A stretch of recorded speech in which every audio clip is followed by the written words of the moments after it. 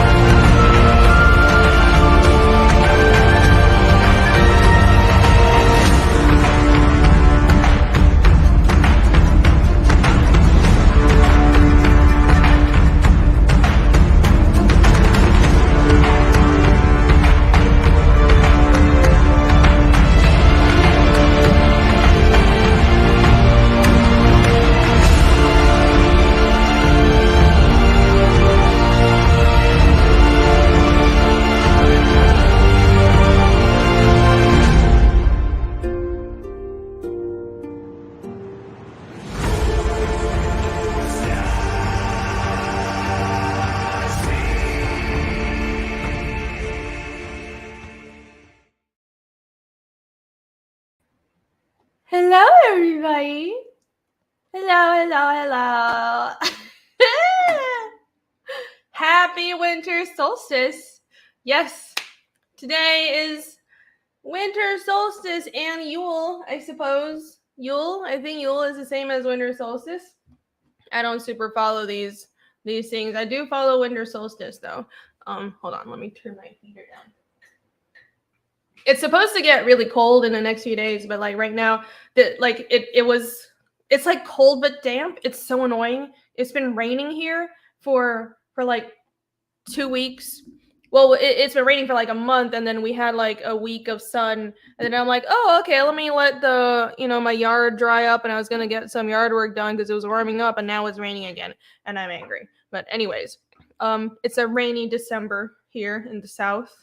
I'm a little irked, but that's okay. Apparently it's gonna get cold.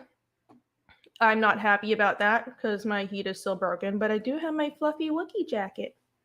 My dead Wookiee. I'm wearing my dead Wookiee today. Yay! Your coat reminds me I have to vacuum. It doesn't shed. It's very well made. It looks a little sheddy, doesn't it? But it's not that sheddy. So sheddy, that's the word.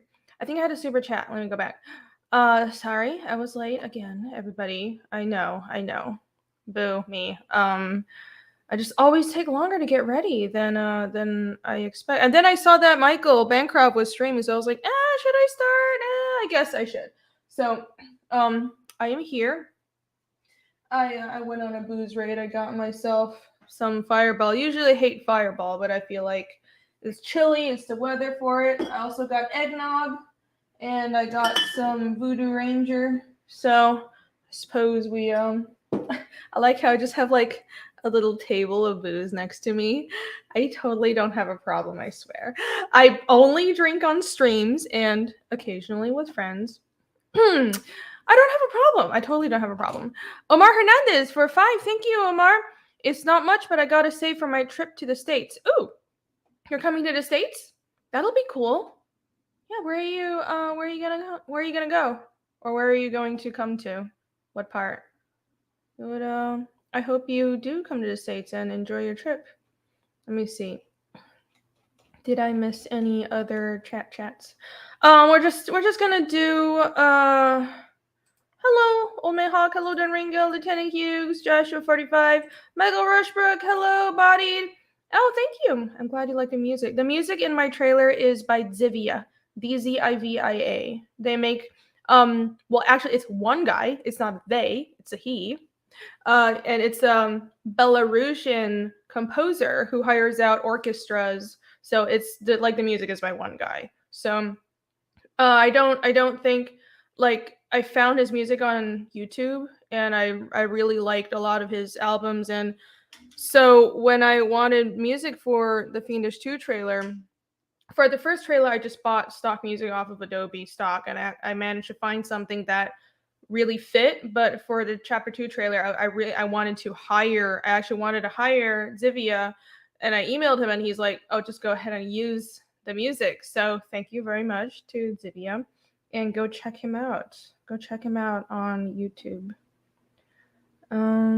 It's been raining a lot here, and it has. Get Choke out to do the yard work. Well, he's in a different country, and you gotta ease a guy into that. You can't just be like, do yard work. Yeah, I'm nice. I'll at least cook you dinner. I'll make you breakfast, and then you can do all my yard work for me. That's how I operate. Hi, Amigards. What's up? What's happened to my poncho? My poncho's actually, well, it's actually not. It's about the same. Well, the poncho doesn't warm my arms, but it it covers my neck more. So I still have my poncho. Yeah. This is really warm because it's also padded. It's not just fluffy, it's padded. So it's like one of the warmer jackets that I have. I'm gonna drink all of that. Yeah, tonight. Eggnog and Fireball. So the truth is, I bought a couple of bottles of Fireball because one of my best friends, she really likes Fireball. So I was going to go game with them this weekend, and I was going to bring her some Fireball. But I was like, maybe I'll try some. I like whiskey, but I usually don't like Fireball either. I should probably just stick to eggnog tonight. It's been a really long time since I've tried Fireball because I just remember not liking it. But I was like, well, I bought some for her. It's only a problem when there's no alcohol around. Yeah. J Mama Fan, what's up? Zivia, that's right. DZIVIA. Hail, Voyager! What's up? J Mama Fan. A bro dog army. Bro dogs. For $2. Thank you. J Mama Fan says, you heard it here. Green will let you mow her Oh, okay. Now that means something else. That means something else. Not what you're thinking. Get your minds out of the gutters. Tisk, tisk, tisk. Opinion News Guy. Hello. Hi. Fireball needs to be ice cold to be good. Oh, okay. Maybe I should do that. I'll put it in the fridge. Let me send the link out to some people. Holy hand grenades. Hello. What's up? I'll feed the remains to the Wookiee. Yes, that's what I do. I get people to work on my my yard and do my landscaping work for me, and then I just feed them to my Wookiee farm, and nobody ever sees these men again. That's how I operate. Yeah. You should get some eggnog. FKA for $2. Thank you. FKA asks, are you a bro dog? Of course I'm a bro dog. I'm definitely a bro dog. I don't know if, I'm going to say I am. It's like saying you're crack pack, right? But as far as, am I a bro dog? Like, am I down with Shane's gaming? Not really. He sucks. But beyond that, I am a supportive friend. And yes, I am part of the bro dogs army. I am some friendly critique. And I also suck at gaming. So, I'm self-aware. J-Mama fan for 2. Thank you. Who wants to trim? Oh my God, trim Haruna's bush. You guys are thinking about dirty things. Is that what I meant? In my yard, right? That's exactly what you mean. Tis, get your minds out of the gutter. Hello, Red Rogers. What's up? RMDO. Chumiku. Chumigu for 5. The jacket forced image of Kathy Griffin's rug into my mind disturbing. Oh no. I am so sorry. I'm very terribly sorry about that, but there's nothing I can do about that. I love this jacket. I can't take it off. But I'm sorry for traumatizing you. Reese M. That's what it's supposed to be like. Reese M. Hail Rainy and everybody else. Hail, what's up? We're all bro dog. Y'all are funny. You guys are funny. Shane's gaming streams are it's terrible. I only saw that one and I regret it, and I will regret it for the rest of my life. Okay. All right. Let me send a link out to some people. See if we can get some people to join us over here. So it's winter solstice, and it's the what is that? The longest night of the year.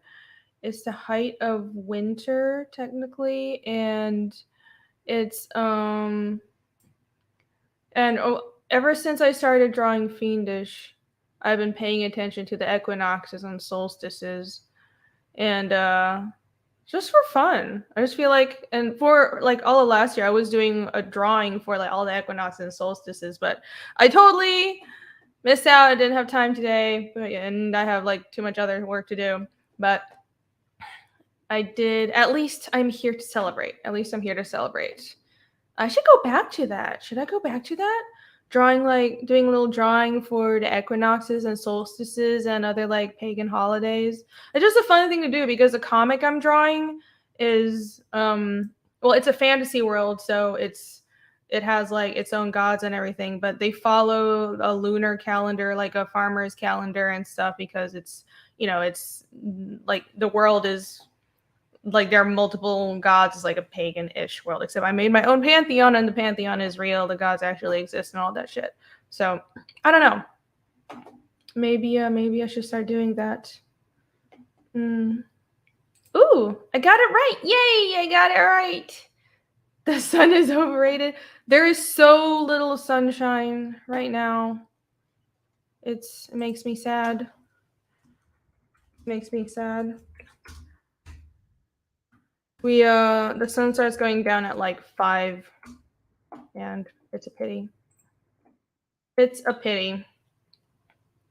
I want more sunlight. It would be fine if it wasn't also fucking raining. Ugh. Do I believe in witchcraft or sorcery? No.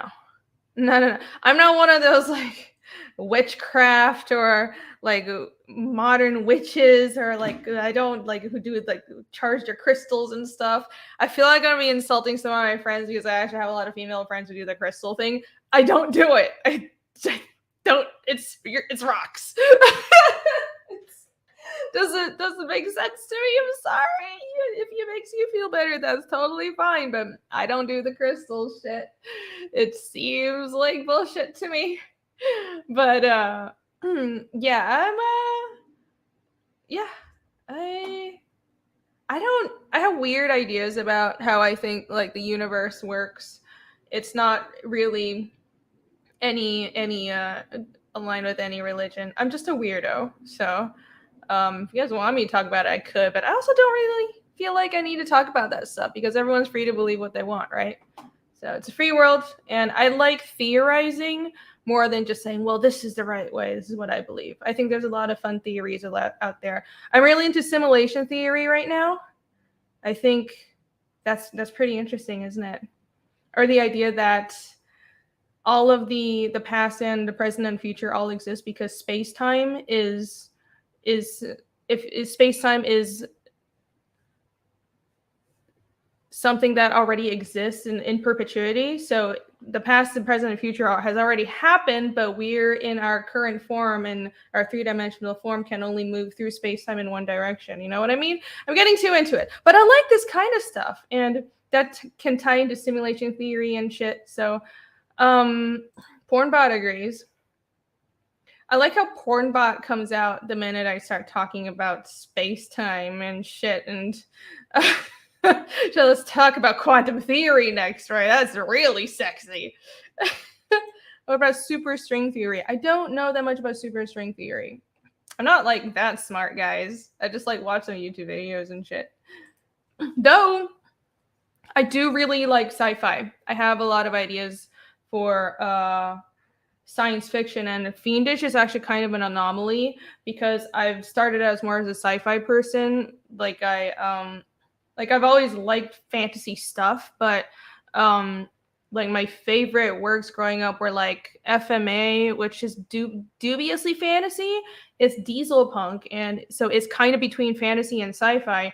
And I was a huge Ghost in the Shell fan. Like if I watch the TV show, if I can still like recite lines as they're spoken from some episodes of the TV show, especially Second Gig. I really love Second Gig. I watched that thing so many fucking times. I love Ghost in the Shell. So, and I love The Matrix. That shit changed my life.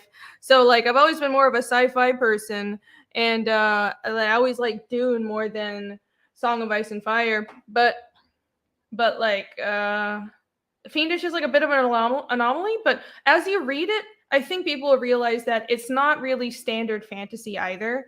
It's like very scientific fantasy. You guys will see what I mean, because it's a very hard magic system, as in it's rigid and everything makes scientific sense within the rules of the world. And so it's magic, but it's like the magic system is the four states of matter, and then life and death and heat and cold. And there's a scientific reason, and there's like it's really the way it operates is like mathematical equations, and it's like the nerdiest shit. And of course, this is the kind of magic system an Asian person would design. But anyways, so hard, rigid, throbbing magic. I'm all about that. I'm all about that kind of stuff. That's my favorite kind of magic. So, your TV would be considered magic 500 years ago, right? Exactly. And so that's why I prefer hard magic systems, because it seems like, well, you establish the rules for how things work in this world, and then whatever, even if you dress the world and the clothes in a pre-industrial setting or a medieval setting, that's still, as long as you stick to the rules of the world and as long as the magic makes sense. It really bothers me when like magic doesn't make sense and too much stuff seems like Deus Ex Machina. And a lot of soft fantasy systems, it bothers me because too much shit just seems to happen out of the blue, and I hate that. I need to know your exact power levels, what the exact things you can do, what's the price of these effects. So, that's just how I think, and I think it's because I really come from science fiction. So anyways, what I was going to say is I have a lot of sci-fi ideas, specifically a couple that I think would work better as games. I just don't really know how I'm ever going to get them done. There's one that could work as a comic, and it wouldn't be that long either. So maybe it's something I'll do after Fiendish. But I'm not like thinking too much about it right now because Fiendish is such a huge project. It's 12 books, guys, and there's so much work. And I just want to get through this right now and finish it and do a good job. And then after Fiendish, if I'm not like 80 years old and I can still draw, then I'll think of doing something else. But I have ideas. Hire someone to draw it? I'm thinking of that. I'm already thinking of that for some side stories for Fiendish. I think that would, because I've really been working on being a better writer. And I think I'm at the point where I'm ready to handle just being a writer. I think I can do it. I think I can make a story fly with just my writing, and if I hire like a good artist, and I have some people in mind, so we'll see. When you say game, do you mean tabletop or video game? Well, this weekend we're gonna play God of War, so because we haven't like all finished the game, and I haven't actually finished the whole game either. I watched a playthrough for the last bit because I just couldn't wait. But yeah, we're gonna finish the new God of War and then torture ourselves and all cry together. Yeah, I have thoughts about that too. I was thinking of doing a review because I want to actually finish playing, like play it, not just like finish it with playthroughs and stuff. I want to, and I'm thinking of doing like a story critique of it because I liked it, but I think a couple things could have done better, and I think I have been able to formulate some pretty good arguments on it. It is very good, but yeah, I think I have some good points, but I do recommend it. You guys should try it out. Just go show the original art on Graham's channel. Romita drew when he was 90. It was beautiful. Yeah, that's. I guess, you can draw until you're very old. Most people can, unless you have like problems with your hands. I'm hoping, fingers crossed, knock on wood. I plan to draw until like the day I die, if I physically can. I don't plan on retiring, but it's just one of those things. You never know. You never know what'll happen. I know what it's like for people to get older. You can't really predict your health, right? Chumigu for 5, thank you. When does the traditional winter solstice burning of the orange puffy jacket ceremony start? I guess we'll start it right now. So let me set this bonfire. It's very traditional. It's from the world of Fiendish. We shall burn the fluffy orange jacket and burn the computer, and also burn this plant over here, and probably I'll set myself on fire as well, because that's what I would end up accidentally doing. Let's not do that. How about let's not do that? Artists don't retire, we drop at the easel. Yeah. And it makes me sad sometimes, because a lot of artists are just thinking about like how Kirby and Muta and Kim Jin-gi and, well, Jean Giraud, Mobius lived to be really old, but so many artists die not like young, but 50s, 60s. You could live longer. I don't know. It's just like, I think a lot of artists don't take care of their health, and I could definitely take care of my health more. So I'm starting to think, well, maybe I should get more sleep, and maybe I should, watch what I eat, so I could live a little longer and get more drawing done, because that's my sole purpose in life. But anyways, that's a depressing discussion. I will not burn myself. I will not burn myself. No, don't say that. It's not my last stream. I need to finish Fiendish first. I will not leave until I finish Fiendish. I refuse. I'll be like the God of War. Death has not earned me. Stop talking. Oh, you told me to not talk about it, and I want to talk about it more, but fictionally, because I think it's just on my mind, because I've been like deciding what characters to kill in my comic, and I've been in like, I'm not depressed, it's just I've been in a bit of a dark mood. Like when you're being mildly depressed, but not completely cripplingly so, is like a really good mental state to be in to get writing done, I've discovered. I'll stop. That makes people sad, I know, but it really works. It really works. But don't worry, I am happy right now because I'm here with you guys. Yay! And we're celebrating winter solstice, and we're gonna get some drawing done. Yay! Oh, that's sad. The artist who made High School to Dead made too much money, retired, and died of a drug overdose. What? Oh no, that's so sad. That's why I stay the fuck away from drugs. Besides from like, probably eventually I want to do some psychedelics. I feel like that shit's interesting. I want the experience, but nothing even mildly addictive. I don't do like party drugs or anything. It's just, you never know what's in it. Are you writing something other than mild depression works? Yeah, exactly. It's fine. It's not like crippling depression, it's just mild depression. Am I writing something other than Fiendish? Not really. I have like story summaries other than Fiendish. I wouldn't say I'm writing anything. Like sometimes the idea will just come to me, so I'll write a story summary. I need to start speaking in Taken. I'll try to remember that. Oh, your icon. Hey, that's the portrait that I sold over the weekend. That's really awesome. It's productive depression. You're right. Yes. Okay. I think I am going to start getting to work. Shall we do that? Chumigu for 5, thank you. Official poll: jacket go 1, jacket stay 2. It's too disorienting to choose 3. What? Okay, I guess you guys can all vote. You don't want me to? You want me to take the jacket off? I'm not burning it. I like the jacket. It's really cute. I don't want it to. I don't want to take off my jacket. It's a cute jacket. Yay. Do some of the summaries work their way into Fiendish? Not really. Like Fiendish is very much a straightforward story. Well, relatively straightforward.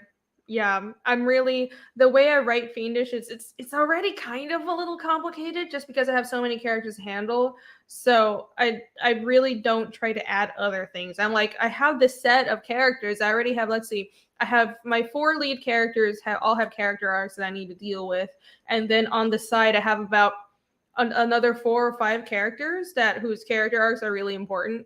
And then besides from that, I need to handle characterization for like the people around them, like the supporting cast and stuff. They don't necessarily have a character arc, but I need to keep them consistent throughout the story. So the way I write Fiendish is I sort of like go through like one character arc at a time, and it's just like all the different points in the story where the character arcs are supposed to come into play, and then I like edit those, and then like then I deal with issue where, well, this changed so this other thing doesn't fit. It's really complicated, right? And like I mentioned a month ago, I just did a huge script overhaul, and I basically rewrote half of the whole thing.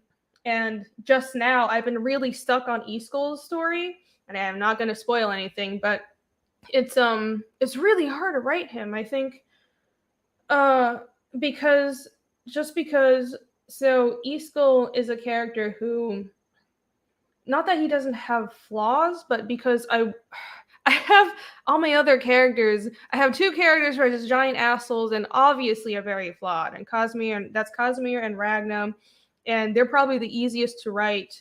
And Yomi has a really interesting story arc, and I figured her out. But Easkel's been really hard to write because I want him to be that one hopeful, positive character who has a really strong sense of morality, and he does treat people really well, and he always wants to empathize with people and treat them better. So how do you write an arc for a character who's already like that, who already tends to always want to do better, and it doesn't really have an ego? It's really hard. So and that's key. It's not even like he's Luke Skywalker, Easkel. Like, is he impulsive though? I mean, and I would say so, but a little bit. But at the end of the day, I realized that what I had to do with him was sort of have his eagerness to make connections with people end up like his journey had to be a story in prudence, right? And when he has to learn to hold back more and not it's weird. It's sort of, I guess, his eagerness to help people makes him impulsive and jump into situations before thinking. And I can't say more without spoiling. But anyways, you guys know what I mean. Yeah.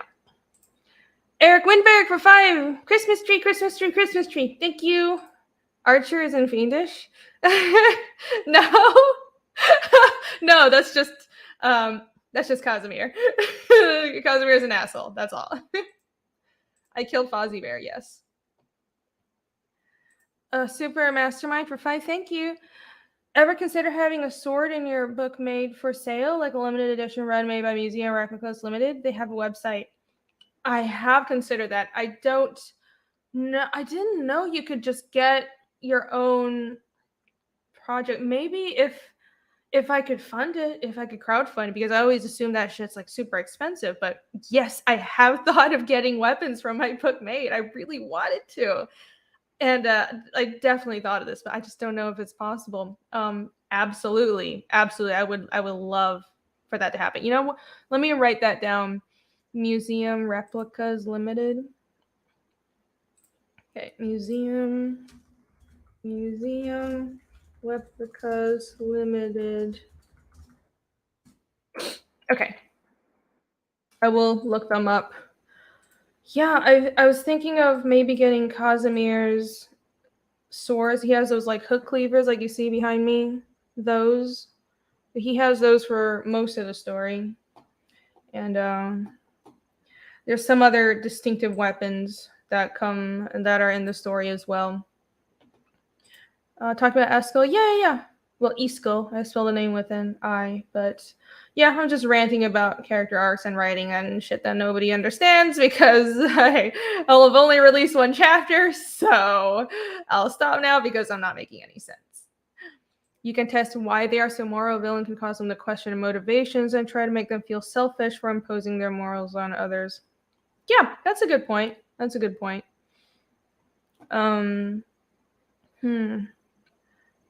That's certainly something that I can do. Like, there is a reason for why he is so more. You'll definitely see it in chapter 2. It's more of a. Okay, I should put it this way. For Iskul,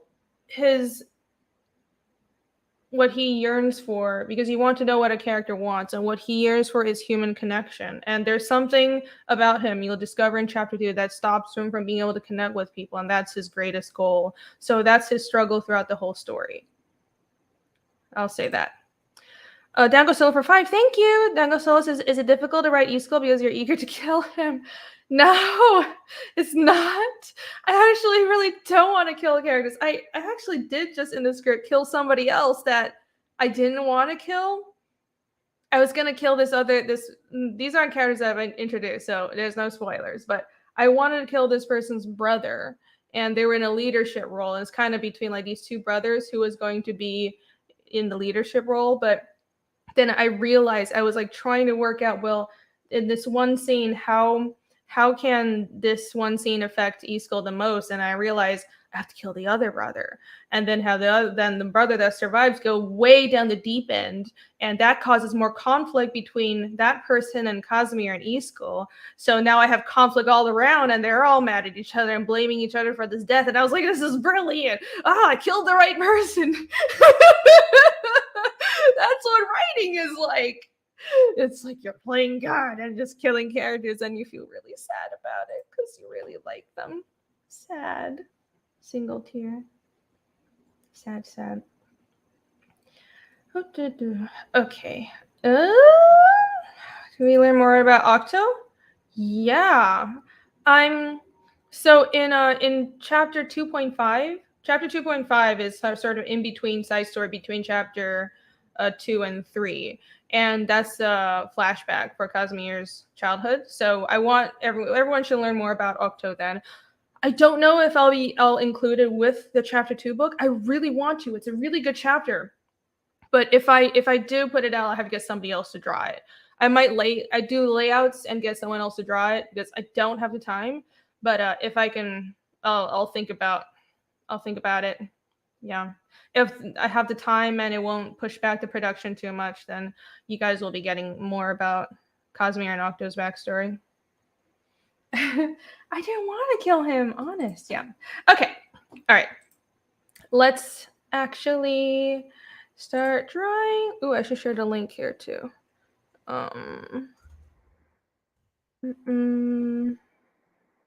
Here. Sorry, guys. I'm just a fucking mess today, aren't I? Just a complete, unadulterated fucking mess. Complete, terrible clusterfuck. There we go. Completely horrible. Hit that share. Make love to the sub. Yes, hit that like button. Yeah. Even though there's just me, my giant head talking. Hit that like button, everybody. If you like, listen to me talk about killing my characters and other fun stuff like that, then hit the like button. Whee! Okay. Sending out the link to some more people. Hopefully somebody hops in and joins me. All right. Giant head reading. Comments Legend asks, what actor and actress would you cast for your main characters? I wouldn't want a live action movie. I want it to be animation. I've already decided. You'll need to have like a really perfect cast for me to want it to be live action, but I don't think it'll work. There's a sort of separation from reality that animation offers, right? And I think that's better for telling my specific story. I want it to be animated. And if it gets animated, then I would rather I see it in like kind of sort of the Stranger style. That's the animation style I would want. I think that would fit the way I already draw the comic really well. So, well, I really can't leave you, so I'm not gonna leave your room. I mean, I'm not. Maybe. Well, EBS isn't that big. It's not bad. I could lose a little weight, I guess. I'm shockingly not that fat for literally sitting on my ass all day, really. So I guess that's commendable. Maybe in another 5 years, age will just make me blow up. Yeah. All right. Share. You guys ready to draw? Let's get some drawing done. You guys hear about the private American stuff? Man, Mike Barron totally like kicked ass. He went on like Fox News and everything. I'm glad that he got some more attention though, because private, like what's been happening to private American is just bullshit. Cause there have been all these websites smearing him and his co-creators on private American, and they're calling the project racist or some shit when it's categorically not. It's about protecting migrants. That's what it is. It's the only villains in the story that you're fighting are like drug dealers and rapists, and they're saying that he's like alt-right for writing a story about protecting people from criminals. It's nuts. So anyways, I've just been following that whole story, and I really hate all the shadow banning and stuff that's been going on, especially people smearing Comicsgate. So if someone can post a link to Private American, that'd be great. I want that campaign to make some more money. Dan! Hello. Hi. Let me get my headphones. How are you doing, friend? It's a move, Dan. Hola. I went to the store to get some eggnog. Otherwise, I would have clicked in sooner. Oh, it's fine. Everybody was talking about eggnog, and I was craving it. I'm glad I made you go get eggnog and join me in my fattening. I bought an entire gallon of it. Did you? Yes. I have a giant. I normally just get the little mini pint thing of it or whatever, but like, to be fair, they didn't have any pints left. The only pints they had left were all pumpkin spice, and I like pumpkin spice, but I wasn't 100% sure about pumpkin spice eggnog. So I don't know about pumpkin spice eggnog. Hold on, let me show you let me get the eggnog 1 second. I got a giant like fucking gallon of it too. Hello, chat. How are you doing today? We're waiting. I was away for a minute, so I didn't get to read anything. Got John in there. Got Alex VRB, Judd Gorswick, Chris Boitano. Look at this. Chris Boitano says, confirms you're down with the fattening. I'm here. God. I'm down with the fattening. Is that pre-mixed with like alcohol? Yeah. I was going to say, it looks like it, because it's like in a booze-shaped bottle. It is. It's 30% alcohol. Nice. No, wait, 15%. Nice. Yay, me happy. Mine does not have any alcohol in it. It's just straight cake batter in liquid form. Yeah.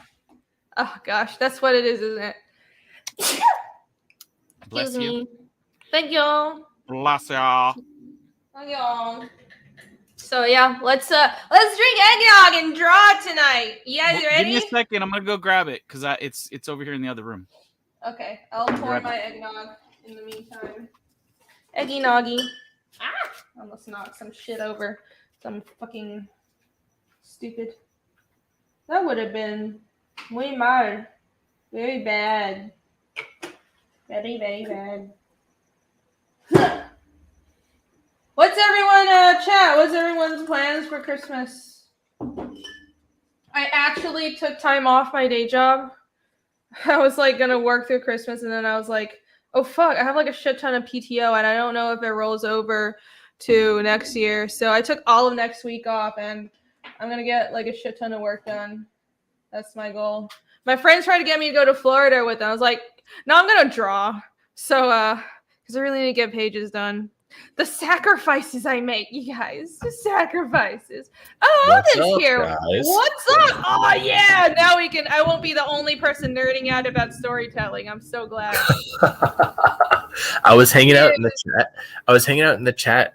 I was waiting. I'm supposed to be doing a stream, but I think that the guy might have forgotten or gotten busy because I was hanging out in the his green room for like 5-10 minutes and he didn't show up. So I'm just if he shoots me a message, I'll have to pop off. But I figured in the meantime, I was expecting to stream at this point. Why not come hang out with these good people? I haven't hung out with Rini in a bit, and it's been a minute since I've seen a boob, Dan.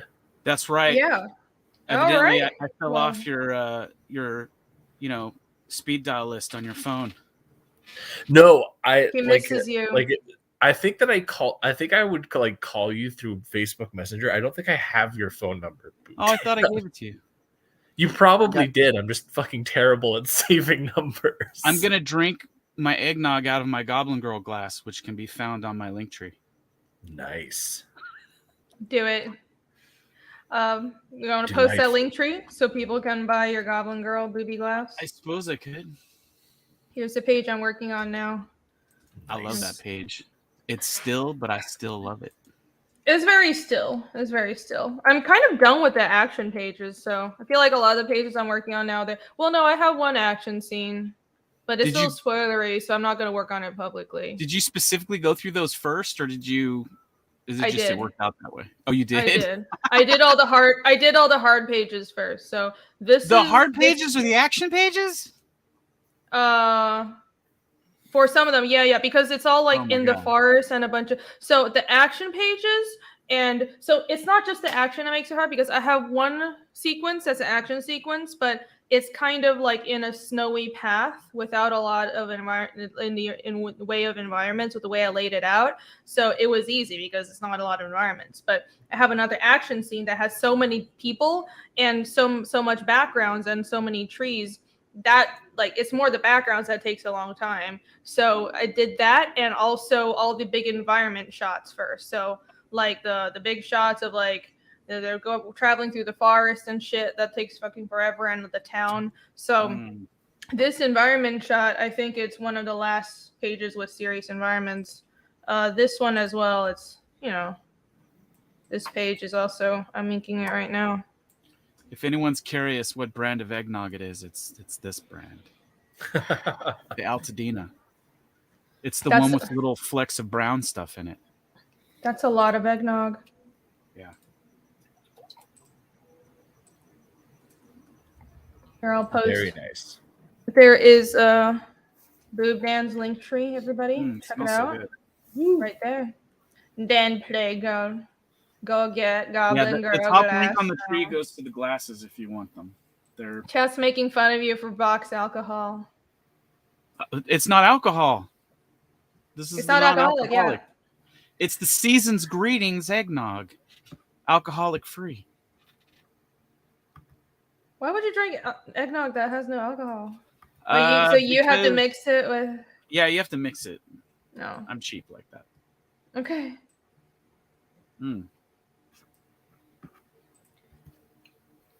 There's nothing wrong with that. I like it when you have to chew the eggnog. Hell. It's like boba filth drifts in there that you. Oh no, that's nasty. Nasty. Nero and Nexamandbeer. Sorry if I didn't say that right. Thank you for becoming a member. Thank you very much. I think it's Nero, an Axeman and Bear. Nero, an Axeman and Bear. Oh, you figured it out. You're right. It's a gift. Hi, Sumo. It is a gift. So, Odin, I was just talking about revamping my whole fucking script and doing a shit ton of story work. I kind of caught a little bit of that. Yeah. So yay. is that are you revamping the script for book 3 or are you revamping it for book 2? Because that book 2 means I need to do more work.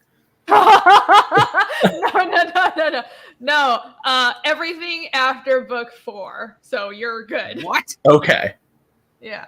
So what happened was, so up to book 4, it's the first arc of the story, or it's basically act 1 is up to book 4. I have like it's weird. So it's kind of a 4-act structure, even though the 3rd act it works as like some people call it like an act 2B apparently. So it's kind of like a wind up. So you have like act 1, then act 2 ends in like there's a big battle and failure, and then there's sort of like this turning of the tides, or like this low point, and like a really short act 3, and then act 4 is the final act. So that's how I've sort of organized everything. So with the first 4 chapters is act 1. Act 2 is kind of long, probably like 5 chapters. Act 4 is also like 5 chapters, I think. Ooh, 4. It's 4 chapters.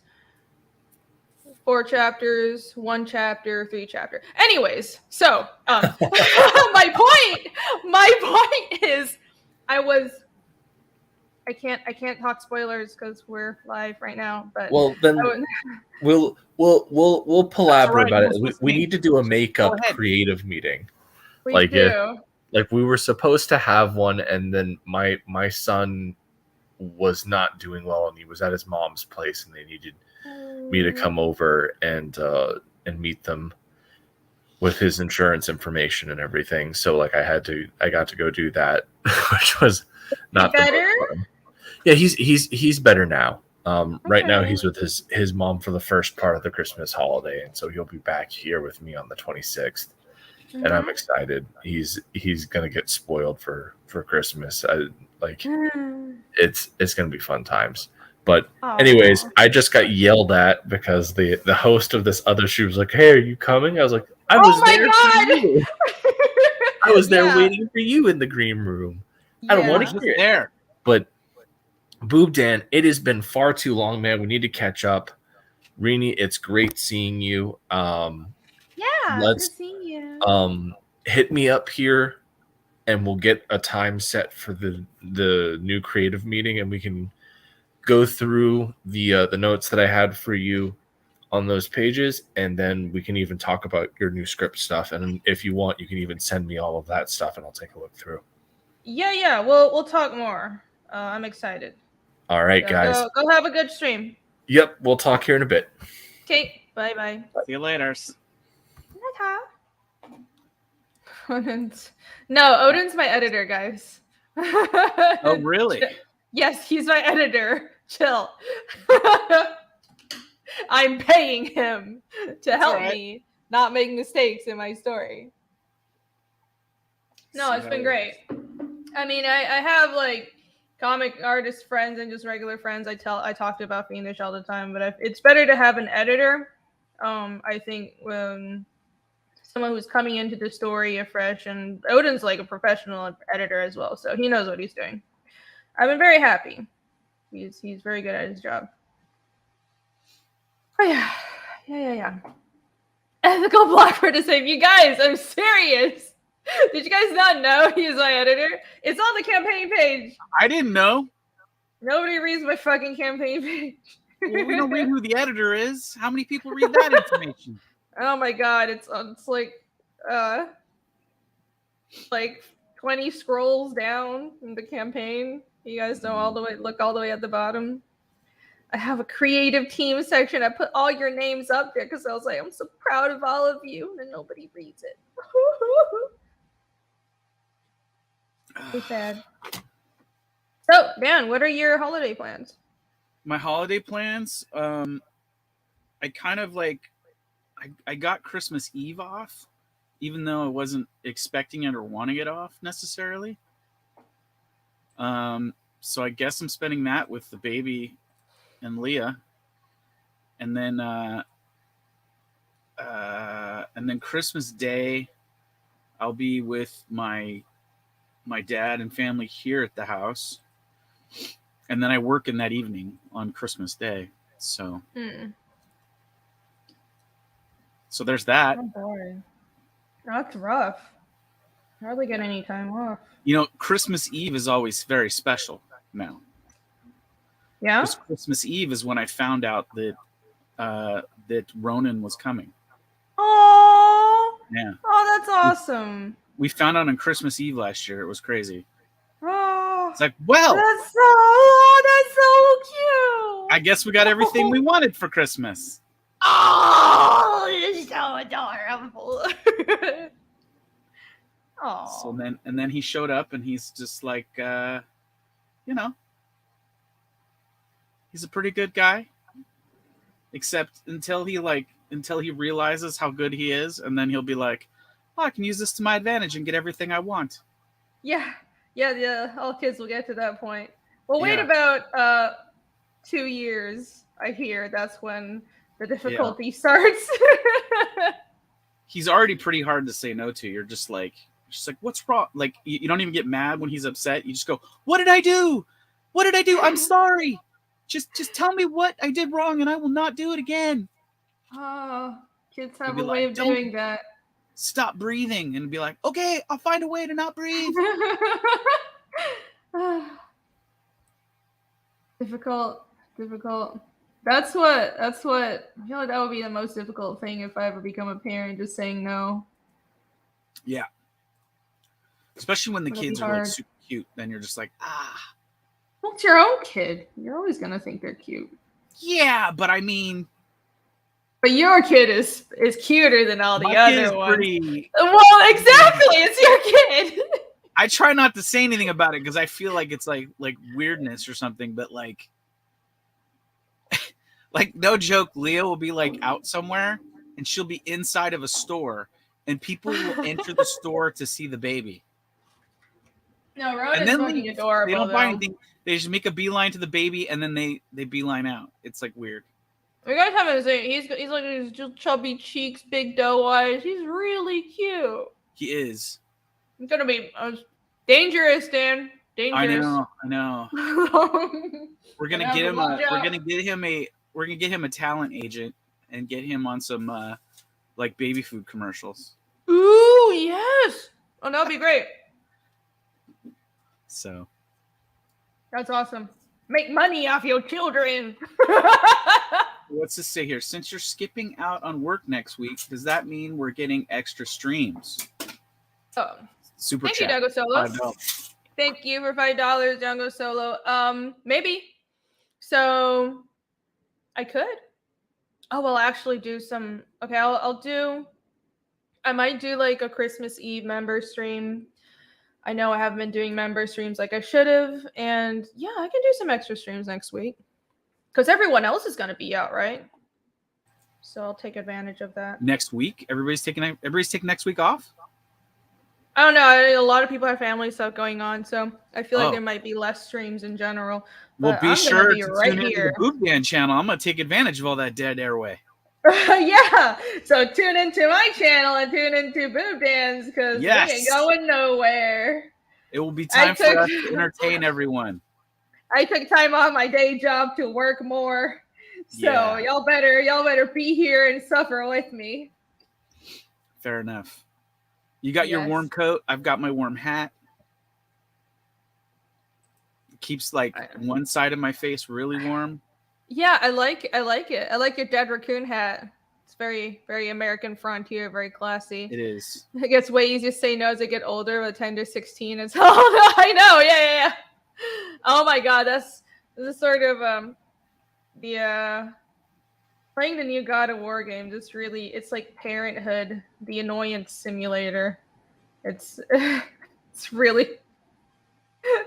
Oh, Jason really is saying in the chat that he wants me to use my shop light. I want to strangle this child.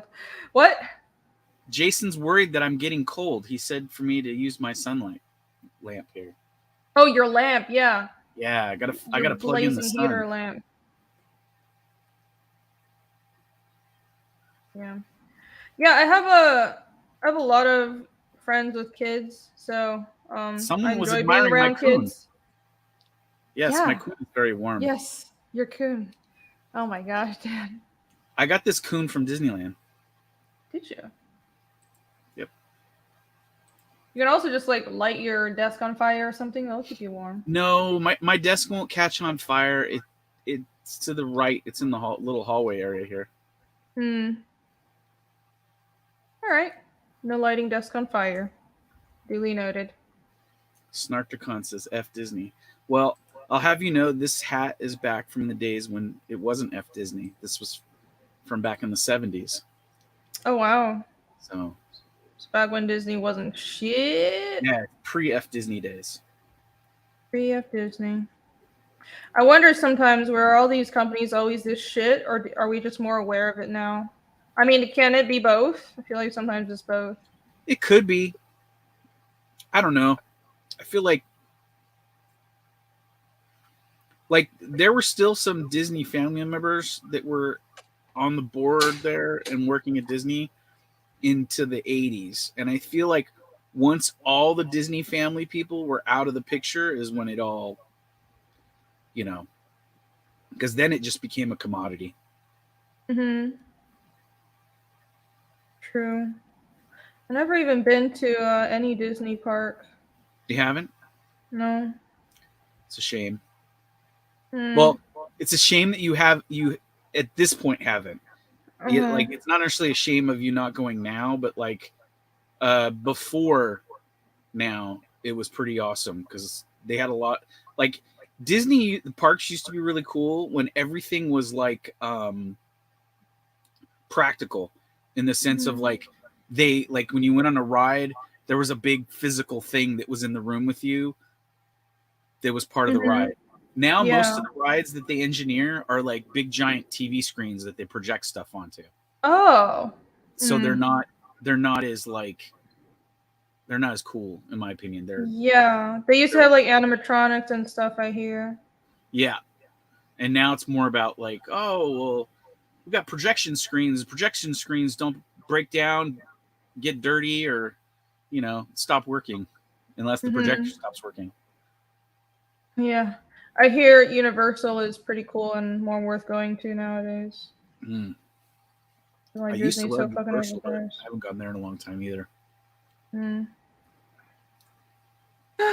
Well, whenever I take a vacation next, which is never.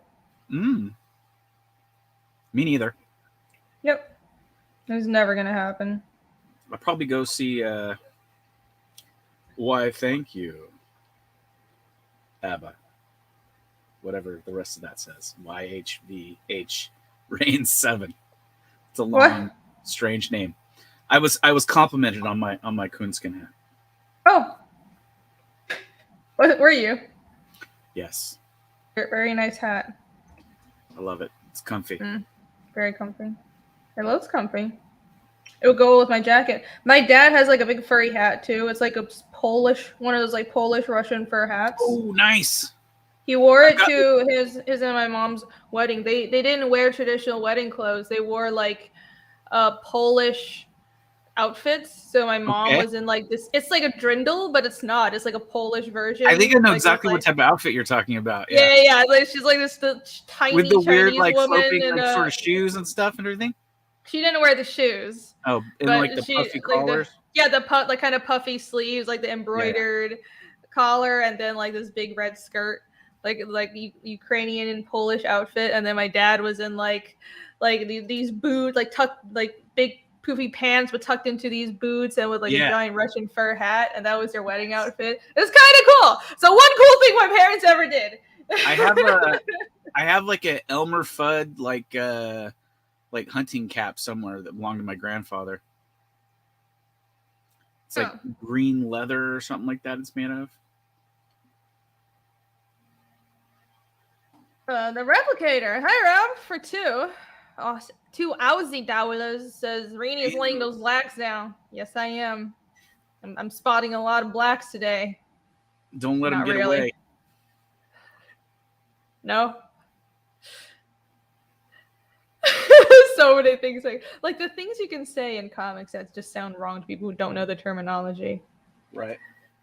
I keep spotting blocks that they keep ending up spilling into the gutters.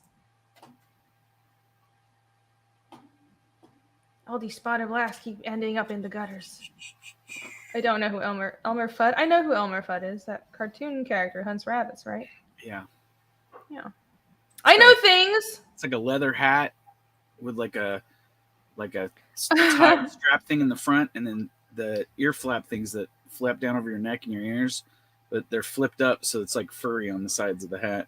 Like yeah, I know those. I've never looked good in those hats, but I guess they're warm and functional. Let's see. I'm just gonna draw. I know. I feel like I should draw too, but then it might be quiet, so I'm not gonna draw. Really? Yeah. You don't talk well when you draw? I can talk, but like I feel like I might zone out too much and not be talking, or both of us might zone out. Oh. Chat will be like, they're not even looking at the chat. I can talk pretty well when I'm inking, so. Oh, really? Yeah. Well, yeah, I guess. Toning, and I think I can talk when I'm gray toning. I don't know. Yeah. Need to get some more people in here. Where are all these other lazy? That's what I'm saying. I would be more comfortable if there was more people in here if the gray tone as well. Yeah. Well, I just don't want to ignore chat now. Now that you're in here, I can rely on you and just make like Alex VRB says, co-host. Dan only talks dirty when he draws. That's right. That's right. I love Mia. Unhinged Jason, where are you? Yeah, why don't he's you eating. Come in here and be a good friend. I'm eating, he says. Oh, sure. You gotta say it just Great like that. Excuse. I'm eating. You don't need food, Jason. You need to come in here. $5 super chat by Static Coder says, "Oh, I spotted a black only to realize I was looking in the mirror." Yikes! Cool. Factual information, I assume. Thank you, Static Coder. Question one. No, I'm not gonna go there. Never mind. I was gonna go somewhere, and I would never live it down. No, you wouldn't. We are still live. And I'm just gonna suggest. I'm hoping he was wearing clothes when he was looking in the mirror. What? You know, he's spotting himself. He's like, I look good. Oh, okay. Yeah. Okay. It's like, I need jokes explained to me. Yeah. I apologize. I only look at myself in the mirror when I'm naked, so. Well, but I only have a mirror in my bathroom, so that's the reason why. I have like these giant mirrors in my room. Like I got this closet in my bedroom opened up and refitted, and it has like these two giant doors that fold open now. It's huge.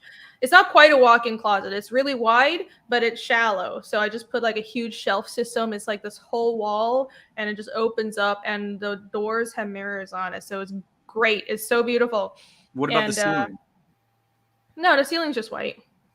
Yeah, my bedroom looks so nice. It's so nice. It's like I have like a huge giant bed with. I do the girly thing where I have like a million pillows. I have a million pillows. It's all like fluffy and soft, and I have like this huge closet with mirrors. Well, if you got a million pillows and a wall of mirror, you need a ceiling of mirror as well. No, I think that'd be a little much. That's good times. Though I have been to the one time I've been in a room where there was a mirror on the ceiling. It was definitely a love motel, and we didn't know it was a love motel because we were like 14 and we were not supposed to be staying in any sort of location like that. And it was so awkward because it was, get this, it was a school trip and they just needed to book a place for us, and they didn't know that one of the teachers, I think, booked it or something. We were doing like this inter-school exchange. We traveled to this different city for an event, and like they booked this hotel for us, and we went to the hotel, and like Like, we're 14. We know what the birds and bees are. We're like, why are there like condoms in every room? Why are there like mirrors in the ceiling? It was so awkward. Good but times, hilarious. what that is. It was hilarious. I don't know what Super Mastermind is talking about, because I love optimal amount of pillows in my bed for all occasions. They're very comfy. They're very comfy. Apparently, it's a stereotype that women like to get a lot of those little throw pillows and fill their beds and have. Yeah, I totally fall into that stereotype. I love those little pillows. They're so comfy and cute. I don't fucking care. They're adorable. So yeah, I have like how many? I have like at least 8 pillows on my bed. I love it. The best gift I ever got for Leah that she loves to death. Well, actually, we both love it. Is they had these pillows that are made of some weird sort of soft like microfiber that are shaped like a giant seal. Mm-hmm. And it came all like compacted, like real small, because it was like squeezed up. And I got it for Leah for Christmas, and like it's like literally another member of the family now. Like this pillow, we call it the chunky seal pillow. The chunky seal pillow. That's great. Ronan loves him. Everybody loves him.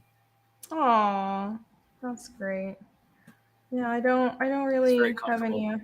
I do have like a little squishmallow that's like a fox that I got at a convention. I used to have a lot of stuffed animals, but not anymore. Down Go Solo wants to know, did that bed vibrate in that hotel, Rini? No, and if it did, we just didn't find a button. But it was like all the lighting was like red and stuff, and it was like mirrors. Everyone's like, why is there a mirror on the headboard? Why is there a mirror on the ceiling? And then we saw the condoms on the counter. They were like, oh, don't think we're supposed to be here. It was hilarious. Yeah. Oh my God! Super Mastermind removed the stuffing from a giant teddy bear and hid inside to scare his girlfriend. Right, and I assume that's why she broke up with you. I'm just kidding. I don't know if she did, but oh my God, I would be so fucking pissed. So they pop out going, "Red Rocket, Red Rocket." That would be dangerous if somebody did that to me. Straight up fucking dangerous. You might be in mortal danger. Like, you probably don't want to do that. Oh, Floor Girls is jealous of her. What, the giant teddy bear? Oh, I would be so mad because not only did you scare the shit out of me, but you removed the stuffing from my awesome giant teddy bear. Oh, I would have fucking murdered somebody or several people. Yeah, it would have. I would have pled insanity. I just couldn't handle it. It was too much. Your Honor, I was under mental stress. It was a crime of passion. My teddy bear was murdered. Couldn't help it. Then I go to jail. I'm just kidding. I would never hurt anybody.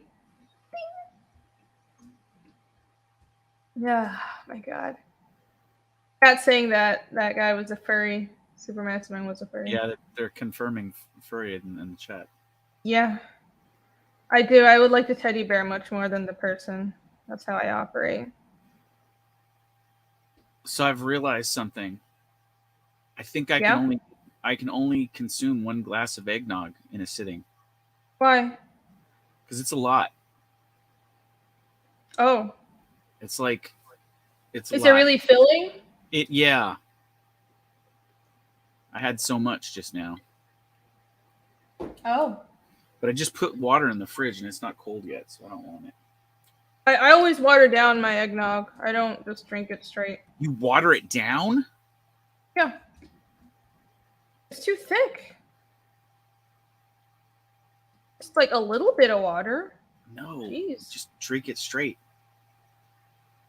Well, then it's like I'm just being smothered by cookie dough and like 50,000 calories.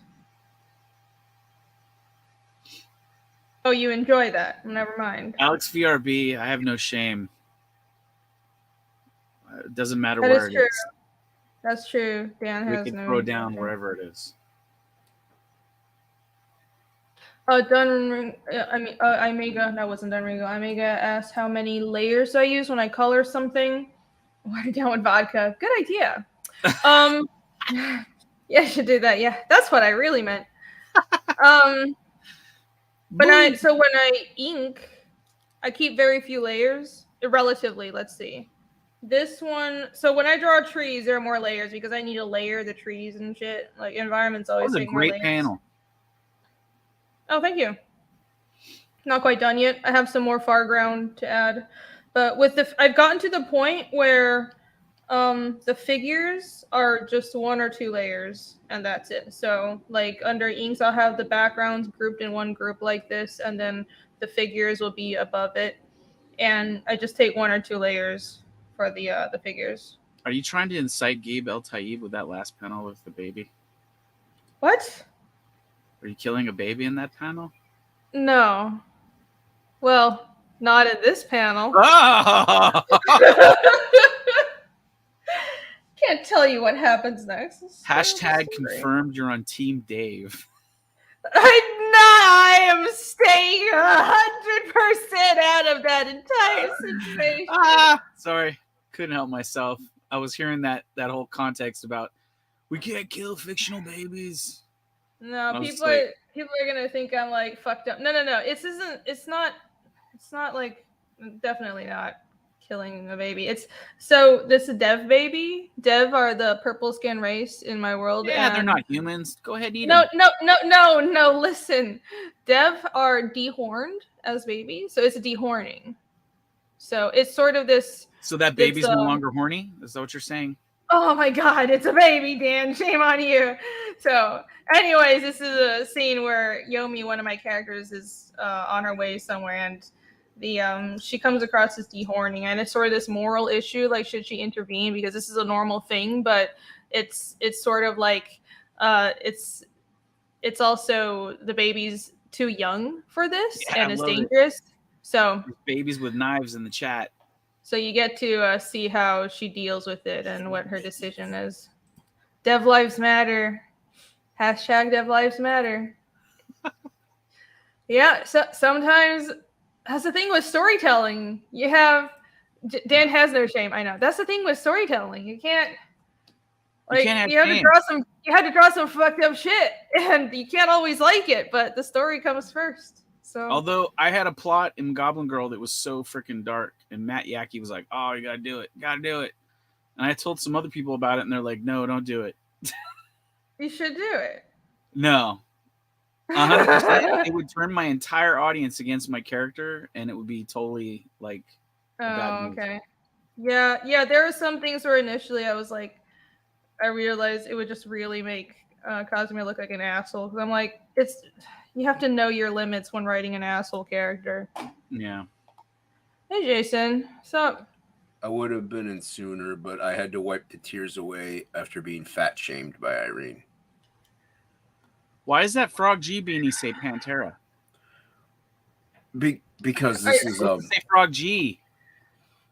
No, this is how you spell Frog G. Did you put the wrong patch on it because you couldn't see again, Jason? No, this is how you spell it, right? Dan, he's blind. It's okay. Yeah, I'm gonna ship these out to everybody. Yeah. He thinks it says Frog G. It says Frog G. Yeah. You can't spell Jason, G without Jason. a T and an A, evidently. Yes, Irene. Are your tears dry? A little. Little? Mostly dry? Mostly dry. Yeah. Okay. Still a little moist.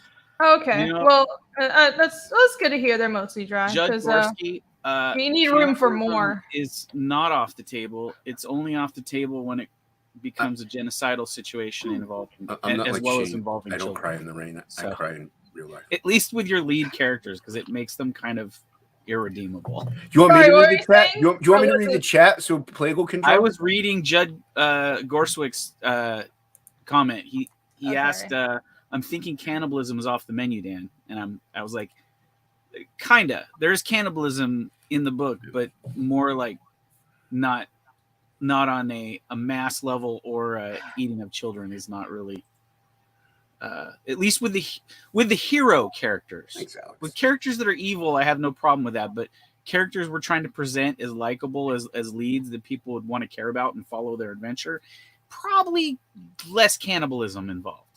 Or at least if there was cannibalism, it would be in a way where like people would have a little less problem with it. Favorite song? That's favorite FK. Thank you for $2. Yeah, Jason. Favorite Pantera song? Cemetery Gates. Jason, come on. I'll be right back. I'm putting on socks because my feet are cold. Irene leaves whenever we make good music suggestions. No, okay, no. Maybe even still live version, not my off of footsies Cowboys. are cold. After saying footsies, yes, please leave. What about Back in Black? That's a good one. I really like Use My Third Arm. Thunderstruck's a great No, one. that's the wrong band. Use My Third Arm's really good. The B side of Far Beyond Driven is like just pure gold. So Trapped Under Ice? No, that's not a no. That's a good one too. It's not a Pantera song. No. What about Twisted Cane? That's a good one. Nope, not Pantera. No. Right. Name another Pantera song then, Plague. Spiders from Mars. That son. is not one of them. That's no. I don't even know what that is. Yeah, it's a movie. That's a great one. I think it's a movie. I don't think that's a song at all. No, it's a song for sure. It's a foot. Is there a hole in that sock? No. Are they toe socks? No. Is this a foot fetish stream now? No, this is a thigh fetish stream. We all want to see the thigh. There is no hole in look. Calf. That's just my leg. Calf my fetish. He's holding that leg like it's broken. My Whoa, pants have there? holes in it. Is that scissor action? They're just ripped pants. You like one of the Rockettes? Do you know who the Rockettes are? Is that why they call that scissoring? It's like you get up in there and it slices up the pants doing the scissoring? No. Yes, Plague. That's exactly what it means. Yes. Ask Leah to explain this to you. It's not our job. That's it. You got it right. Oh my God. He's right. Yes. No, see? He didn't get it right. Oh my fuck. How do I do this without knocking everything over? Yeah. I don't kick. Be a Rockette. It's just my pants have holes in it. Whoa. See? It's showing my leg pants. and everything. It's just thigh. It's not became nothing. a totally different drawing stream. Wow, girl. Oh my God, there's nothing extra about this at all. 200K, we get to see that whole chicken. Showing you my pants have holes in it. Drop them super chats, friends. Back fiendish today, my baby. That's right. Wow. You might see ankle action. You might see ankle, everybody. Scandalous. It's her style. You guys enjoy my thunder thighs? You're welcome. A little bit of thunder and lightning in that clap back of them thighs. So the knee fetish people are very happy they now. Were thunderstruck. Thick, I know. Show us where the bend is at, baby. Show us that knee. Oh, the very hot knee. Not really. Does your knee have a face on it like Anna's? Give me a second. I think some people want that knee to have a TikTok page, baby. Better check. Yeah. The Voyager 47 says, Rini is the season of giving. Yeah. The season of giving. Nice. Aladon says, I want to buy a sketch of Rini's ankle. Yeah. Victorian times. Ooh, women's ankles. Mm-hmm. Well, now that I took a closer look. Don't forget to jog. Oh, look, you have a face. You're just like you're like an Anna now. I know. My Nina has a face. I didn't check earlier. How do I get in? Look. It has a little smiley face. You don't have to look elsewhere. Her eyes are right there on her knee, friend. To be fair, your knee face is more adorable than Anna's. So. Okay. Yeah. I don't know what she means by her knee has a face, but all right. Joseph now my knee has a face. Says Anna has. You're welcome. I think I just threw up in this chat. What? What is? Okay, all right. That's enough of that. Let's get back to the art, everybody. Shame on you all. It's not like I'm enabling anything here. Welcome back to Rini's Knees Simp Chat, friends. subscribe. This hasn't gotten weird. What are you talking about? I'm texting somebody. Down Go Solo wants to know what else you're gonna draw on there. I don't know. Dun Ringo wants to know if maybe a it's mustache? me.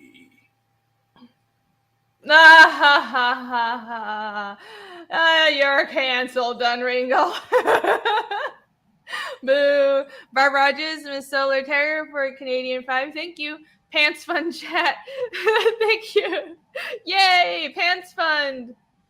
Look, my pants are. I think I have like one pair of pants that doesn't have holes in it. It's a problem. I have a problem. It's a punk. Did you buy them that way, or did they just end up that way? Both.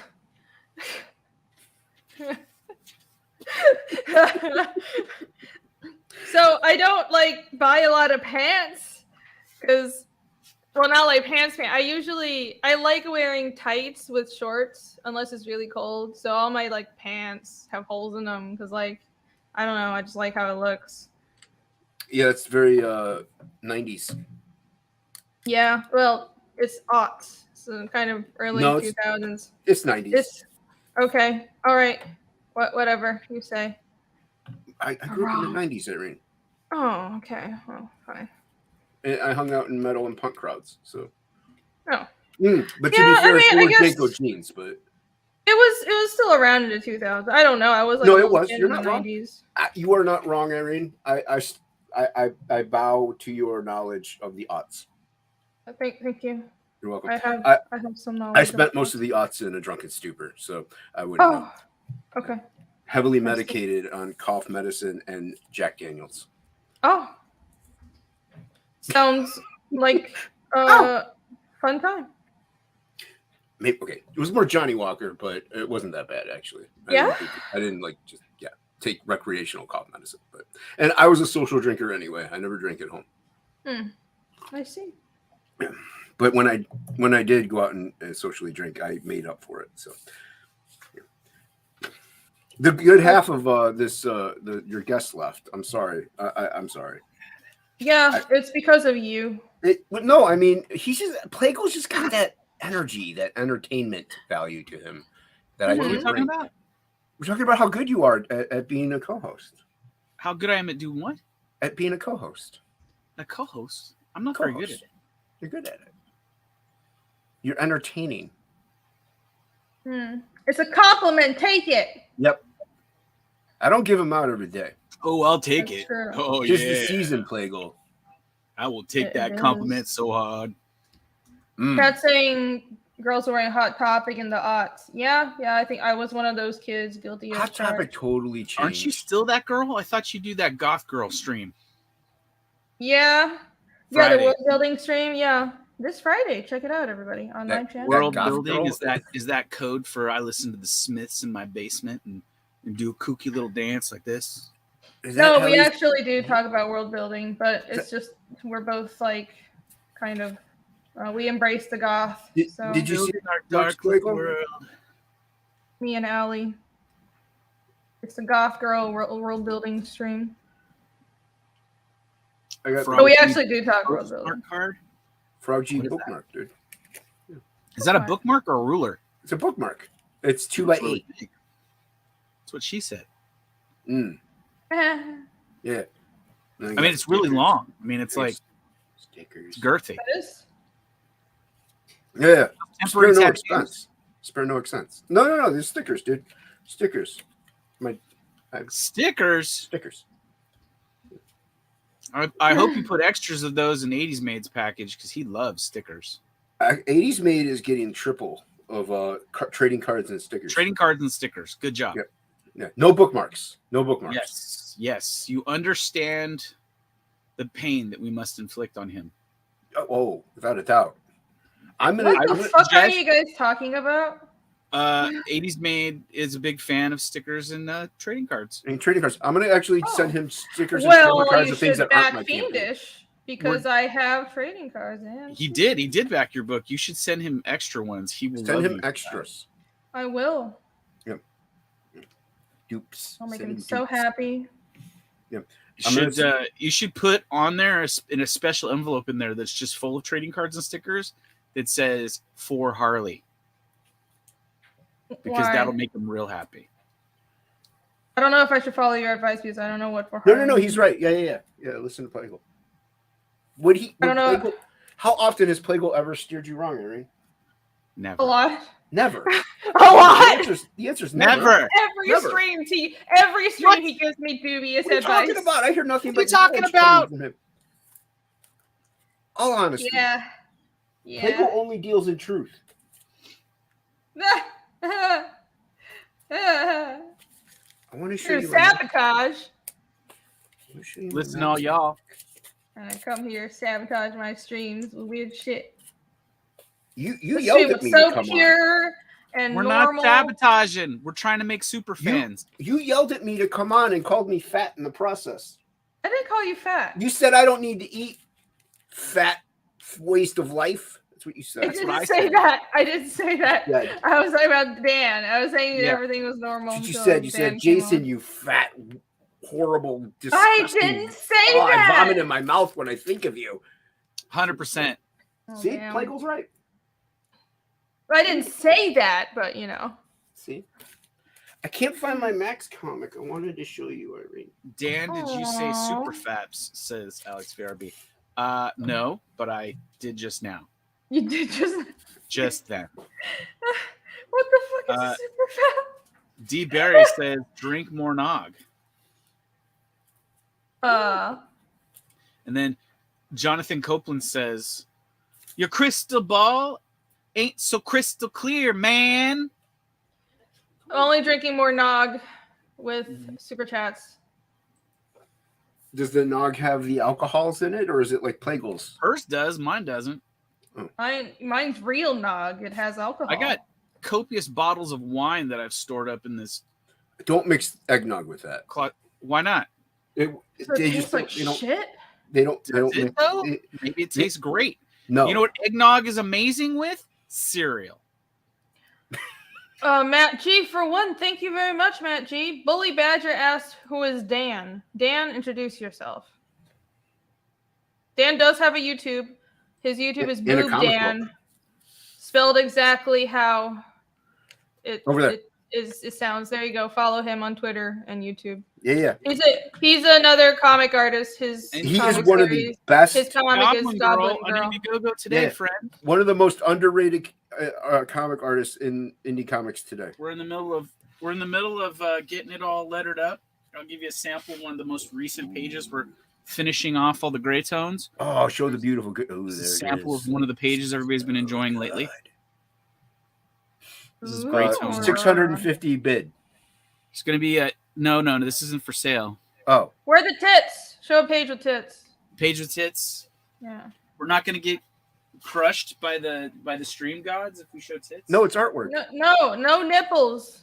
Only no show boobs. Nipples. There's no nipples, girlfriend. It's a nipples are natural though. I didn't know if you're gonna pull out something from your other books that have nipples everywhere. Oh God, men have nipples. Okay, for some reason, women can't show their nipples, but men can. It's not a fair world. I know. What if it's a female cat? I don't know. I don't write the rules. I don't like them either. I embrace the boob. I clip that, please, somebody. Go ahead. Clip that shit. Go ahead. I am for freeing the tit. Then Malin will get his proof that you would go lesbian. Here, I'll show a couple pieces. No, I just don't think there's anything wrong with enjoying boobs. Let me switch the cameras here. There's two of us, Irene. Shut up, Jason. So we got this one. Woo! 850 confirmed. Goblin Girl action here. Hmm. We got a variant cover which might go on a second chance campaign. Oh, look at that! Woo! Look at that. I have boobs defy physics there. Yeah. It's in a whole other dimension from the rest of your and body. Then here's the double page spread to the current book that's on Indiegogo now. You see the color version of this on the campaign. So it's got all this crazy. That's hot. Yeah. That's like hot. I said, no, everybody needs to back and Plagle's book and there's the cleavage she spoke of. Do his stuff because he's. So there you go. Yes, yes, friend. Cleavage. So everybody go follow Sign up Dan. for Goblin Girl today. 80 pages of Might and Magic. Well, they might want to back up. 4 to 72 pages worth of story currently. Unless I decide to add more. Because he's a madman. Which Billy will be very upset about. Although lately he's like, no, I'm not upset. Just let me know. That's his new thing. I mean, you're giving him more money. Down here that I almost showed off that I would have gotten in big trouble for. Where is Billy? Yeah, try to not do that. Where the fuck is Billy? That would be really bad. But I was like, oh, what's this piece? And I was like, oh, that's right. I'm so glad you're aware of that, Dan. I really appreciate I should file it. that away somewhere and lose it, at least for another year or so. You should. Yeah, so that's the book. Yeah. That's the book. But it's not just boobs. It's let's show the page that everyone loves. It's also got stuff like this. Hold on, I'm not looking. It's not just boobs. It's cool action stuff, Yes. guys. Oh, that's so gorgeous. That's right. Dan's book is not just a piece of meat, everybody. Well, it's not just pieces of lady meat anyway. Oh, okay. That's right, ladies. I'm an equal opportunity deli. I He enjoy likes the that. meats. Yeah. I appreciate it. Thank you very much. You're welcome. You're welcome. You do have a hot swordsman. So yeah, I try my Wait, best. what? You know. No, the hero guy. Oh, Pretty hot. Yeah. Or, Fuck do you think I said? I don't know. What I can't what did hear you think? What I were you can't thinking? hear either. What were you thinking in your dirty mind? Filthy Jason? mind, Penis. Jason. Penis. Yeah, it's not like That's any of all us about- have. That's all I ever think about. You were just thinking of peni? Yep. No, I just one. figured. Singular. Singular? Yeah. You were just thinking of a penis? Yes. He had Whose penis was that? Okay, I don't want to know. Hold on, never mind. Don't answer that. the You peanuts. said it belonged to somebody. Oh my god. Detachable. That's right, friends. All right. That's the Well, way to everybody go. has one of those, right? Sure, Irene. Go with that. Oh my God. Everybody has detachable penises. Why are we in the schlong conversation? Yeah, all of a sudden. Because it's my channel. Because it's my channel, and that's one of my areas of expertise. No, it's just where you This have is no. You went to a penis museum. That is true. I did. That was great. Oh, Download Solo says for $20 for a shot of that gross fireball and to read my last super chat. Oh, you got 2 super chats. Sorry. Oh, I'm sorry. Let me go back. Did I miss one? I'm sorry. Where is it? You're supposed to have me look for super chats. Okay, hold on. I missed a couple. I'm sorry. Oh, Lieutenant. That's fine. Lieutenant Hughes for 2. Thank you. Justice. #justice for Jason. You deserve to be treated better. Thank you. I appreciate that. Hughes. It's true. Well, you have 1 fan. That's all I need. Down goes Stella for 5. Thank you for the mustache. For the What mustache. mustache? My white? mustache? You Mustache, like my mustache? right? Yes, your mustache, Irene. You need to start waxing. I know. It's a problem. It is a problem. I really do. That my beard's really coming You're in. putting me to shame. It's ridiculous. All right, I think I might. I Have know. I do have like a fake mustache I wore for a D&D game for a while. I still have it somewhere. Okay, let me get my shot glass. Oh, you're gonna make me suffer through fucking fireball. I hate you! It's okay. It's okay. I'm just kidding. I don't hate you. I love you. What? Nothing. No, they... Let's go, Plague. He's not listening to me. Is he even there? Plague there? Go away. Plague left again. He does it to me all the time. He'll come on my stream and be like, yeah, I gotta go. He's gonna go. He stays his camera on and he makes like burritos for 45 minutes or something, and he comes back and just starts eating burritos or something. All Plague does. All right. Thank you for coming back to saving this stream. All right. I'm back. Fireball. Here we go. Ready for me to suffer, y'all? Fireball. Oh, Plague's doing a fireball too? I brought the sun. No. Yes. Everybody watch me suffer and watch Dan burn his studio down all at once. So many comics, paper, toys, like all that stuff can melt and burn, and you're just putting it right next to just. What are you talking about? It's just. Let me full screen me. All right. I don't want to see Plague's demise. Ready for me to suffer? There it is. Suffer. Suffer like me. Suffer. Did I miss another chat? Okay. Oh my God. Cheers. Happy winter solstice and very early Christmas. Happy solstice and Hanukkah and Christmas and Kwanzaa and Yule and what else is there? Oh, I do hate this stuff. When is the abduction of Persephone happen? I don't know. Is that around now? I thought it is. Then happy. Why did I buy this? Is the so you can drink it on streams? Is the change of the seasons? Oh, that's today. Wait, you just didn't. Why didn't you just down it in one go? What's wrong with you? Drink it like a real man. Ah, no. Okay, it's done. It's finished. Yeah, happy. Good job. Okay. All right. So it's just $20 and you have to drink? Is that what it is? Yes. That's not bad. $20. I actually have more money than I thought I did in my bank account, so I might be able to speed up this process. Oh, shit. Why would you do that to me?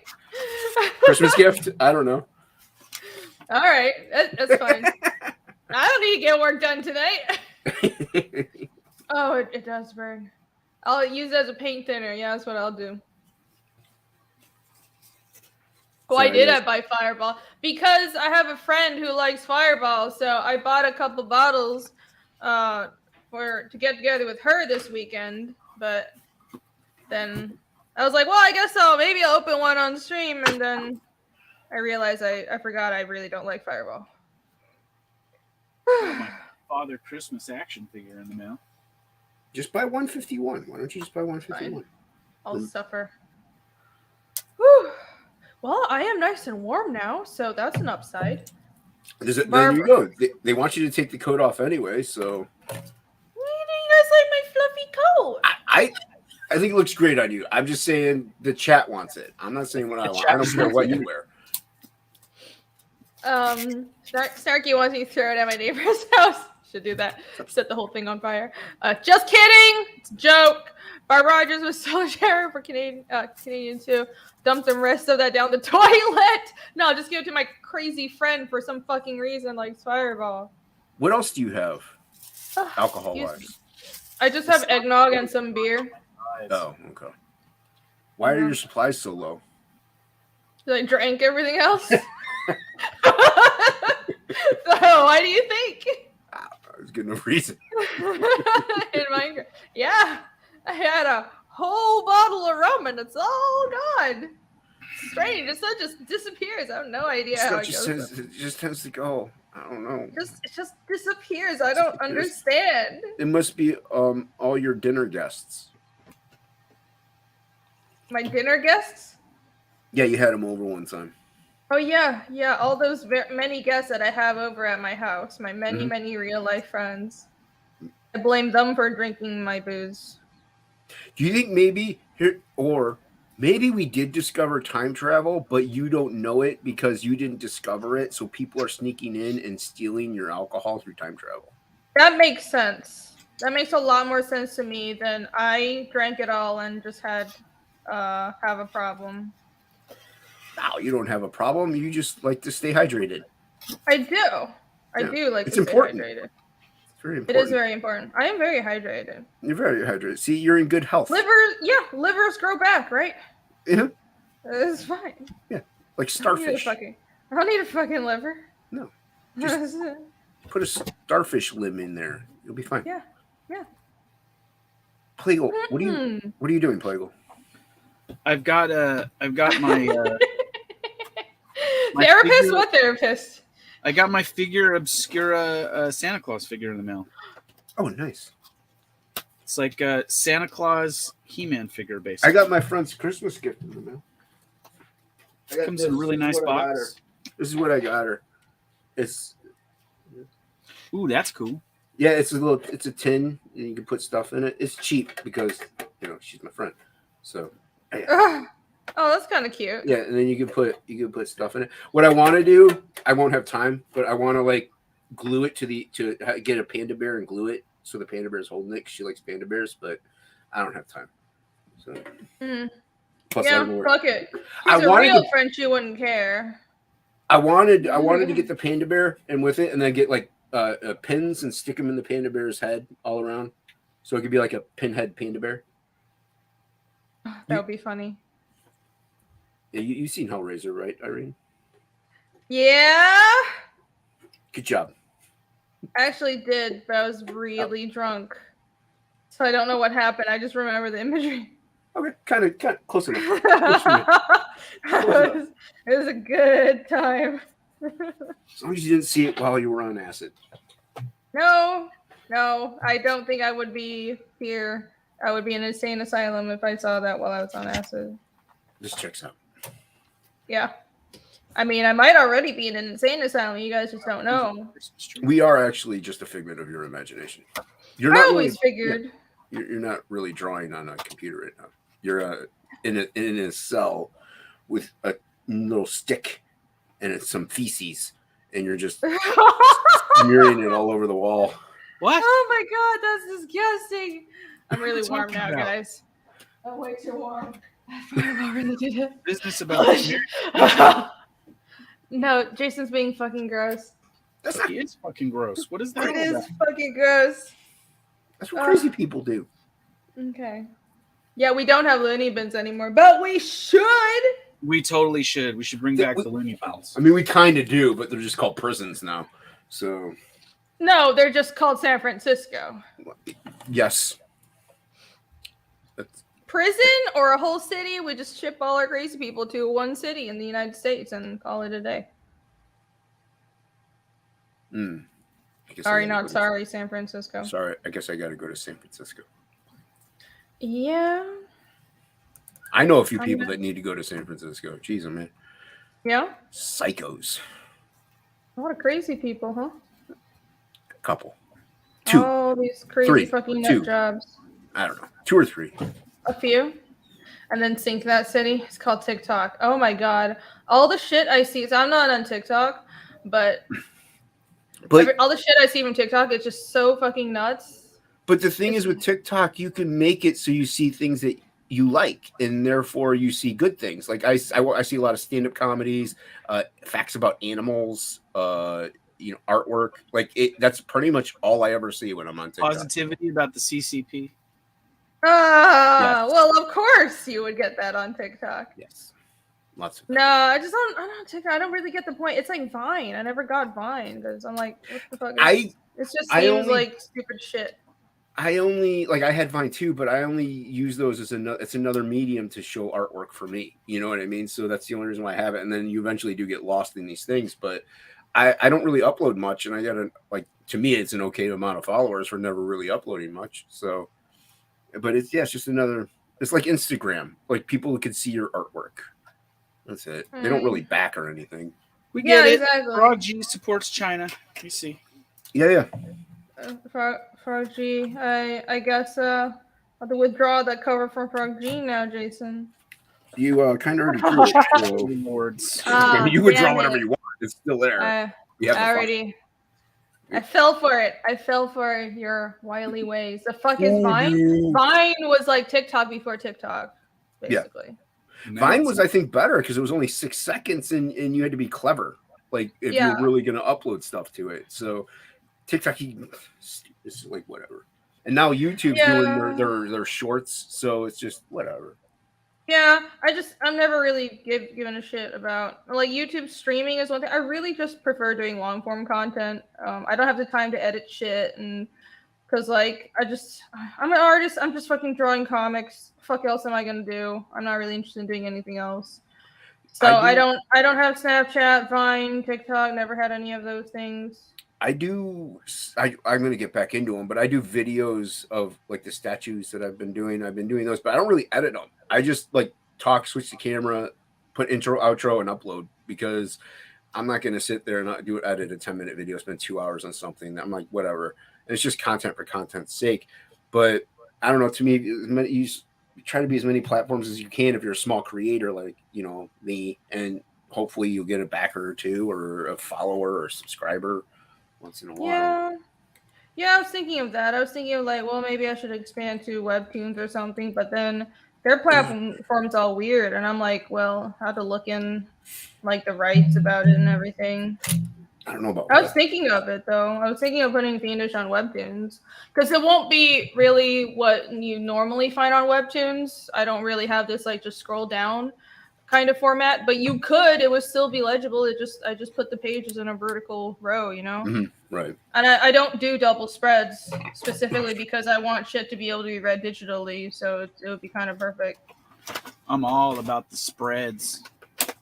Yeah, you like it when things spread, Dan? Like butter. I like to spread it out. Like butter. We've noticed. I do spreads. Yeah. Yeah. I don't do. I do single page spreads, not double spreads. It's a little bit late to display this for the holidays, so maybe next year. Thank you, Jonathan. Jonathan says his attention span is so short, but his channel is worth it. Thank you. That means a lot. Aww. Thank you. Aww. Thank you. I try to be entertaining. You Spread succeed. it well, like legs. That's right. God damn. Legs. Please tell me I'm all the way in the back. What is that? Thank God. You're very blue right now. Yeah. I am? Blue. You're very blue. Oh, so Am I blue? Blue. Blue. I'll have a blue. I don't even. Christmas. Don't get these references. Diego Solos did a double page spread in my book. Probably not at first. Yeah, probably not at first, just because, I've kind of been like, I have been thinking of doing digital releases. Even if not for the English version, even if I don't go on Webtoons, I'm thinking of, for like the translated international editions, I'm going to go digital. And like double spreads just don't, they look weird digitally, right? Like everything gets really small because it's supposed like you're scrolling down a screen and then a double spread makes everything look too small. So I might stick to only doing single spreads. I think that's fine. I'm just never doing digital. Oh, okay. I'm being called out for my Navi ways. Your Navi ways? Yeah. You an Avatar? They're saying I'm racist because I'm blue. Your Dan's in blue face, everybody. Right. Oh no, we're all getting canceled now. What have you done? Blue face. Disavow. You guys see that movie? No, I'm not gonna. It's 3.5 hours long. I'm not watching that. I saw it. What'd you think, Plagle? I enjoyed it more than the first one. That's what I hear. I hear a lot of people actually liking it more than the first one. But I hear it's still like a mid, like meh. It's like meh. I would say it's nothing like super amazing. It's right. I don't know. I mean, it's got some cool action sequences in it, and like the CG looks great. I mean, if that's what you're going for you won't be let down. But like overall, I mean, it's nothing like amazing or anything. I didn't think. Right. That's the general consensus, though. Yeah, but I didn't find any of it particularly offensive. Like a lot of people were worried about it. Stark says Danny has shitty taste in movies. I like shit movies. He kind of does, but he's not wrong with this one, though. Like, I mean, from what I heard, everybody's saying pretty much what Plagle just said. I will say this. Willow, the TV series, not good. Okay, good. Not good. I almost had a kick, Dan. Not good. Movie. Don't even. You know how bad the Willow TV series is? I have no idea. Lord of the Rings, Power of the Rings, not nearly as bad. Oh my god. Not. Not at all. I'm gonna break these. But Willow, I just unwatchable. Yeah. Hashtag confirmed. I haven't seen it, but I saw a review, and it basically seems like it's weird because everything, all these fantasy shows out now are like, I mean, I should be over the moon because, you know, fantasy, yay. Yeah. But 100%. like, yeah, but everything except House of the Dragon, it's like people have been putting screenshots of just random screenshots of all these shows side by side, and you can't tell what shot is what show. They all look the fucking same, and that shouldn't be. Like, Willow is kind of always a little basic bitch, you know, but still, but still entertaining. Yeah, it's still entertaining, but like it's a little basic bitch fantasy. But Lord of the Rings should definitely not be basic bitch fantasy, and definitely the Wheel of Time should have its own look, its own feel, and Lord of the Rings has its own feel to the world, and none of that is there. They all look the same. Wheel of Time, in my opinion, its worst failing is it is the most bland looking show of something that should be very very detailed looking. Mm-hmm. Like the Wheel of Time should look like it should look like House of the Dragon. Everything needs to be intricate. All the details matter. It should look like a Brian Froud painting. It should be really like crazy and kind of wild in a medieval way. But it's very bland and basic, like costume design. Like there's nothing interesting looking about it at all. Yeah, that's true. Willow's problem is they had some people that made Willow that are having the Willow people are having a hard time just in general writing a Willow show, but most of what they're making in Willow looks like modern day type stuff. It lacks a lot of its medieval roots that the original movie had. The original movie looked like Sword and the Sorcerer, like it looked medieval. It looked like it was in like a Knights of the Round Table time.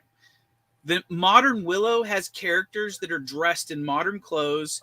It has, instead of having you're right, yeah. Instead of having orchestral like score through the whole thing, it has pop like pop music in it, but not pop music like hip hop. It has well, it technically does. It has stuff that sounds like I think there's a Beastie Boys song in it that's sung by somebody else.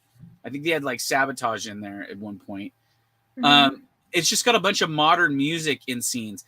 There was a scene, because I still kind of try and watch a little bit to see if there's anything interesting that pops up like visually. But like most of the time I find myself just fast forwarding through the show. But this last episode, the beginning of it started off with like these monsters attacking Willow and the band or whatever.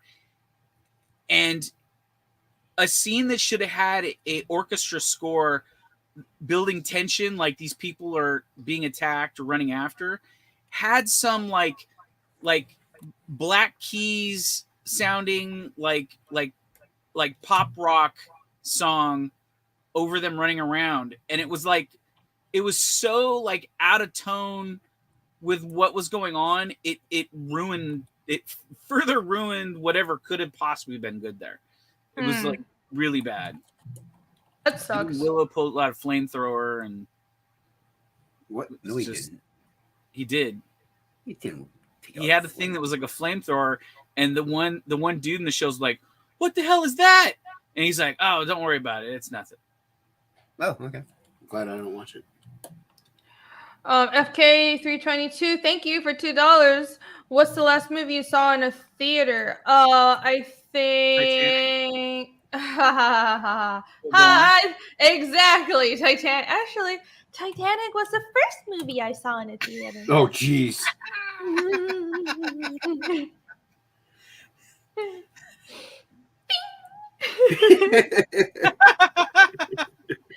Why are you laughing at me? Nothing. Your heart will go on. Okay. your fur coat, like holding it. You look like the lady with the heart of the sea. She's like, this is the heart of the sea that Jack gave me. The knowledge in the ocean. Leo. Okay, anyway. There was room on that chest of drawers for him, but I said, fuck no. There totally was room. Alone. I think I was like a tiny kid, and I was like, that's bullshit. Why isn't he on that rubble? That's like the dumbest shit ever. The last movie I saw in theater was It's not a movie. Shut up. I think it was Don't Breathe too. That was in theaters? I thought you were going to say the movie was Crazy Stroke Asian because it looked like you were having a stroke in Asian. Oh, I gotcha. Oh, very funny. I didn't even see that one. I saw Black Adam. I thought it was okay. I don't really go out or see things, guys. So. Oh. Dear. Hold on. I need everybody to. This is a commendable feat. No, that too. Everybody go back Fiendish right now. But also, I finally got Netflix. And it's probably going to be temporary. I'm just going to watch a bunch of shit and then just cancel. Watch Ancient Apocalypse. I just did. That's why I bought Netflix. Ancient Apocalypse is great. Really That's why good. I got, because I need to give him money for this documentary, and so I got Netflix just for that. I just finished it. I'm going to rewatch it again. Probably watch it. Oh, I'm going to watch Cyberpunk and a couple of catch up on some anime, and then I'm going to cancel it. You should watch, and the other thing you should watch is I think there's only like maybe 3, maybe 4 of them. There are these serial killer documentaries called like the Dahmer tapes, the Ted Bundy tapes. Yeah. Oh Gacy yeah, tape. everybody was talking about Dahmer. And those are really good. Yeah. Okay. They're all like based on like killers. the interrogation tapes of the famous serial killers. Of course you do. You're a woman. They're great. Yeah, you can hear a screaming woman in the background. Yeah. I told you, don't let them get out. You're a woman. Don't watch the Dahmer series though. The Dahmer series is terrible. Really? Yeah, it sucks. And then the other thing that's really shitty about it is I listened to the actual Dahmer tapes, and the Dahmer tapes, Jeffrey Dahmer, and the police, they straight up like the stuff they say and the stuff there, that most of the show was made up. Oh, really? That's what it was like really bad. I was like watching it, and I was like, so all the wow, they just made up everything. Like, there's like a bunch of stuff they just changed to make it more theatrical or like whatever. Jeffrey Dahmer's neighbor was this dude that he was talking to all the time, and they don't even mention that guy in the show, but they have his wife in there built up like she was this single woman who was fighting with Jeffrey Dahmer all the time. And it's like, she didn't do anything. Like, they talk about it in the documentary thing that it was the husband that kept going over and talking to Jeffrey Dahmer and was like trying to befriend him and stuff like this before he obviously knew he was a serial killer. But he, like, the only thing that they said that ever happened was his wife mentioned to him that his apartment smelled, and she told him to go over there and find out why his apartment was smelling so bad. But in the show, they make it seem like she was the one that was constantly trying to get the cops to come down and arrest Jeffrey. Oh, of course. It had to be. Oh, it was her woman's intuition. Yeah, well, that's what it was. It was like crazy. Stupid. And I didn't even realize that until I watched the Dahmer tapes thing. And then it was like, there was a bunch of stuff. Like, there's a scene in the show where Jeffrey's living with his grandmother. And his grandmother supposedly goes and finds this male mannequin and says it's disgusting and tells him to throw it out.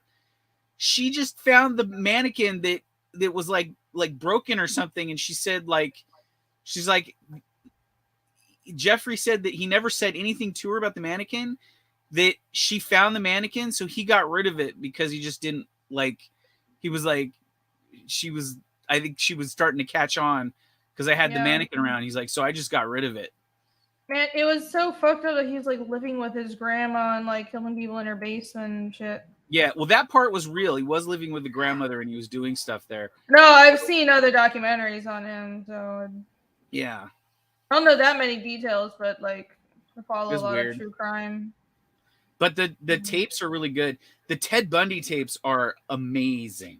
Ooh, all right, I'll watch it. That was one of the first ones, and I'm not sure, but I think the Ted Bundy movie with what's his name is on there, Zac Efron, and if that's actually really good. That Zac Efron Ted Bundy movie is awesome. All right, so serial killer tapes. Yes, and then Tiger King. Oh, Tiger King. Tiger King. I know about it. I was gonna say the Tiger King documentary is on there is really good, and then there's one other series that's really good called "Don't Fuck with Cats." Don't fuck with cats. That you shouldn't know anything about it. You should just watch it. It'll blow your mind. It's technically like a murder mystery thing, but it's like the setup on it is just crazy. Serial killer tapes? Oh, like the Ted Bundy tapes. Oh, I see it now. Yeah, well, all right. Don't Fuck with Cats isn't like the Ted Bundy thing. It's like it's different. No, I'm looking on Netflix now. I'll save this for later. All right, I'll watch it later. Yay! Woo! Yay! Okay, and I would say if you watch that stuff, you've probably seen everything on there that's worth watching. Somebody mentioned your Dungeons and Dragons movie. Looks like shit. So why does that look like shit to you? Well, it's mostly the poster. The trailer actually looked okay. But the trailer looks great, but the poster I'm just whatever on. Great? Huh? It looked okay. Yeah, I think the trailer looks okay. I'm going to give the movie a chance based on what I see in the trailer. That, and I heard about something that they've hid that's in the movie that they haven't really talked about. Okay. And I'm curious to see that element in the movie as a big 1980s animated cartoon fan. Yeah, I don't know. I don't have much nostalgia for shit. I have very low I have high expectations. Lieutenant Hughes, what did I do? Yeah, super chat. The D&D movie, the poster looked like shit. The trailer looked okay, but still not good. I wouldn't say it looks good. Are you fired? I guess you're fired. I'm fired. Lieutenant Hughes fired me from the chat. I don't know why. I'm looking in here. I don't see anything. Spade out the old cartoon. I don't think so. Hi, real guy. What's up? Hello. It's not based on the old cartoon. There's an element that's. Does anybody care about spoilers? Yes. So I shouldn't spoil this thing that's in the show? Don't spoil it. Okay. I won't spoil it. Doesn't sound like your chat wants to watch it. Yeah, I don't know. I still try to stay away from spoilers unless it's like a whole ass spoiler stream, you know? It's not a spoiler in the sense of like it will ruin the storyline of the movie. No.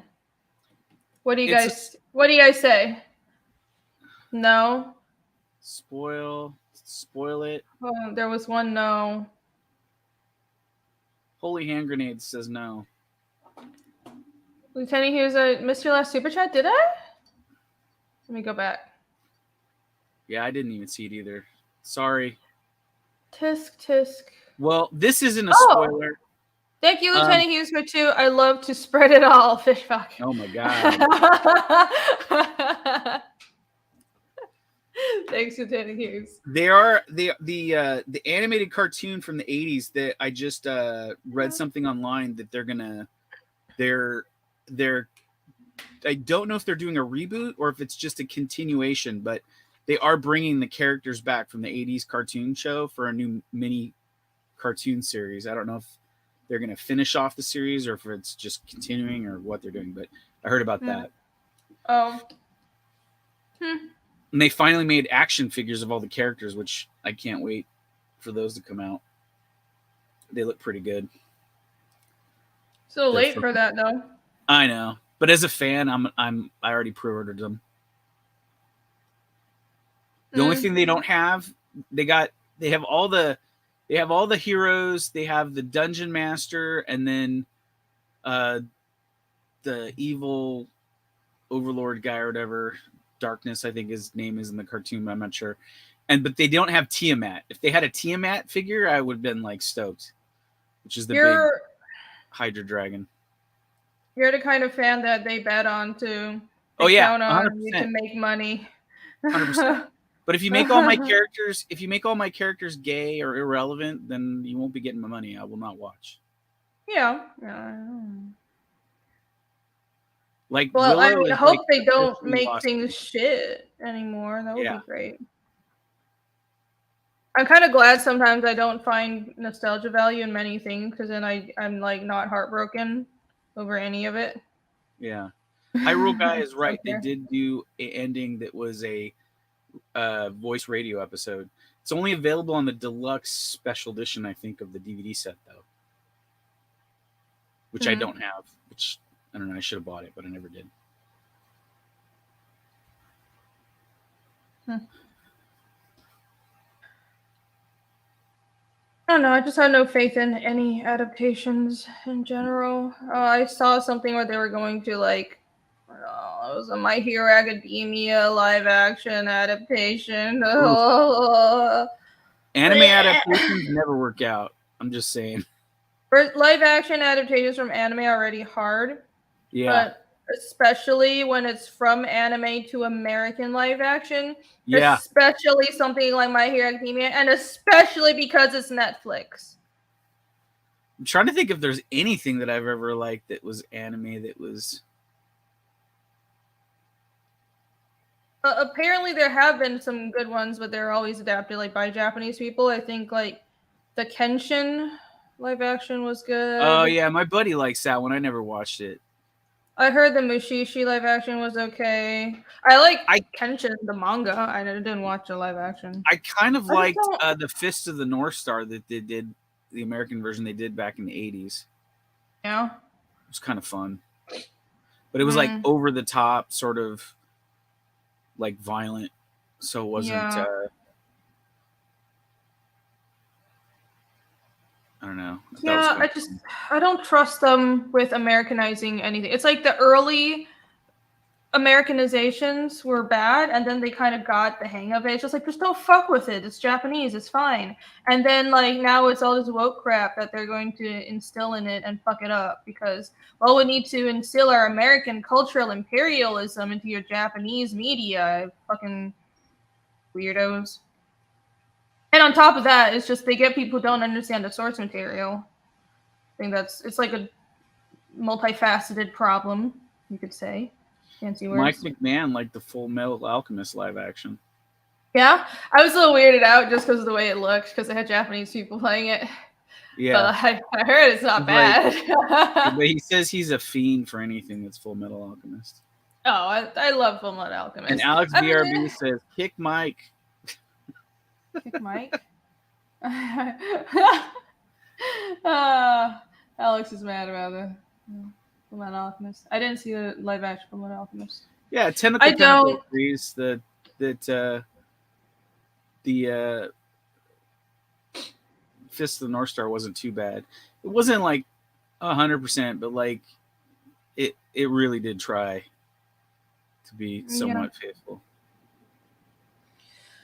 Yeah, I'm just weirded out by anything that's animated being made into live action. Like even with the Disney films, why? I mean, I guess I know the way they think of it, and yeah, they still make money, but I mean, I guess if you want to, it's one of those things where go ahead, make money, you don't really care, but I just don't think it's necessary. It's one of those things where I just wish they would make new things instead of, like, we're in this horrible, disgusting era where everything is a regurgitation and a remake, and especially when they remake animated things, it disgusts me. You know what I'm surprised they have not made into live action given the current climate?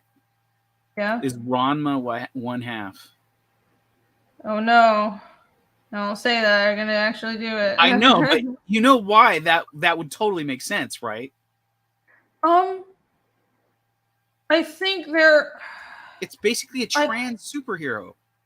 No, I don't think it would work though, because you're still gonna be like, the thing is, the more they I think there would still be people who are offended by that. Because it's kind of trans, but kind of not. It's like, yeah, you could be framed that way, but then you have like, I mean, you have fucking people like, what was that Guilty Gear character? No. Alex BRB's kicked Dan. Yeah, I know. Dan, why? No. Sorry. I think there was Sorry, still, not sorry. I don't think they probably might. I could see why that would be appealing, but I think they would still, first of all, they would fuck it up. But somebody would still be fucking offended by it because it would be like, well, but it's not non-binary enough. It's only male and female. Why isn't there any other genders that they could switch to? Huh? Well, some people turn into animals though, don't they? I thought like some the of them father turned into a panda. Yeah. But with specifically Ranma would switch between a boy and a girl. And somebody would be like offended about it or some shit. I don't know.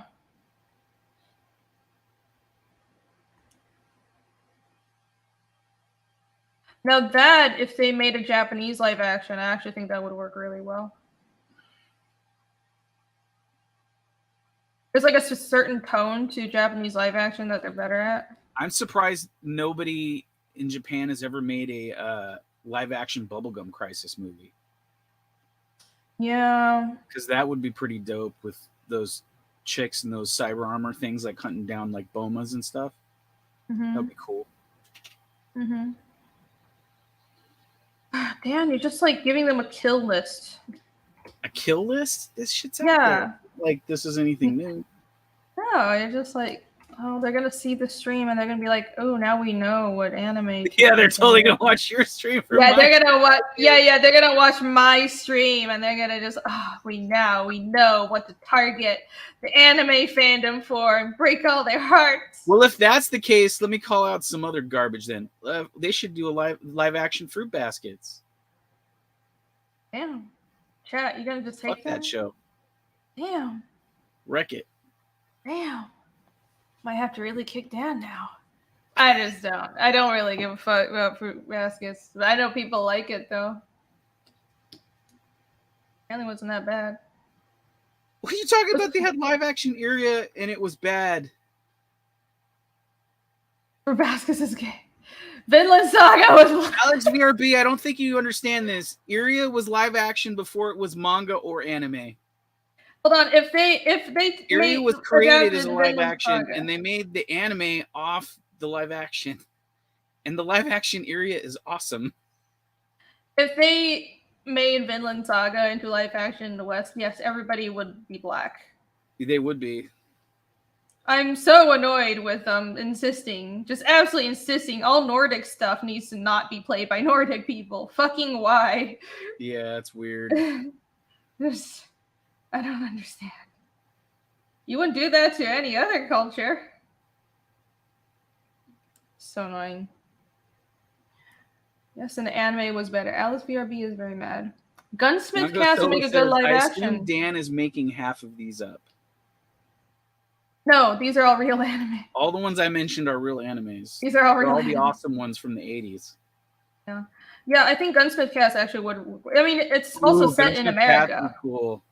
Yeah, that would work in America. Like, not now. Yeah. They wouldn't even need... There wouldn't be much to fuck with there either, because I think they're kind of like sort of lesbians and they're flat-chested. Oh, yeah. No, like, Gunsmith Cast is a perfect example of something that in a real, like, normal... female-empowered action show. Yeah. Like, in the early 2000s, it is already made to be,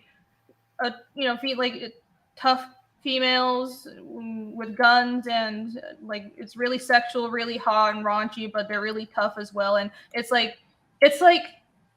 I remember it's really, really raunchy, but lots of fun. I don't know. It was a really good manga and a great story too. And it's also set in America. And the main character is, if you want diversity points, the main character is Indian. She's Indian American. Like, it's all around perfect for your badass girl, like, diverse lead kind of movie lead. But they are going to take it and fuck it up in today's culture, because they're not going to just let it be a good story. They're going to, first, they're going to desexualize it, because they think like women and being sexual is somehow demeaning, which is ridiculous, and that would ruin it. And live action, we need that. Oh my god, they're gonna put like May, and everybody's gonna be in just jumpsuits and great jumpsuits and shit, and they're going to have them hate on men or something. It's just gonna suck. 3 best comics all time, and 3 that I recommend. Lieutenant Hughes wants to know. Bold statement. Gosh, my 3 favorite of all time. I would say Sin City. Yeah, Sin City would probably be up there. Dark Knight Returns. Oh no, Gunsmith Cast is too pro-gun. That's also probably a reason. A lot of Frank Miller, apparently. I guess Watchmen is cliche, but it is really good. Oh no! Curse you, Alex, for making me picture Samuel L. Jackson in a flowing blonde, or not even blonde, like a flowing wig of white curly hair. My 3 favorite of all time, and one of them is technically manga, would be Akira, Sin City, and probably the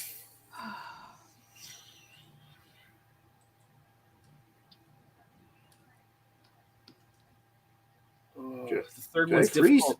I would say G.I. Joe, the first 100 issues from Marvel. That's 100 comics, not one. I know, but I'm just saying that era of G.I. Joe is probably my favorite. Like the later stuff, I don't know, but I can, for the first 100 issues, I really liked that book. Like that was like my first comic that I read. It's just tough because there's so many. I would say those 3 were probably my favorites. Akira is actually a very good pick. Yeah, I didn't think of it, but it's just difficult because there's a lot of great content out there. I like Watchmen, but it's not my. It was a banger. It just got kind of overhyped. I like, to be fair, I like Martha Washington more than I like. That's fair. I mean, because I was also thinking single, and I mean, you could get them in a trade, so that's why I consider it a single book. Yeah. But otherwise, like you could even say,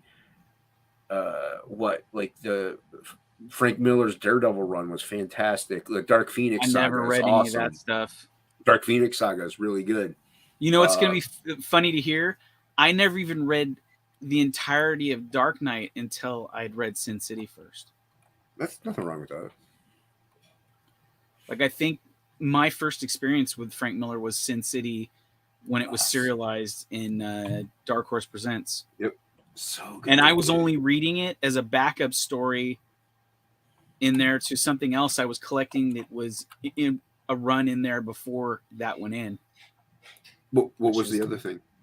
It was this book by Dave Johnson's story. It's a story called Earth Boys. It was about these like goofy ass like space guys or whatever that flew around and like I don't remember what like they were doing, but they were like kind of like Han Solo type characters that are running around space, and they were trading and buying and selling shit and going on weird little adventures. And it was kind of like a comedy thing. They would always go places and fuck all the shit up. When I'll have to look at it because I've been trying to hunt down the Dark Horse Presents with the Sin Cities in them. And, yeah.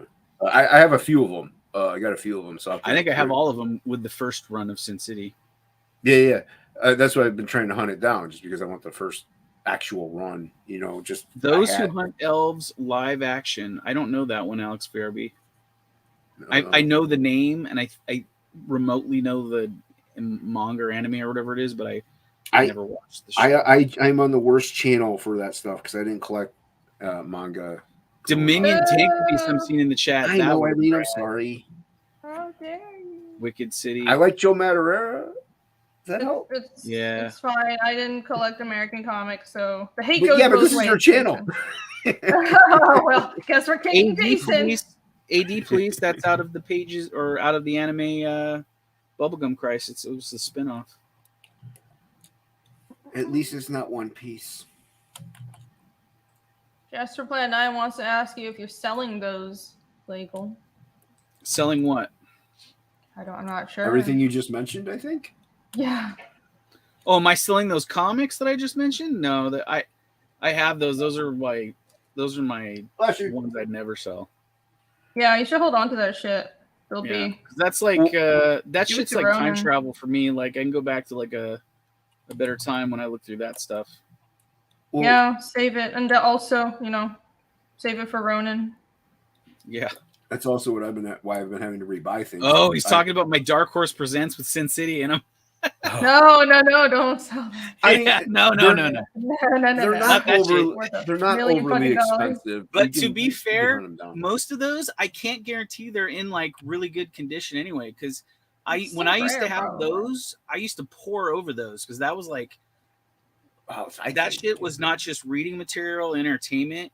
It was also like it was like stuff that I wanted to emulate. So I was looking at it all the time. No, they're not terribly, like, they're pretty affordable actually. Those Dark Horse Presents. Sin City isn't like a ginormous like, I know the movie was out, but that's just the movie. It's not really like an expensive run to get. But dude, I have the cheesy Marvel Shogun Warrior series. It's actually right here next to me. I was tempted to say that, but I wouldn't consider that like my top favorite of all time, but it is definitely up there. Yeah, I have it right here. I have a complete run right here. Time I spend. Do you guys see how much time I spend on just some fucking background? Yeah, on a fireplace. Jesus It's because Christ. you're good at what you do, Irene. No, I'm not. I need to be The faster. Shogun Wares that I think are expensive are these ones. They're like the later issues with the Fantastic Four. Yeah, but you're putting detail in, and that's good. Okay, yeah. Fans want detail. Ugh. Give the What do you say, fans Dan? what they want. He's talking the Fantastic Four Shogun. Oh. Fantastic Four Shogun. I want less detail. Oh. You're whatever, Mr. Your detail. Too much detail is a waste of time. I agree.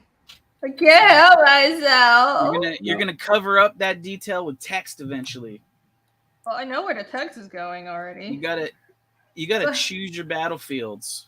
Look, it was. That being said, I rarely letter leave before spots on my page for lettering, so don't listen to my advice. Yeah, I have all my lettering figured out, guys. This is how you're look supposed to do comics. Just got it figured out. I mean, I just generally leave space for where I would think the text would go. I don't. I just compose the shot like I'm shooting a movie and then hope that the letters work out in the end. Oh my fucking god, that sounds like a nightmare to me. I I'm like gonna have nightmares. What's not his job to worry about lettering? Matt!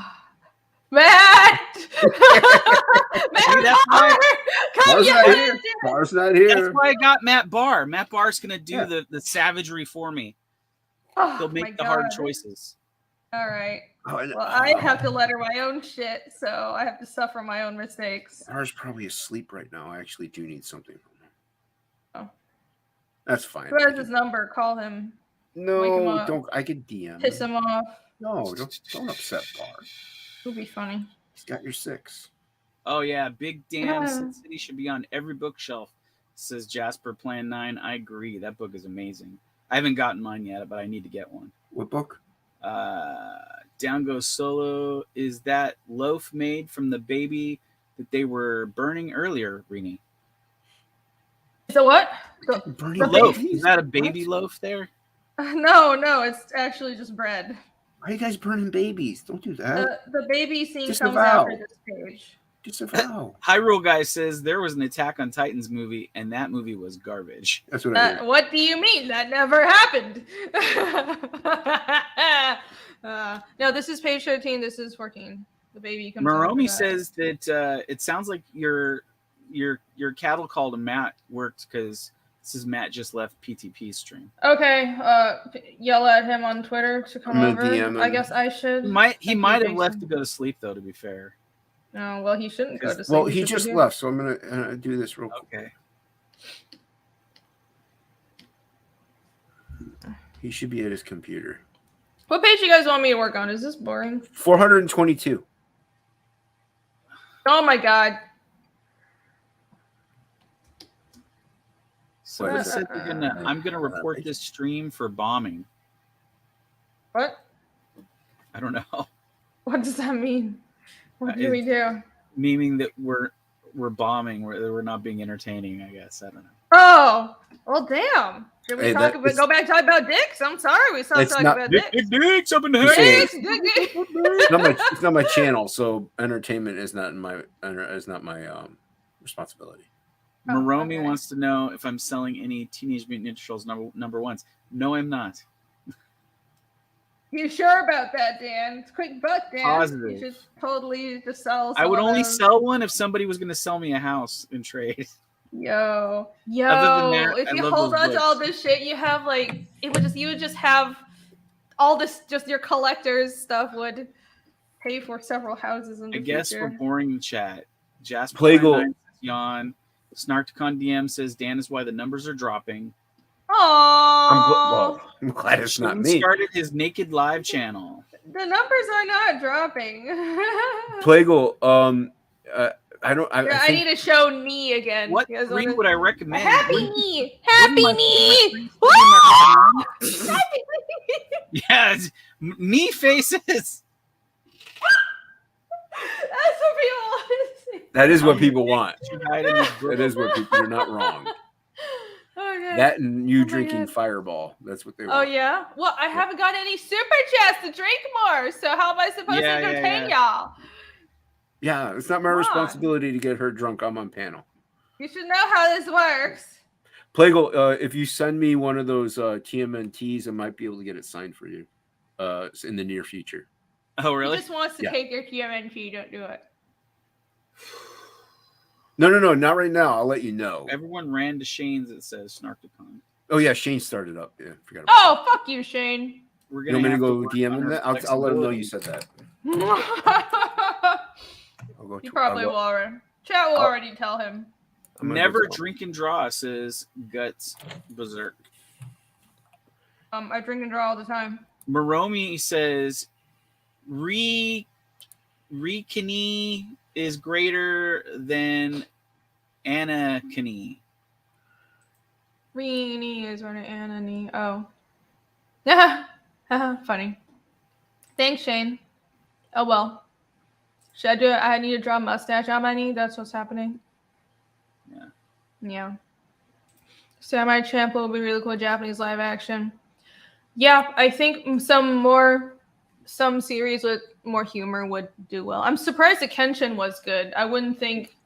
I don't know. I feel like the tone of Kenshin isn't what I usually see. How do you get that wrong though? That's like, isn't Roni Kenshin? That's just samurai stuff, isn't it? Yeah. Because I don't think that's as hard to get right.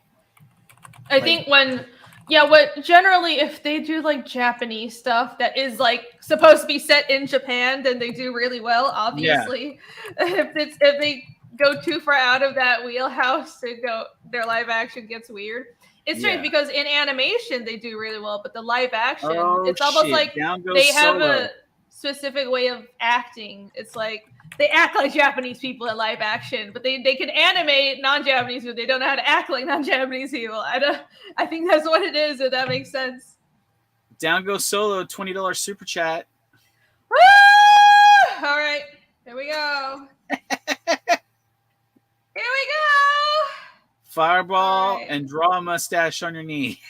All right, it's gonna happen. Let me finish this part of the fireplace first. Oh my god. I guess tomorrow's gonna be hangover day. Hangover, Fireball hangover is the worst. It would be so bad. What? Oh. Can I? You should super chat me to just drink some fucking eggnog. It's just gonna taste like your mouth was abused by a fucking candy cane. Oh no. Gross. Yeah. All right, here we go.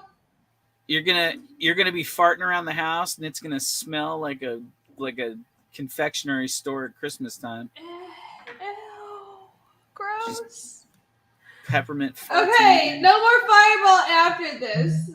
I'm only gonna drink. Alex BRB says sounds pretty hot, Dan. Yeah. Why would you do that to me? Okay, you ruined it, Dan. Sorry.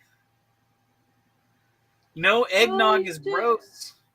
Lieutenant Hughes says gross. All right. Yeah. Where is Reenie Claus? You see it? There we go. Face. Cheers. Reenie Claus is about to keel over and die. Cheers. Oh no. We're still 4 more super chats away from that. What do I have to super chat? Oh, so bad. What am I super chatting? What am I super chatting, Irene? What do I have to? How much for another fireball? No, not drinking any more fireball.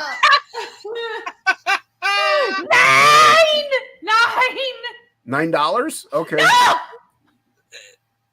$9. $9 super chats for a fireball? No, That's what she just said. drinking, 9. I asked her how much for a fireball super chat. She said 9. I've heard that if you drink at least 2 more, you won't even taste it anymore. It'll just be like delicious. Yuck, I'll be unconscious. Lieutenant Hughes for 2. Top 3 recommend Danny. You didn't answer that part. I guess you have to answer him. Oh my god, this fireball is horrible. $9. Well, right now, currently my top 3 recommends for what would be Fiendish. Oh, you just kissed my ass. No, I'm serious. Your book is good. Thank you. Your book looks good. No, thanks, Jason. I can't read. I would say Graham Nolan's The Canoe, but he's only doing 1 book, so it's hard to. I mean, I recommend that book because I like it. Absolutely. Are we talking about indie books? Yeah, they're asking 3 books I'd recommend right now that I'm enjoying. And I enjoyed The Canoe a lot. I enjoyed your book a lot. Absolutely. Wraith and Rex are both good, like writing wise. Yeah, Wraith is great. Maybe Wraith would be the second one then. So your book, Wraith of God. What else am I enjoying that I've been purchasing?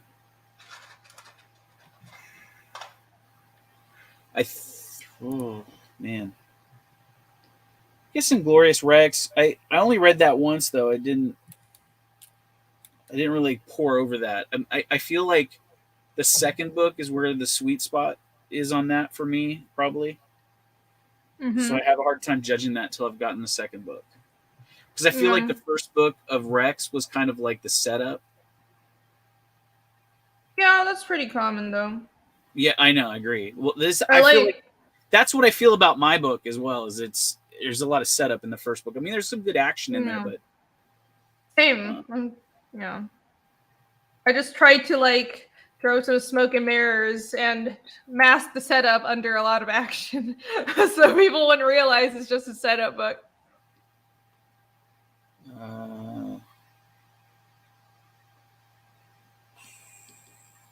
Something else to recommend. You have a super chat, Irene. I have a few. I'm trying to let Dan and finish this. I'll catch up. Snafu, face of another Reenie for $2. Thank you. Where's Reenie Claus? Should I put on my? I'll put on my hat. On my hat. Notice how Playgirl didn't recommend my independent comic. That's fine. I made Frog G. No, Absolute book 1 and 2 is my. See, I can't. I would say Frog G, but I have not read Frog G. No, but you read Absolute 1 and 2. I did read Absolute 1 and 2. I enjoyed that. No, it's fine. I don't want any butt kissing. Okay. But you're not planning on doing any more, so. Yeah, Samurai Priest. It's not a series I can recommend. Samurai Priest is going to be coming out after Frog G. There we go. There's my hat. Adorable. You look just like Santa. I'm gonna zoom with the in. mustache. Really on my mustache is really coming in. There I am.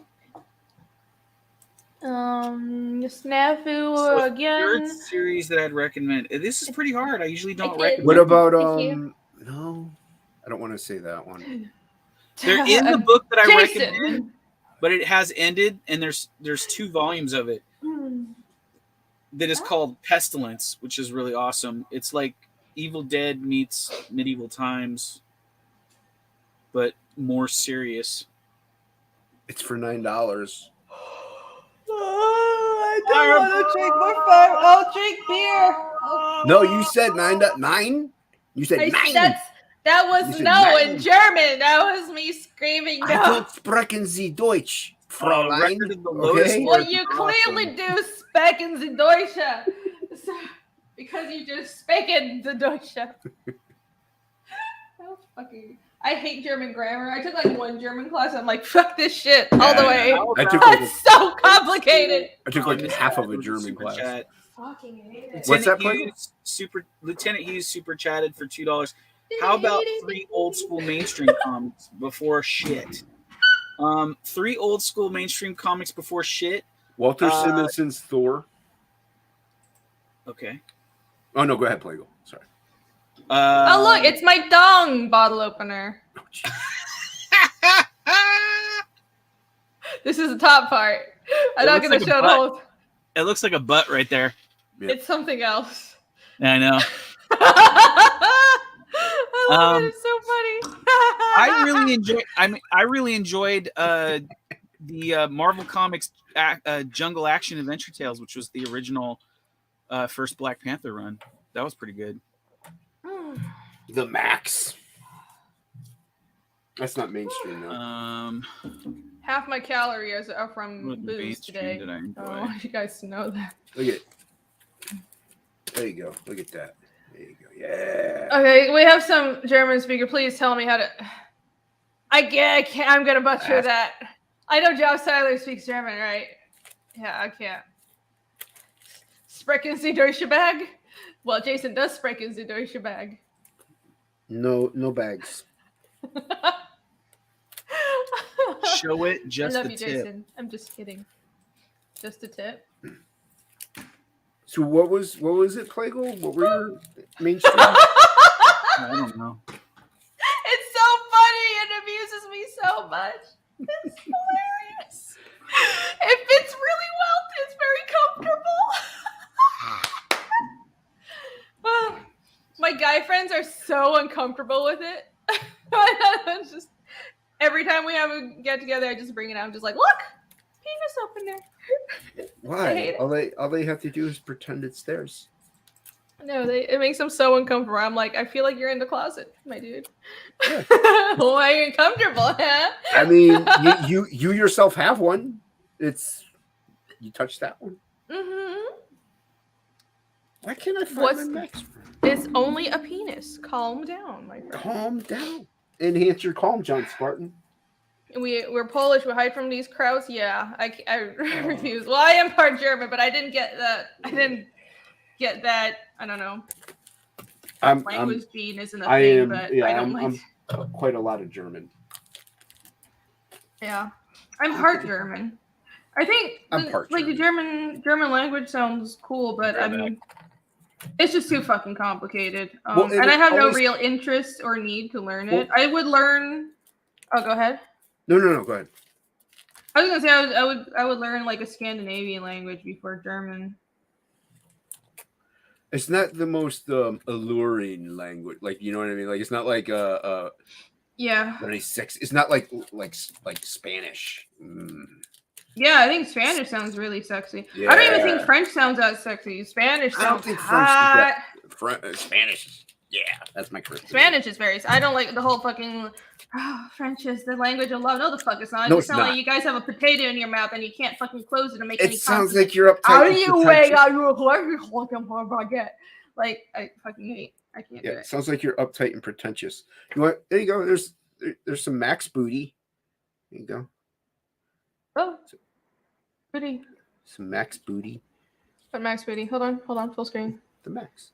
Oh, okay. See? Good booty. All right. I don't. Okay. Sam Keith. Oh, nice. There you go. Sam Keith is dope, yo. I mean, the French accent is sexy. Yeah, the fucking leaning, like actually speaking French is not that hot to me.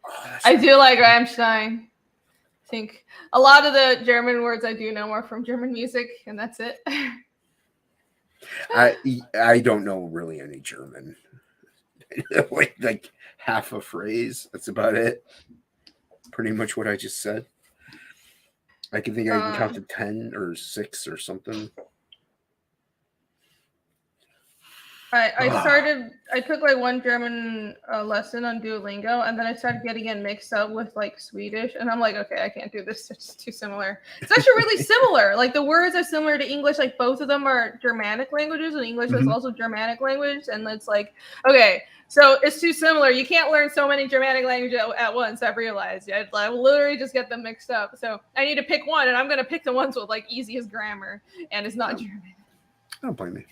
So I just thought of a couple old school ones that I'd recommend. Yeah, go ahead. One of them is this book, this comic series, Laser Eraser and Press Button.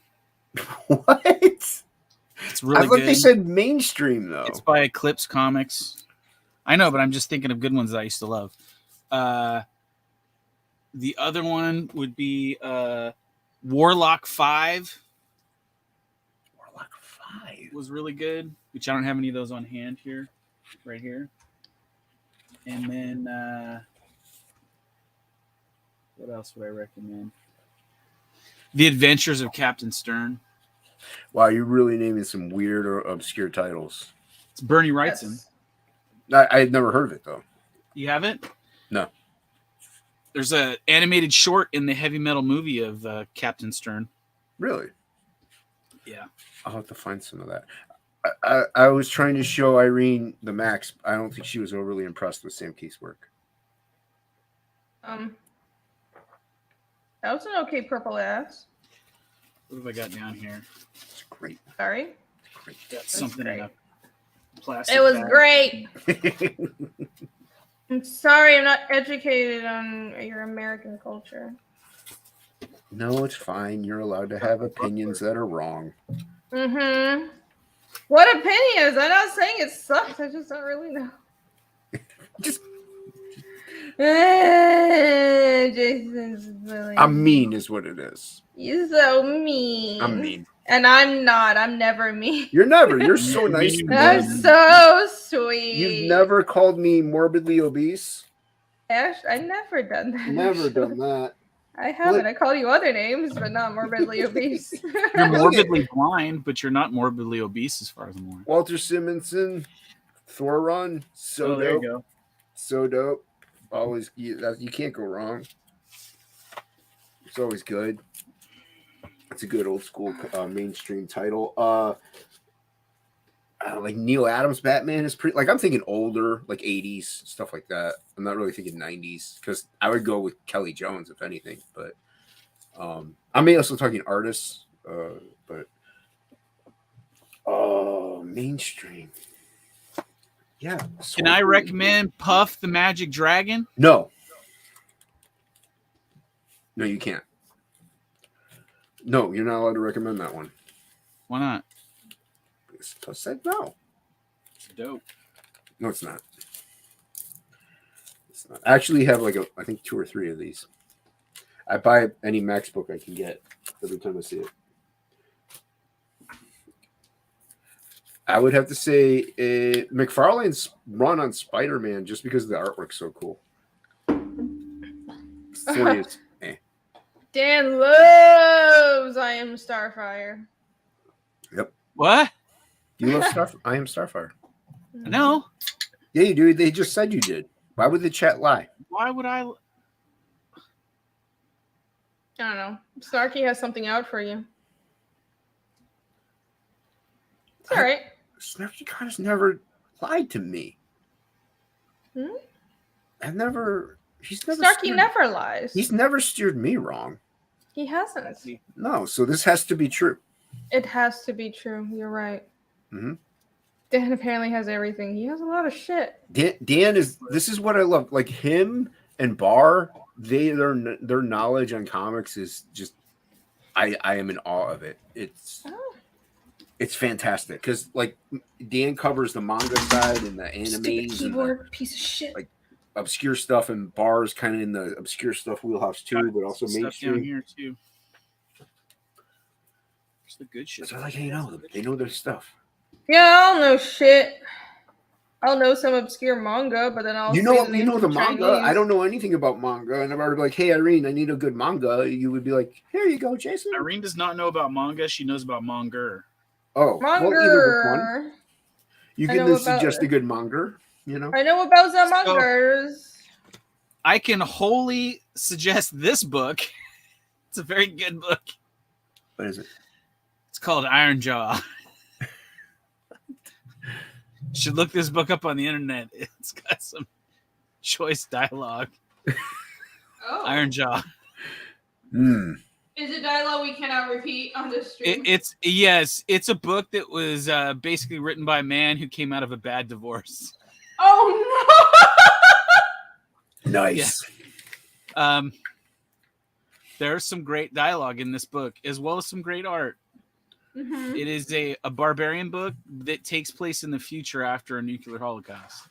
So I have over here. Oh. it's a short tale. There's only 4 issues in the run. The other series I love, which is only 3 issues long, is Power Lords by DC. Power Lords. It's drawn by Mark Texeria. Ooh, he's good, dude. It's good stuff. So yeah, if you want some old school stuff, that's some old school stuff I can recommend. Hello, Tired Dad of 5. But be forewarned, Iron Jaw has some seriously crazy dialogue. I got the Turtles #4 reprint. Oh, look at all you fancy people. That is good stuff. Your fancy shit. Yeah. There you go. It's when it was still Eastman and Laird's. Yep. And I got a body. No, you don't have to make it big. I hit it, so you don't have to make it big. Who came in? Oh, what's up? We can't see you, Tired Dad of 5. It's Mike McMahon. Well, I don't know. I don't know. Chat knows that. I don't know that. I don't know you. All I know is that I keep seeing you posting stuff in a group where you're not supposed to post stuff, but links. I have no idea what you're talking about. It's highly suspicious. The guilt. Well, welcome. Glad you can join us. Irene Nice Smart muted that DM group. I did actually. I know you did because people kept But talking. I mute all DM groups because it's just I'm in like 20. Yeah, It's it's too hard to much. get when you get tons of notifications. Are we screen sniping Mike McMahon? Yeah, he's No, live he's- right now. Yeah, he's live right now. I know. We're stream sniping him, right? Yeah, he's live right now. Sure, Totally. we'll go with that. I What just is figured his I'd be on. I'm on my break, so figure I'd. Mike's on his join break. if you guys- Oh, I see. No, You come you're on a hard Irene's worker. channel on your break, but you don't come on Topicless when you're on your break. That's fine. What he's saying is he loves me more. Loves Because me you have a long better- time. It's because you got a better beard. Yeah, that's true. Who's on with Mike? Who's he talking to? He's talking to Irene. Irene's I'm on his, talking to you Irene's on his guys. channel. Dan, you know he's in the stream with us, right? He's on the stream with us? I thought you were doing a bit. He's in It's the fucking Christmas show. miracle! It is. It is. We never see Mike anymore. Unless I know. he I went gets to- super chats on the Fulton show. Oh, drink some Yeah. eggnog for that. Yeah, Cheers. drink some Sorry. Fireball to that. I will It's not alright. drink any more Fireball. You fucking degenerates trying to fucking murder me over here. Can we get another super chat so Irene can have another double shot of Fireball? Eggnog. Hey, Mike Eggnog McMahon, Fireball? have you ever? Can you see what this book is, Mike? Chaka? Chaka? Shakan, the Forever Man. Shaka Khan? No, it's Shakan, the Forever Man. You don't Shaka, remember Shaka. that? No, I don't. He even had a video game. Really? Yep, he had a Sega video game. And here I thought I was old. Well, I mean, that's rude. Just your underwear. But- Ooh. No, he's so good with a sword that not even death can kill him. Ah. Like what era Sega was that? Yes, Like 90s or 2000s or definitely not With it, 2000. Jason, these are the questions. Jason, no, you it was should have like regular answered the Sega. best era. The aughts? The best Isn't that what Irene thinks is the best era? era. No. Yeah, I What kind of thing? do though. Oh, let's go back, please. Let's go back. the 80s and the 90s, yo. The 90s was the best. The 90s were not bad. I just don't remember enough of it. Right. I think you would have had fun if you says, were put a little like fireball in your eggnog. Yeah, put a fireball in your I'm eggnog. gonna not do that. You would have fit in with the 90s, Irene. You Probably would have. You'd have had a great time, kiddo. Yeah. I would have loved it. I mean, you hang out with middle-aged men who were, around in the 90s. I think part of it is I wasn't born in America. I was overseas. So I wasn't raised with the same crazy shit as Americans of my generation. In the USA. She wasn't. I'm like, oh, where are the sane people? Nobody my age. I don't know. Wait, you think we're sane? Not really. You're just the same level of insane as me. Correction. Thank you. It's like I need to find a comparable level of fucking nuts. Schizophrenia does run in my family. Some boobies for Christmas. Yeah, depression runs in mine too. Hey, look at that. Birds of a feather. Yeah. Yay, problems. Good times. See, I don't understand why everyone says it's such a bad thing that Rini just wants to sit in her basement and draw. I mean, that's what I do. Yeah. Yeah. I don't know why people think it's a bad thing. See how it is, Mike. They want me to like have a fucking family and shit like that. Yeah, don't do that. Who needs that? Silly. Well, I mean, you're already married to choke out, so yes, you just gotta start pumping out babies. That's all. The choke father. The choke father. That's right. I guess that's just something that completely happened without me agreeing to it, but all right. Welcome to America, Rini. Yep. Yay! Proud to be an American, where Irene knows she's married to Captain Chokeout. I mean, he's not even American though. It doesn't make sense. That's true. He's American by like he's part of the Dreamers, isn't he? What? He's part of the Dreamers. He's American by baby mama? He's American by proxy. He's American by proxy because we used to be British, but now we're American, so he's just a little removed is all. We had a revolution for a reason. Yeah, so he was taken political prisoner and never released. Yeah, that's the only That doesn't make sense. That doesn't make any sense. It makes total sense if you don't think about it. Most things make sense if you don't think about it, Jason. Exactly. How do you think I get by? Yeah, you have a point. If I just stopped thinking about things, my life would be so much easier. It is so much easier, Irene, let me tell you. Is it? It's insanely easy. Tell me how much easier it is if you just let things happen and don't think about it. It's a lot easier. And go with it. Just go with it. Sounds great. Just let it happen. That sounds a little terrifying, actually. Let it rub inside your wall. Just let it happen. Just stop fighting. It's okay. Just let me sink the knife deeper. There's a reason chloroform doesn't have a smell. That's all I'm saying. Oh boy. That's all I'm saying. It's just the first thing you brought up, Jason. God damn. Chloroform girl. All right. Disavow. It's a song by Polka Dot Cadaver. By who? Polka Dot Cadaver. Never heard of her. It's a great band. They have a song called Chloroform Girl. How could it not be a great band? Sure. We'll go with that. We'll go with that excuse. So what's everyone's plans for the holidays? Chloroform, evidently. Chloroform. Okay. I'm going to draw and then chloroform myself. Don't say that too loud, Captain. That just sounds very pathetic. No one else will do it, so I might as well. That's sad. That's so fucked up. It's so sad. No, I'm drawing. I have a lot of work to do. I have the whole week off next week, so I'm just gonna draw. I took time off work to work. Nice. Great. I never take a vacation. It never happens. I took like one vacation this year. That's it. That's the only vacation I took in 2 years. My day job, we have next week off. You have the whole week off? Yep. Wow, dude. We only have Friday and Monday off. Sorry. You should be. It's your fault. Sorry. I'm trying to read your chat. I love it. Did I miss any super chats? Down goes so. Are you? I don't know. I'm trying to read your chat in general. No, I didn't miss anything. Because what if I hold this lens up to it? It might help. Sign up for Egg Beater.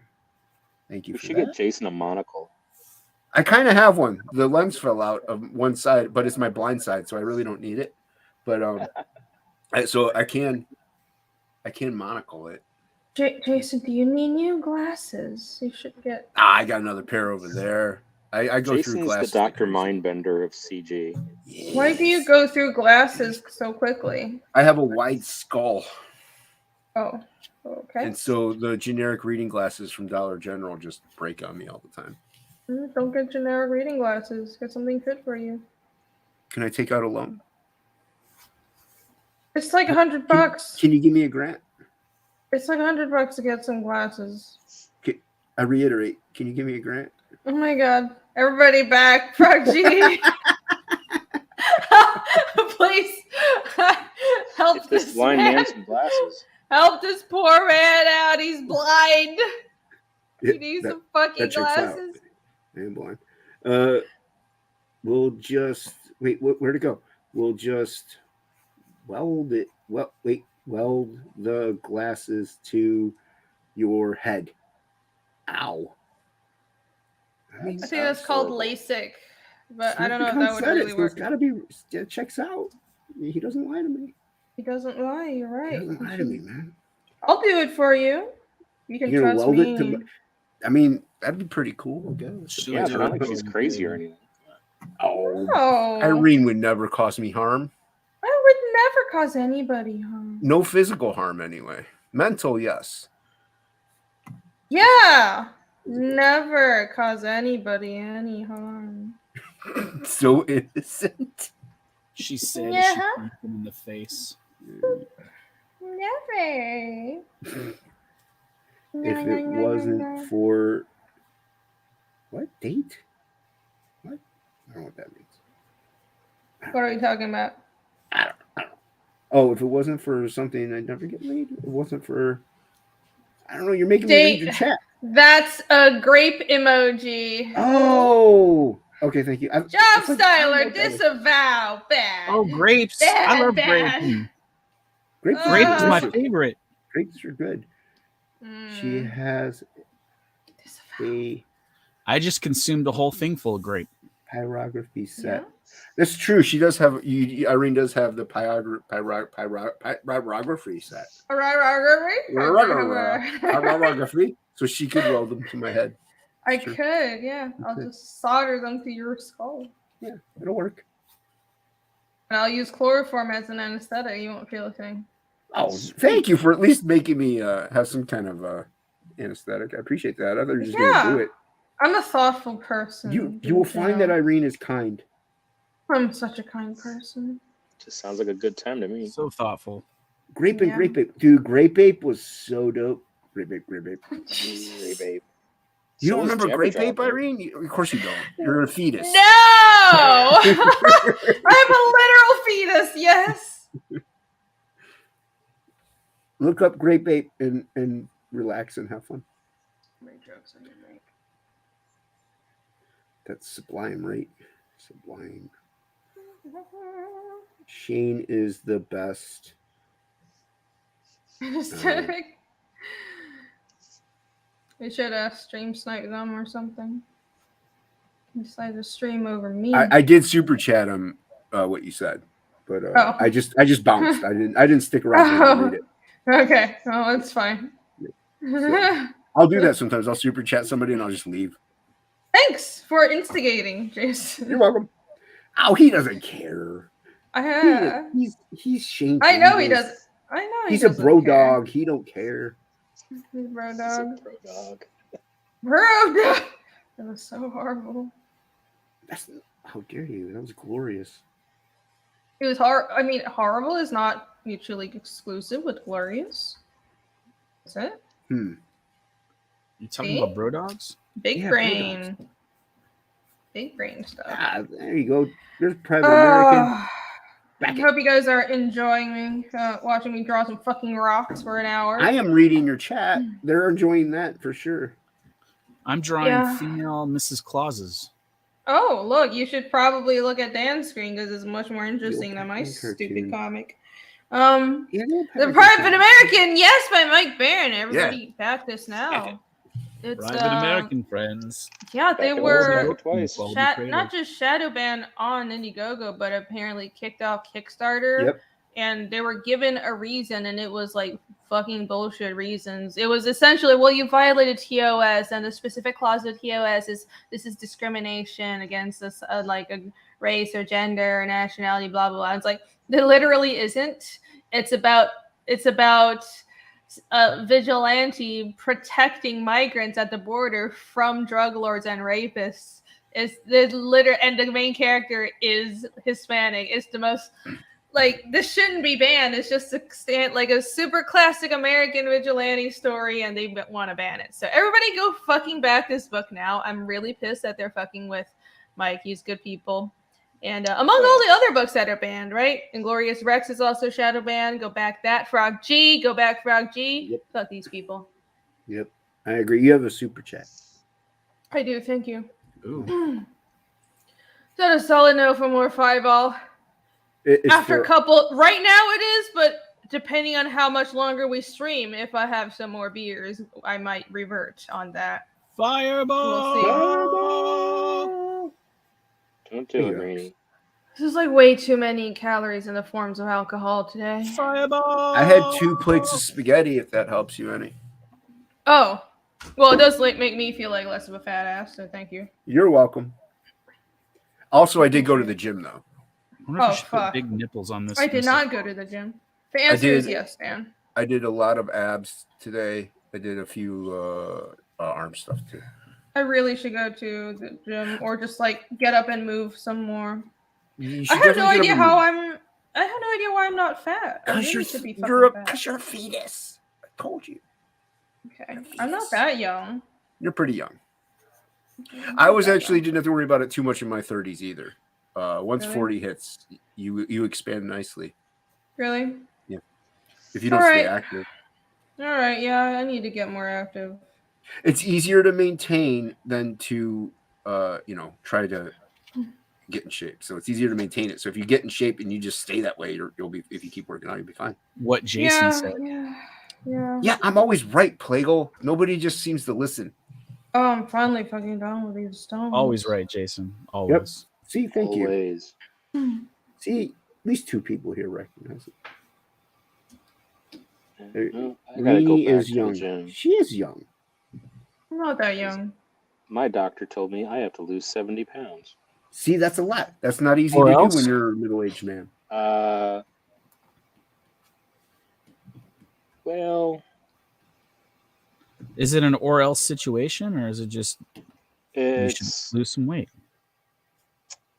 Well, you know what? I don't care if people know. You don't have to say it if you don't want to. Just you can just say or else. Yeah, you have to say. Well, right now I am dealing with stage 2 prostate cancer. Oh. And to get the surgery, they said I have to lose 70 pounds. So that's or else. Yeah, I'm very sorry to hear that, dude. Pretty much. Yeah. Yep, but Shit. Just the way it is. I believe you can do it, and I believe you'll come out of this. Yeah, you can do it. Honestly, dude, a lot of it is diet. Oh yeah. That's what sucks because my diet is terrible. Yeah. My diet is so bad, dude. Like I had a bunch of cookies today. I'm like, but yeah, I go to the gym, but my diet is trash. Yeah. So yeah, you could do it, man. You'll get it. Yeah. You'll get it. My wife's a good cook, and she's used to be vegetarian, so she knows stuff. She knows the tricks. We'll get it figured out. Just seems kind of daunting. Yeah, diet is a big part of it. I guess if you want to lose weight, it's diet, but if you want to get in shape, it's working out. So right. Well, it's the combination of the two. Yeah. Yeah. Like I said, that's why, like, honestly, like 4 or 5 years ago, I was actually in pretty decent shape because I was eating really well, and my workout routine was pretty good. Now I just garbage.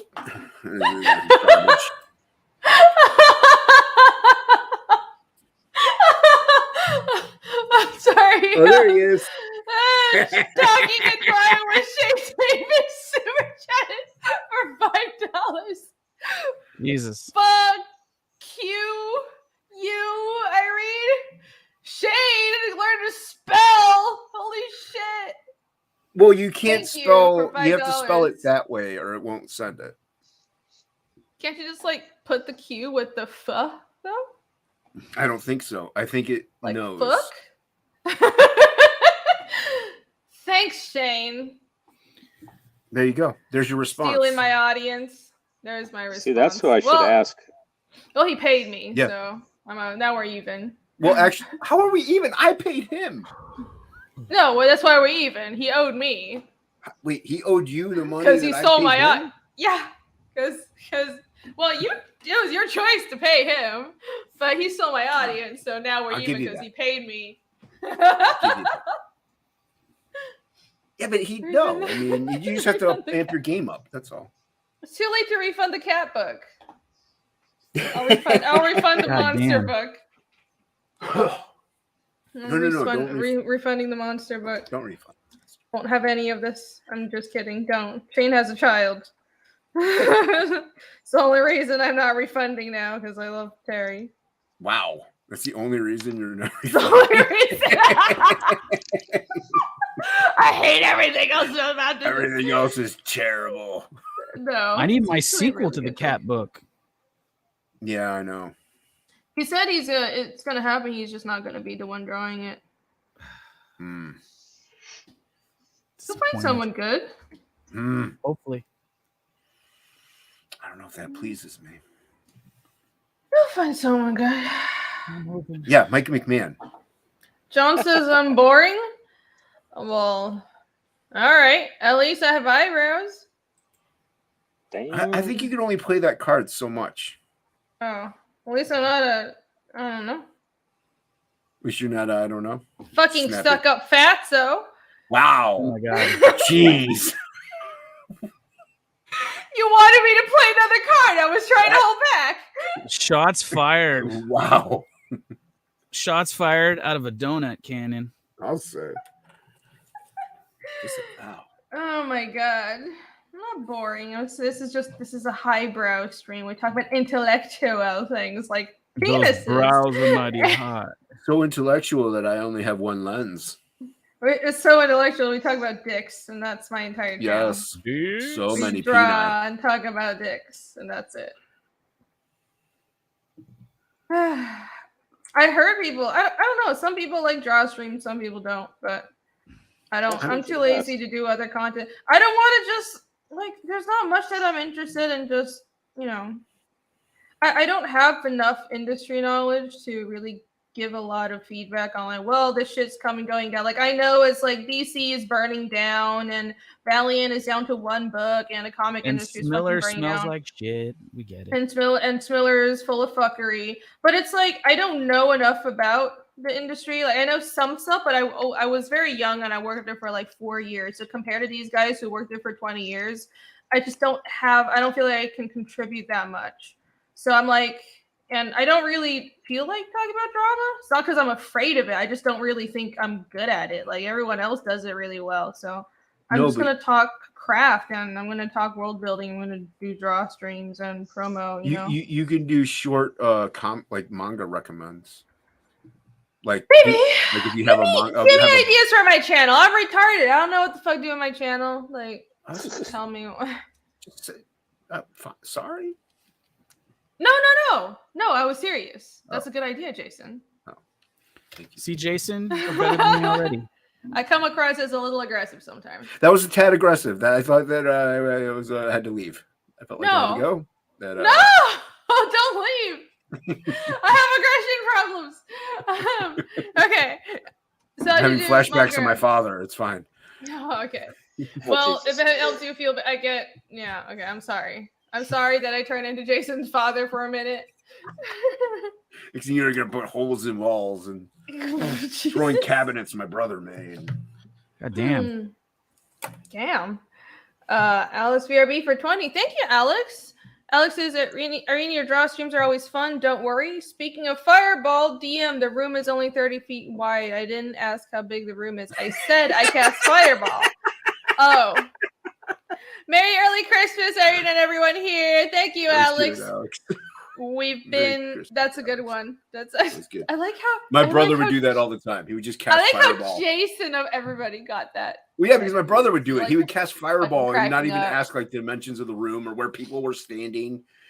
So he would just cast it. Like half of us would get incinerated. We're like, dude.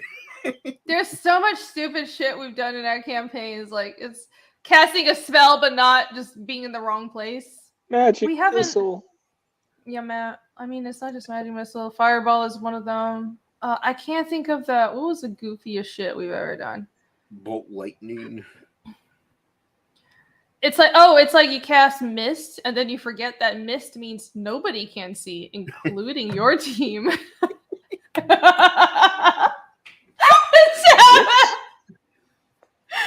Nice. Or you like cast grease and then you like inhibit the enemy, but you also inhibit yourself because the whole ground is just slippery and everybody's falling down. I mean, that's one way to do it. It works, I guess, except when bit. you know you and your team have terrible deck saves and the opponents clearly have better decks. It's like probably not a good idea. You're fighting Wyvern, you know that, right? Like they can fly, you know that. It's like, right. You're fighting birds, right? Okay. Holy shit. Oh, that reminds me. We fought a castle full of dire corbies once. It was horrific. It was a campaign in Pathfinder called the Brinewall the Brinewall campaign, and it was like a castle. It's like this old rotting castle full of dire corbies, and it was their lord was this Tengu Oni. Is a Tengu Oni. So he could fly. He had like wind powers. He could cast illusion. He would summon all kinds of animals and like just fuck with you. Anyways, it was terrible. But I killed him. Nice. Yeah, you played Pathfinder. We played 2nd edition D&D. So it's like those things. Oh yeah. You played D&D when it was good. Yeah, I played some of the newer D&D as well. I don't really like it. Yeah, no. It's okay. I'd play it if I just wanted. I feel like I could, like the newer D&Ds, I could do other shit and play at the same time. You know, it doesn't take that much brain power. Really? Yeah. It's just, I don't mean to be insulting, but I never played it. It's kind of basic and it's kind of easy. But like, if that's what you're looking for, then that's fine. I haven't played in over 20 years, so. Oh. Yeah. I haven't played since you were alive. I am totally 20. That's right. I said over 20. Oh, okay. You know, I'm much older than 20. I know. All right, we're gonna move on. I do know how old you are. I'm old. So old. 54. I'm so old. So old. You're the oldest one here. I am. This is the power of the Asian. And your 6 demon bag. 6 demon bag. Oh, please tell me you've seen that. No. Okay, you know the clip that Shane always plays with the semi truck and it runs over the guy. Yes. Yeah, that's from that movie, Big Trouble in Little China. Oh, okay. I've never. You seen have that. to watch that movie. Classic. Like, okay. No, I need to stop the stream right now and go watch. watch. Oh my god! I'm gonna not stop the stream, but I will eventually watch it. Maybe someday. No. This is no. I hear that a lot, especially from my mom. This is probably one of the greatest movies, American movies ever made. Oh, absolutely. Okay. Yeah, like it's no joke. It's really good. Like it's flawless. Okay. All right. Write that down. It's all in the reflexes. It's all in the. I don't see you writing it down. I wrote it down. You're not writing it down. You're drawing. I can see what you're doing right now. I totally wrote it. No. This is I'm drawing with my foot. I wrote it down. This is another foot fetish stream. It is. Every stream here is a foot fetish stream. Yeah, that's true. That's so you're old. At least I'm not alone. How can you, I don't know. If the fire were drawing magical, if not, shouldn't some of the fuel reach sticks would be visible? Yeah, it's underneath. It's kind of like piles of stuff. I don't know. I don't really feel like drawing it. I guess I should draw some more sticks of wood coming out there. Yeah, get to work. Fine. What are you just here to read the chat? Yeah. That was Plague. I'm just here to make money. I don't know fucking. I don't. My goal isn't to draw comics at all. Why is my name being drug into that? Because you're just supposed to read the chat. That's true. See? The what? Dan's drawing now. Hey, you guys want to see some boobies? Here we go. Look, something more interesting than what I'm doing. Oh, so good. Boobs. Mrs. Claus. Boobs. I've been a naughty boy. AKA I'm on the naughty list.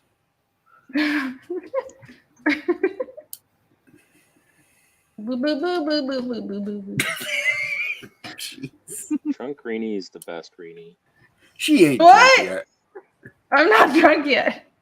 I had like a cup of fireballs and some beer. Yeah, drink another fireball. Okay, is this how bad it is? Fucking Voodoo Ranger, my favorite beer. It's like 9% or something. This tastes normal to me. Like no, and like even Dos Equis and other kinds of beer just taste like water. I don't like Dos I can't. Equis. Guinness was the only beer I could really do. I don't like Dos Equis either. I used to like it in college, but I guess my tastes have changed. Now it just tastes bland, tastes watered down. You should drink Johnny Walker. I think the older, yeah, Johnny Walker, that's nice beer. I think the older I get, the more I like bitter things, and I think that directly reflects the state of my soul. That checks out. Dude, this is how I know I'm getting old. Is because you're bitter inside? Yes. The get off my lawn is growing in Rini. It is. The back in my day is strong in her. Yeah. I think, well, that's not too hard to have, though, because 10 years ago, it was a different planet. It's true. It's true. It's true. Truth. Truth. Sad face. Sad face. Happy face with Mrs. Claus. Mrs. Claus will give you a happy face. Next page, it jumps another cup size. I had that problem with Ragna, so I decided, and I blamed Dan. So What? It is your fault. Blaming me. I was like drawing this page because I don't draw my pages in order. I already drew some pages of Ragna that were later on in the story, and then I went back to draw some previous pages, and I was like, oh wait. I was looking at the pages in sequence, and her boobs shrank across like 2 pages. I was like, wait, because I do want to make her boobs bigger, but it just didn't make sense. It was across 2 pages in the same book, and I had to go change it. And I still think it's not right, but I'm like, well, fuck it, whatever. I'll draw a new template for Ragna for you. Are you guys entertained by my Ragna's boobie head. problems? Actually, Very. Lots of boobie problems. Just I don't know if you draw them in order. we're gonna.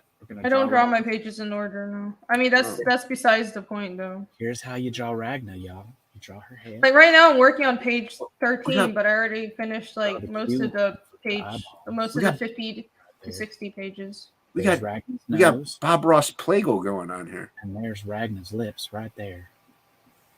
Keep them like I that. feel like we're losing viewers. No, you're gonna gain viewers with this. Don't worry Draw about it. Ragna's neck, Everybody stay. He's drawing tits. Don't go. and then you draw her arms. See Ragna's arm, her shoulders like this. See, magical shoulders. Oh, is that how you draw her? You have her hands up here. Doing He's some kind of like sort a Bob Ross Devil Flyer mix. You magical like quest. a Mickey Hot Bob Ross. Draw the arms like that and give her some nice Little shoulders. bit of a Attach right hippie there. Bob Ross vibe over here. Right there. Am I making it worse? Yes. Just gesturing some pretty arms on Ragna. Some sweet gesturing. That arm is totally off, but we can come back and fix that later. Because the important part is the clavicle here and the rib cage. Got to build a strong rib cage. Hold up Because you those see, tits. when you draw Ragna's boobs, you know, got to make sure that window is large. There it is. There it is. Mm-hmm. Got to put some droop in there. Because the top is barely holding back Ragna's immense power. That doesn't even look human, Dan. And she drinks lots of Diet Pepsi, so she's got a nice waist like that, y'all. Just like that. I miss you, Dan. She's got a buttocks that just won't quit. So you got to bring that out. Some birthing hips right there. That's right. That's right. It's kind of like drawing Frog G's face without his eyeballs. Big, hefty Frog G. With some Frog G eyelids right there. And then you just put that little pussycat nose right there. Little Shitbird Militia for 2 says Boob Ross. And then you put Ragna's thighs together like this, but be sure you leave a little crack in the window. A little crack in the window right there. Crack in the window. Little diamond, you know. It's like Diamond Dallas Page. You got to leave a little spot right there. Right there. And then a little sliver. And you put those hips together. And then you just go crazy with the hair, y'all. You just, oh, shit. It's all over the place. It's like out of control. This is way too Bob Ross for me. Yeah. Now, yeah. Now her magic is so powerful, her teats can't handle it. So you bring them out like that. Powerful teats. Oh my god. Top is barely restraining them. Just like that. Perfect. I can't.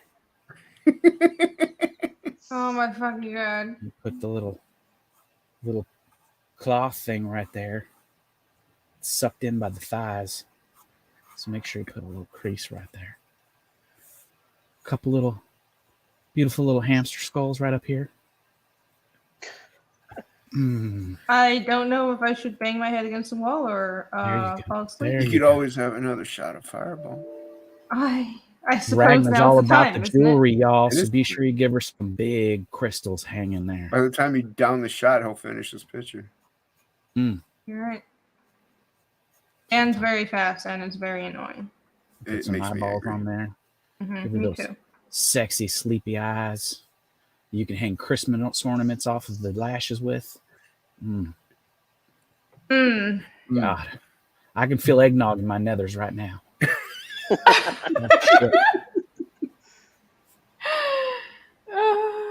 Just give her a little bit of Chat's liking this. Chat says you have a sultry, whorish voice, Dan. That's right. And don't forget to put those big steak-eating lips right there. Steak-eating lips, huh? She likes her mate. She's all about the magical sausage. Or sausage, as my Italian friends like to say. There it is. Oh, and she's got a big furry collar. Don't forget her fashion statement. Her fashion statement. It's blowing in the wind. Just like her lips. Blowing. Her lips.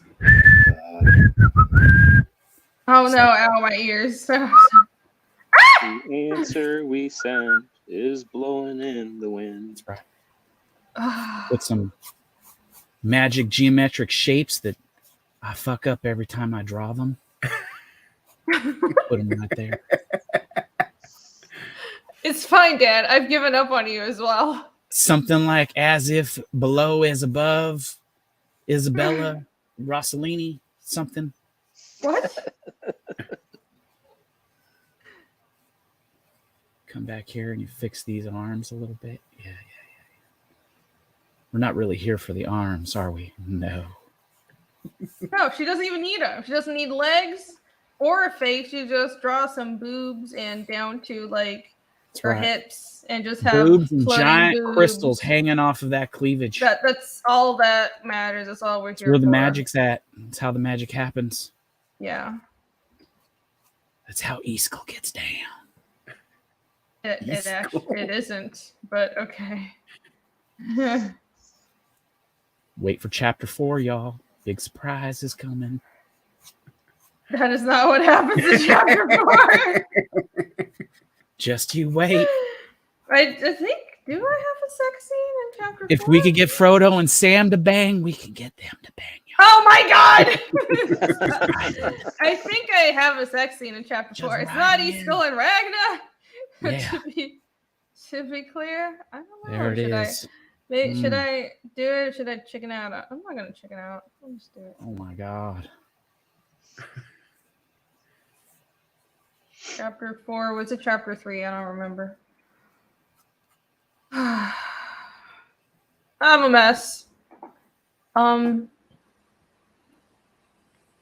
Just a busty stump with bush is all we need. The chat has spoken.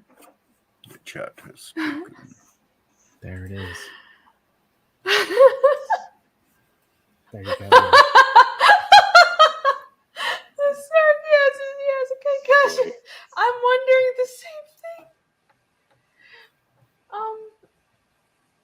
Thank you for your instructional video right now. I don't know why you're putting Easkell there and not fucking Casimir. It's so weird. Everybody's putting the 13-year-old child. Oh jeez.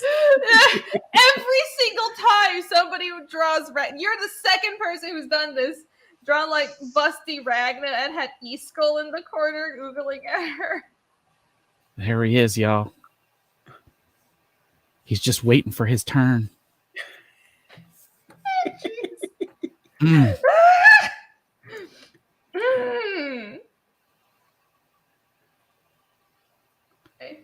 Yeah.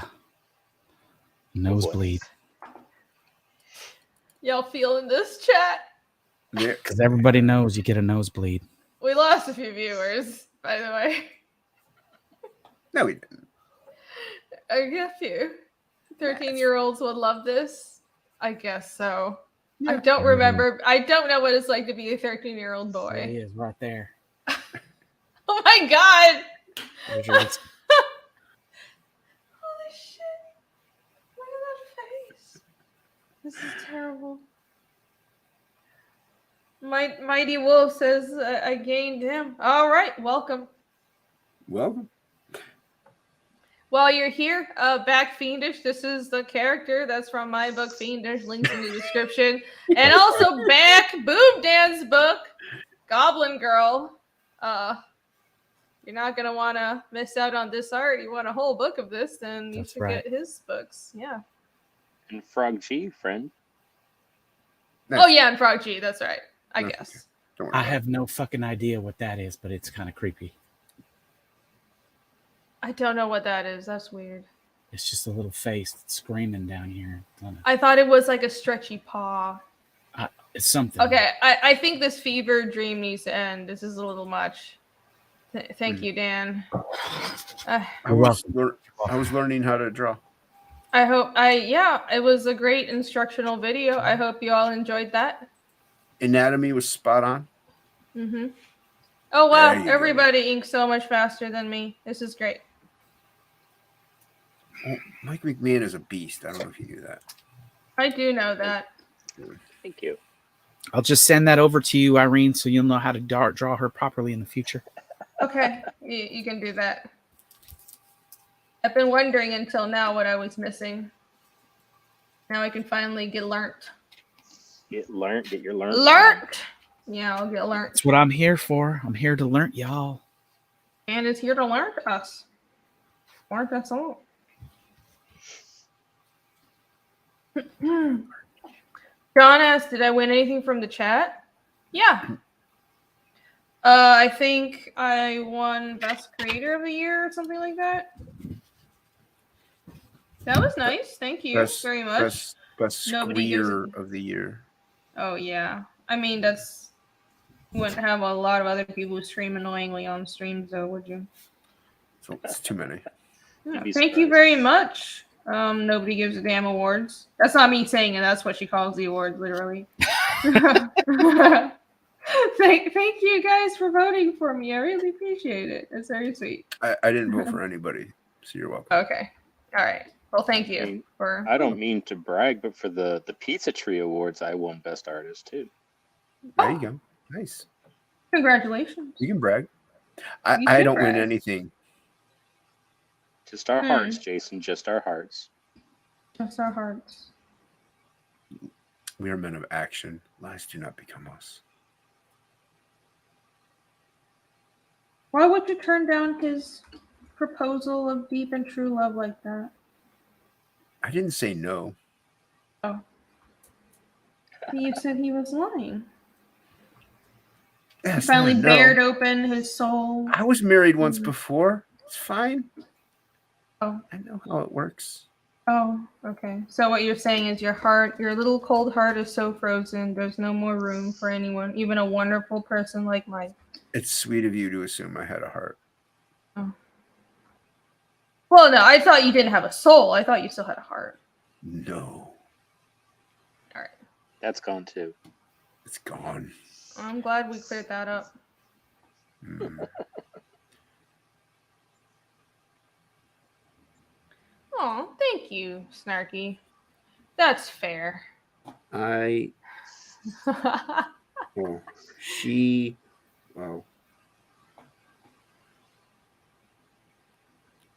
That looks really good.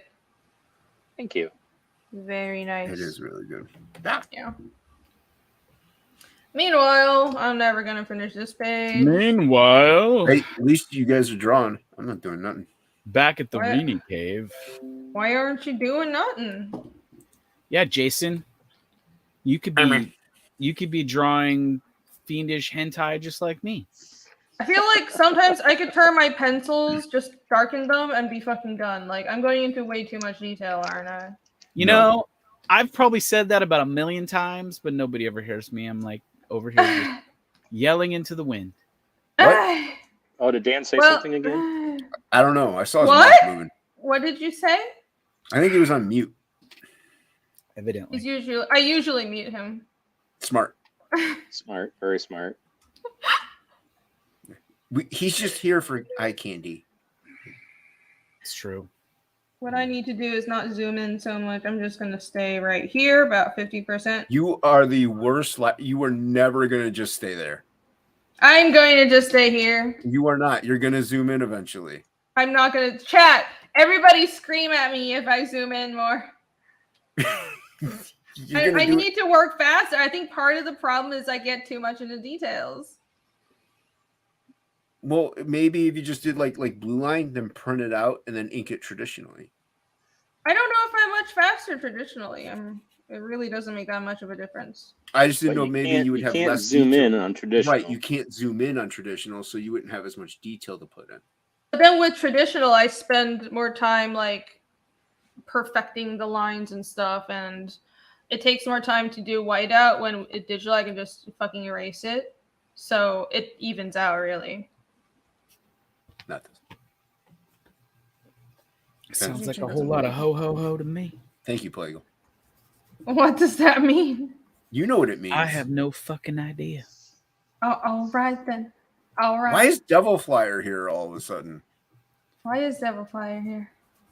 I don't know. 'Cause he's got questions for you, Jason. I know he does. Hello. He's got questions. We don't have answers. It's true. People are trying to tell me I'll be fast if I drink more. I don't think that's how it works. Oh, you'll be so much. No, that's true. Look at Malin. No, he just gets high. Shh, it's okay. It's his I own do. supply, so it's no big deal. I have been thinking, I don't know, apparently a lot of artists like get high as fuck and do amazing work. I feel like I need to get high Evidently. more. All right, Yeah. go get some. But like, So, no, I don't get have out a any. chair and get higher than you are now. Oh my And God, there you go. that's. Oh my God. Ugh. Dad joke. He's a dad. You got to forgive him. I'm I mean, kicking him. Damn. Look at He's a Dale. He gets so high that he goes to the spirit world. He does, yeah. No, I mean, I think so. Every time I've done weed, I don't really like it. I feel like I need to try. I don't have the right kind. I never really liked it. I just feel like I'm an I need to idiot. take a bath every time I smell weed. The smell is fine. It makes me feel like I'm a fucking idiot, and it's not as good as being drunk. I'm just like sitting there, and I'm too aware that my brain's not working anymore. I hate it. I love the drunk and feeling.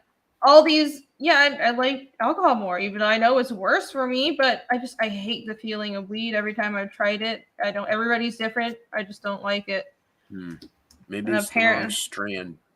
That's what everyone says, and Maybe I haven't. Some of that sativa. Yeah, I don't know. It's a lot of artists like it. I feel like it cleans out your system. No. Oh, alcohol? Yeah. Oh no. By like puking? no, it's really bad for you. Alcohol's like really bad. It's pure poison. Yeah, I really would. If I actually like weed, I wouldn't drink. Yeah. But that sounds some like institutionalized malarkey to me. No. Factual statements, but that's fine. You can always hit up Death Metal Hero. He can steer you right. Probably. People are saying to try edibles. Right. I think I tried edibles once. Maybe that makes sense. Does my dad have dad jokes? Not really. No. He's very quiet. Mike has plenty of dad jokes. I have plenty of kids. Does. Oh, I got you have 5 of them. A very important text message. Because I'm stupid. Oh my God! I didn't say that about having kids. Okay. Well, no, I love kids. Well, you loving your kids and saying you're stupid is never having them is not the same thing. I like how it seems like a lot of parents I meet, such people with a lot of kids, they want to complain, but they can't because they're too afraid of sounding like, I have to clarify, I do love my kids, but it's a lot of work. We know it's a lot of work. It's okay. I mean, if I had known pulling out was an option a lot sooner. But, I mean, it's not always 100% effective. So. Oh, my God. There are certain there's only 100% effective method, and it does not involve insertion of any kind. Well, that doesn't sound like any fun. That's just the only 100% one. I mean, I'm just saying, I mean, if you use other shit and also use condoms, it's not that fucking hard, but I guess... It's still not 100%, though. Yeah, but it's very, very unlikely. Right, but it's not 100%. That's what I said. Only 100% or put it in the butt. Oh, my God. Hell. What? You want certainties? Or you can just get cut. I did, and we still had a 5th one. Oh my God! It's like, see, not 100%, Irene. All right, never mind. I had to get it done again. Oh man, that sucks. There you go. Oh jeez, fucking biology just wants. Just get it removed and get some wood chips and some various metal filings stuffed in there. Well, I will say it was kind of a blessing in disguise because getting it done a second time kind of in a roundabout way led to me finding my diagnosis. So. Oh, okay. Kind of worked out. Okay, I feel like I missed something. What was this diagnosis? I have prostate cancer. Wait, yep. I missed that. Totally I guess the first time around when you said it because you said it quietly or something. Oh my God. We had a full conversation about it. I know. I was like drawing or something. Sorry, Mike. Just not important to you. That's all.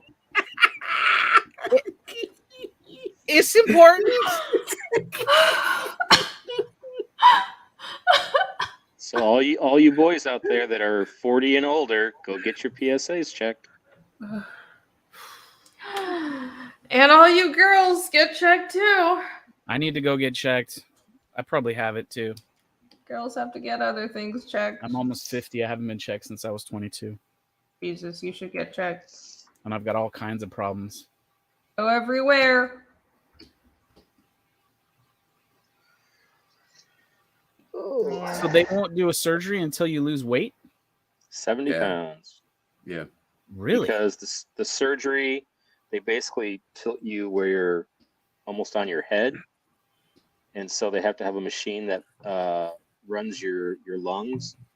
And they can't have, well, even after the surgery, you can't have a lot of pressure down there. So they're like, you have to have it done before we can even think about it. I'm like, well, that's cool. Thanks a lot. And they're like, well, don't worry. It's slow growing. And I'm like, yeah, that doesn't make me feel any better. Yeah. Oh, man. Wow. It is what it is. Yep. Sorry you're dealing with that. It's all right. I'm just waiting for like the tribute U.S. Assassin issue where everyone jeez, dude. because I couldn't do it. Oh. So this is Mike McMahon. Hi there. He's disguising his name right now, but yeah, Mike McMahon. He was once trending on Twitter. I was once trending on Twitter. Yes. McMahon. Why did you trend on Twitter? I have no idea, honestly. I just saw it one day. I was like, hey, that's my name.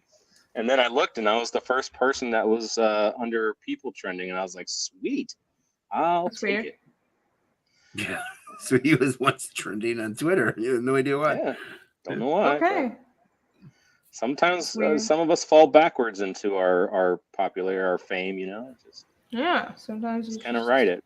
Fail upwards, and somehow you're famous. That's right. Like the rest of us. Welcome to the club. Like how I once won a Commodore 64. Oh, I still got my VIC-20. See that? Sometimes that's old people star talk. Shines so bright, it burns so fast.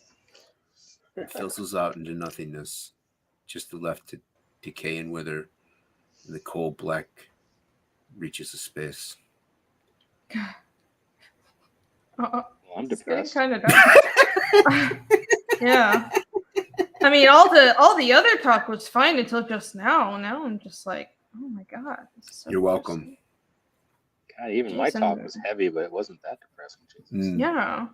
At least with Mike, he had like some hope in his voice, but now I'm just sad. Back fiendish. Back fiendish, everybody. I'm totally not gonna kill all these characters. That's right. That's right. They're all gonna live. Yeah, they're all gonna live. Like everyone. Everybody lives. Well, you know, a lot of people live. It's just what state they live in is the question with my book, actually. No. I don't know anybody that's lived forever. Nobody lives forever. That's a good song. It'd be nice. It's getting depressing. Let's talk about something else. Yeah, let's stop turning into Shane. That's right. I don't know. I actually have quite a lot in common with Shane when it comes to stuff like that. Yeah. I'm naturally my life story is one of woe and misery. But look at this beautiful. Oh, I got a text message. Squirrel.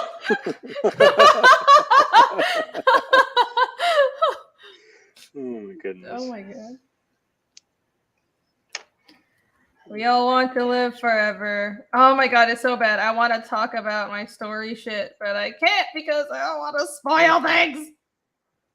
Yeah, you don't want to do that. Yeah, I worked out some really cool stuff with my story though.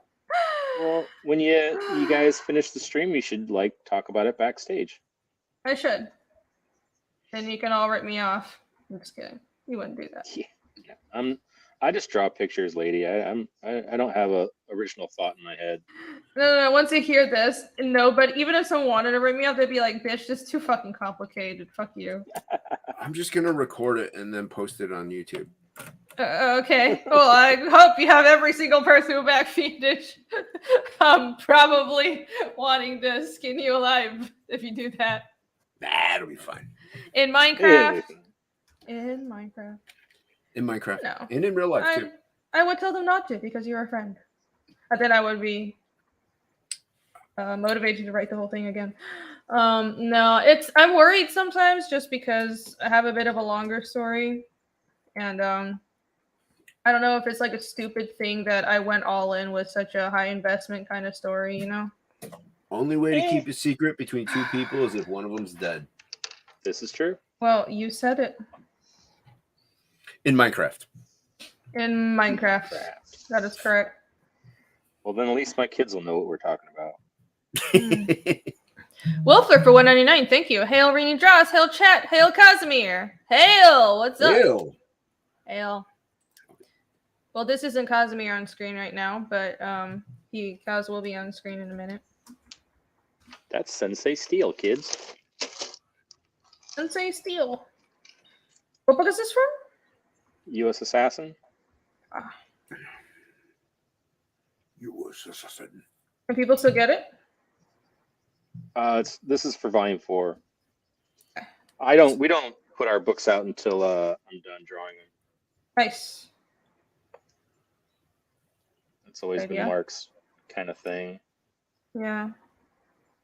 Yeah, I'm kind of debating doing that too. I do like that method. Yeah, like I did that with book 1, and then with book 2, some people were telling me, well, you don't want too much of a gap between the books. So right now I'm drawing book 2 while the campaign's live, and I'm making good progress, but I don't like the pressure. I'm wondering if I should just take like a longer gap between book 2 and 3 and finish almost all of 3 before launching. Like, people know I'll deliver. It's just like, I don't know, maybe it makes me work faster because there's a fire under my ass. But there's like a deadline looming. Yeah. It might be a good thing. Is there really a long gap though? Because if you finish it and then launch the campaign, let's say you go 2 months. Once those are over, you can start ordering stuff and then start fulfillment as soon as possible. You know what I mean? So like technically it would almost be the same. But then I'd start fulfillment as soon as possible. Then people would get the book, and then I have to take another long break while I draw chapter 3. It's just they wouldn't be waiting as long between the campaign and the books. You see what I mean? Like it's about be a little faster. No, I'm slow. I take. I don't know. Like, yeah, it would make a big difference because it would be like these books I'm at right now. It's 1 book a year. So it would the difference, it would still be 1 book a year is what I mean. Right, that's what I'm saying. But what I'm saying is between the campaign launch and when they get their books, if I finish the whole book before I launch campaign, then they would get their books like within a few months after they pledge. And I don't know. I don't know if like people would like that more. But if that would really help me, there's no way to know with these things though, right? There's no way to know if until you try it. Yeah. And even still there's no way to know. Different things work for different people too, so that's true. It's just the thing with crowdfunding, it's complicated. Well, and not only that, like what if you have issues like you did before with printers? Like so it could backfire in your face. You know what I mean? That fucking sucked. I mean that would have been even worse if I didn't already have the book done. I still can't believe they did that to you. It is what it is. I'm thankful that with book 2, I'm using the same printer, not the one that fucked me over. The new one that did my second print run, I'm sticking with them. I'm gonna contact them early, make sure we have paper, and I'm on the list and everything. So I think it'll get on the list. So it's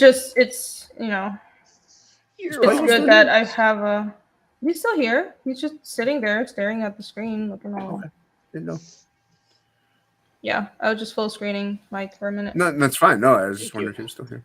I just didn't want to see Mike's art anymore. Yeah, it's because he's too good. I'm sick of it. Oh, whatever. Being put in my place, you know. All Granted, all 3 of you are too good, so it's ridiculous. Irene, day job as doctor or lawyer. I wish. I have a pretty good day job. I'm not a doctor or a lawyer, though. I'm failure. I'm disappointment. I'm failure. You disappointment.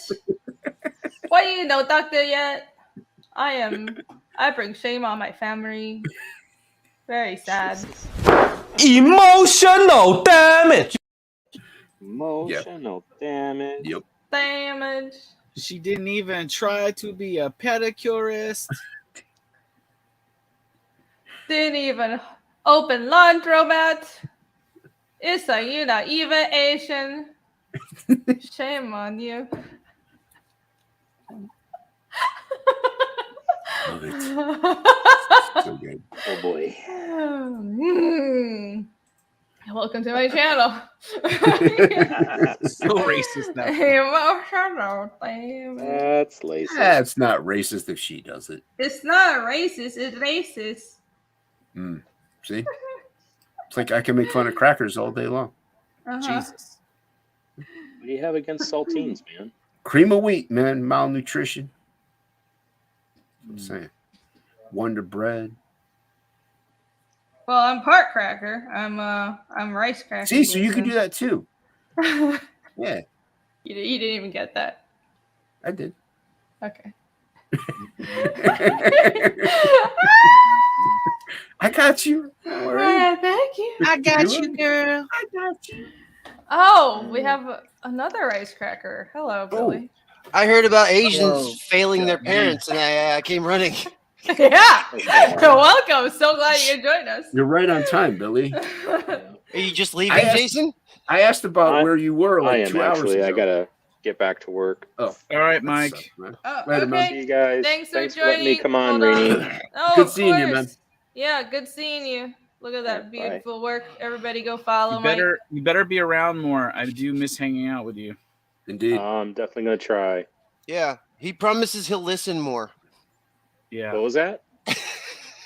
See? Even Mike doesn't listen. Mike. We both have that Yes. deaf ear. Later, The man. problem is Bye. I turn the mic down so Bye. low because Billy does not like to hear the feedback. You could always wear headphones like Wow, I really got real everybody big. else that's like on the panel and like that does YouTube. Yeah, I see. You want me to wear a mask too? What- Probably how do don't you, I- Billy? Stop! God damn it. No, I was trying to exit. Okay. Anyways. I'm not Asian. I still fail my parents. Yeah. I double, quadruple failed. I'm Asian and Jewish, so I'm a real big failure, guys. I'm an artist. What kind of Asian Jewish person's a fucking comic artist? What the fuck is wrong with me? Fucking failure. So, what's up, Billy? Oh, I like your snow. Everybody has these like nice snow effects and shit. Yeah. That's So- pretty. Oh, I like the Christmassy. fact that it's going to have an insane blizzard in the state of Ohio and everyone's going to die. That's great. That is really great. I know that here in coastal California, it's getting a little snowy outside.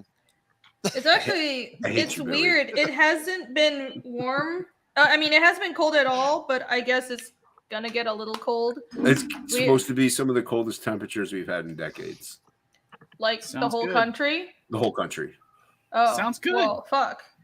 I should probably get my heat fixed. No, it's not good, Plague, because things are little more frost. prosperous when they're warmer.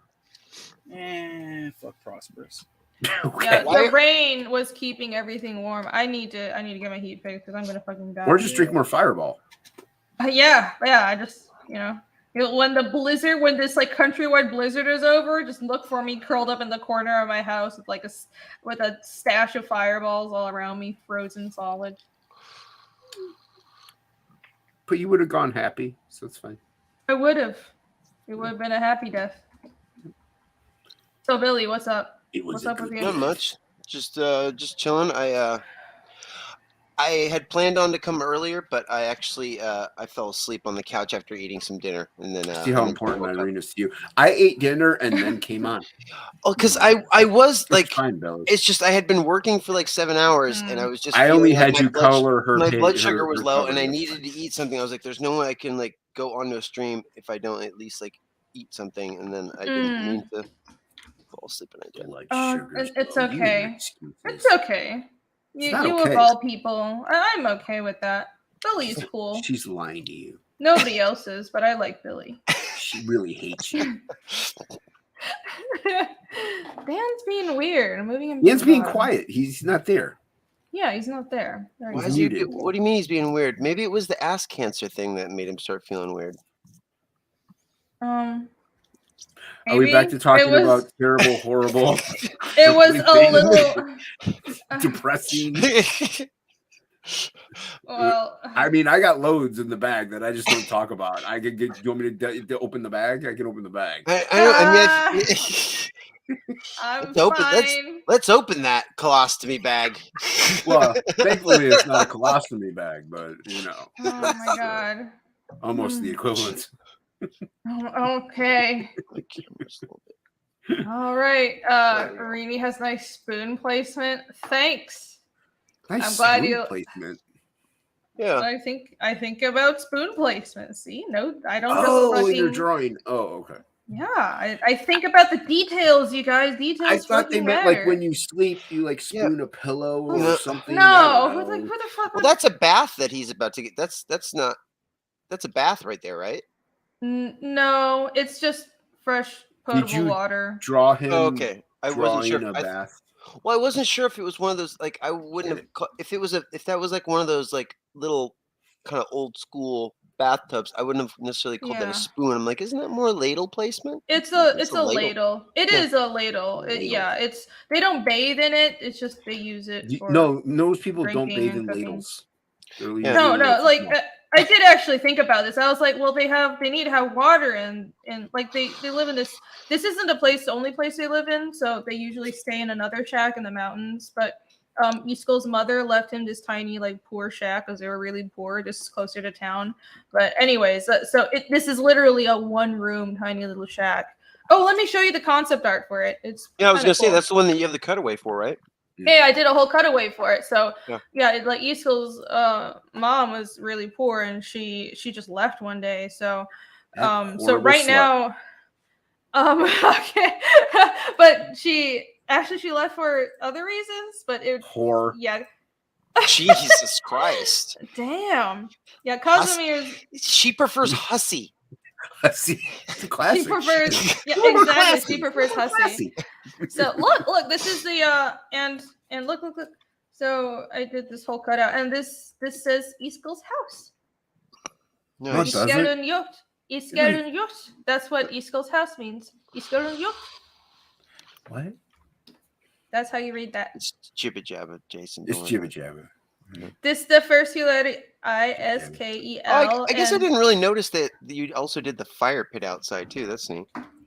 It's more like an oven. So I was thinking like if they bake bread and stuff, they need a proper oven. Your stuff so they straight, have this. Billy. I really thought I think about my fucking environments, and then I already drew. Let me open another page. I already drew a page with Casimir's house as well. But so this is a little house near Alstad, near town, that Easkel's mom left him. So they have like there's a fireplace out, there's an oven outside for like baking and shit. But the house itself is this tiny 1-room thing, and this is how tiny it is. So. And I was thinking like they would just have water for cooking and drinking, but people would bathe in the river. Like I don't think they would really bathe in the house. Most people just bathe in the river unless they're rich and they can afford to, have servants heat up water in their homes. So yeah, I did like a whole cutout illustration. You could, with it that close, you could heat your own water and pour it into your little tub right there. They could. And, like if it's really cold, they probably would do that. Yeah. But, little man, that place is like a mansion. That's like spacious. It's fucking tiny. Billy lives in a closet, is what he's saying. Well, you are in California, so look at that. Damn, you could fit a family of 6 in there. Like I see at least enough room for 5 people to lay down stretched out.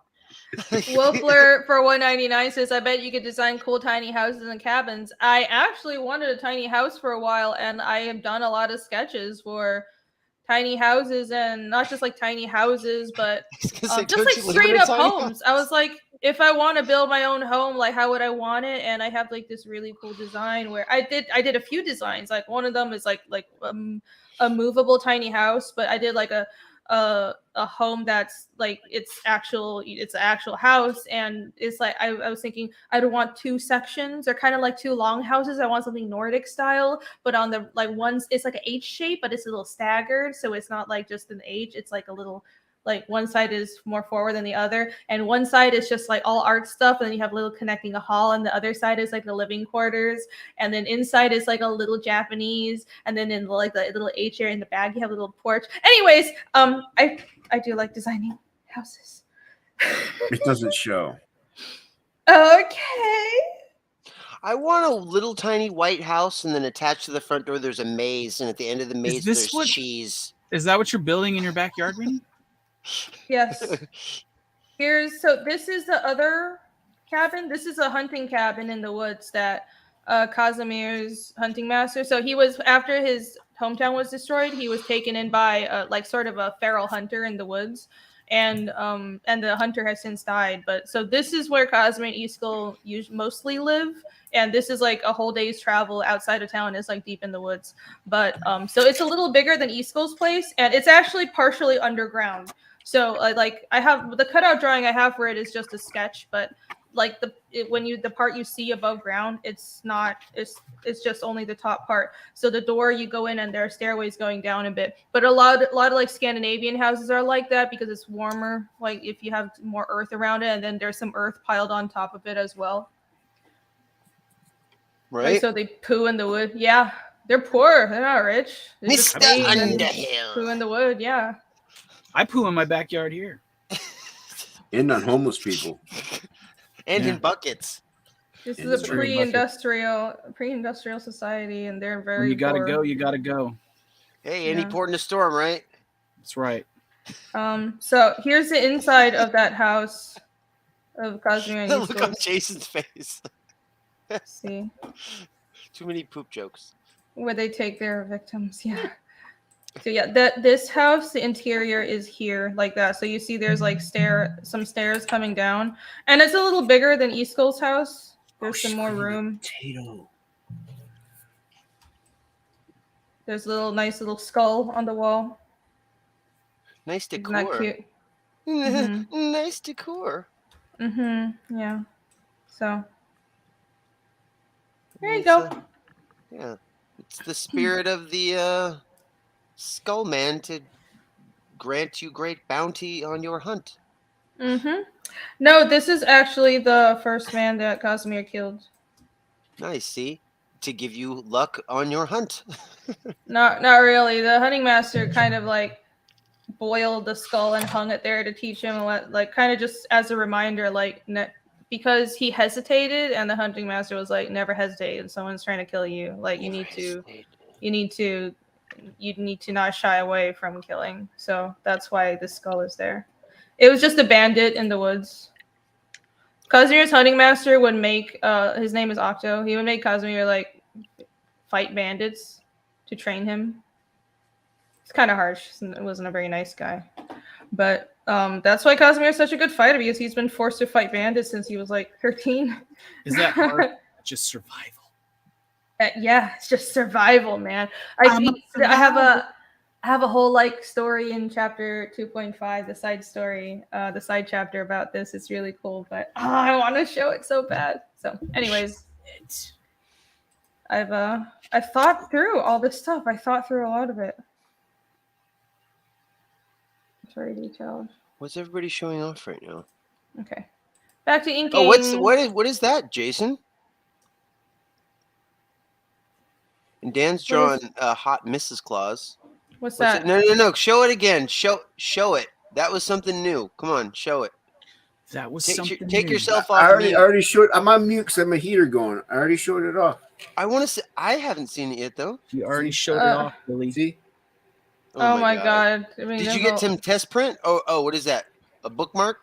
It's a bookmark. Nice. Who drew that?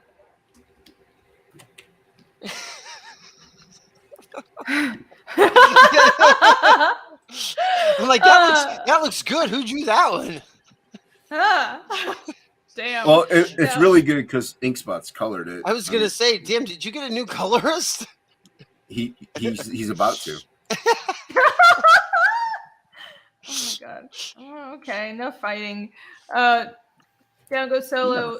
He was forced to kill the bandits. So what he did was, so it's kind of a lawless society. Like there's some like independent towns and some city states, but there aren't really any kingdoms. There's one kingdom called Erisek, further to the south, but so like when you're in the woods, it's pretty lawless and it's pretty dangerous. So there are actually like bandits are pretty frequent.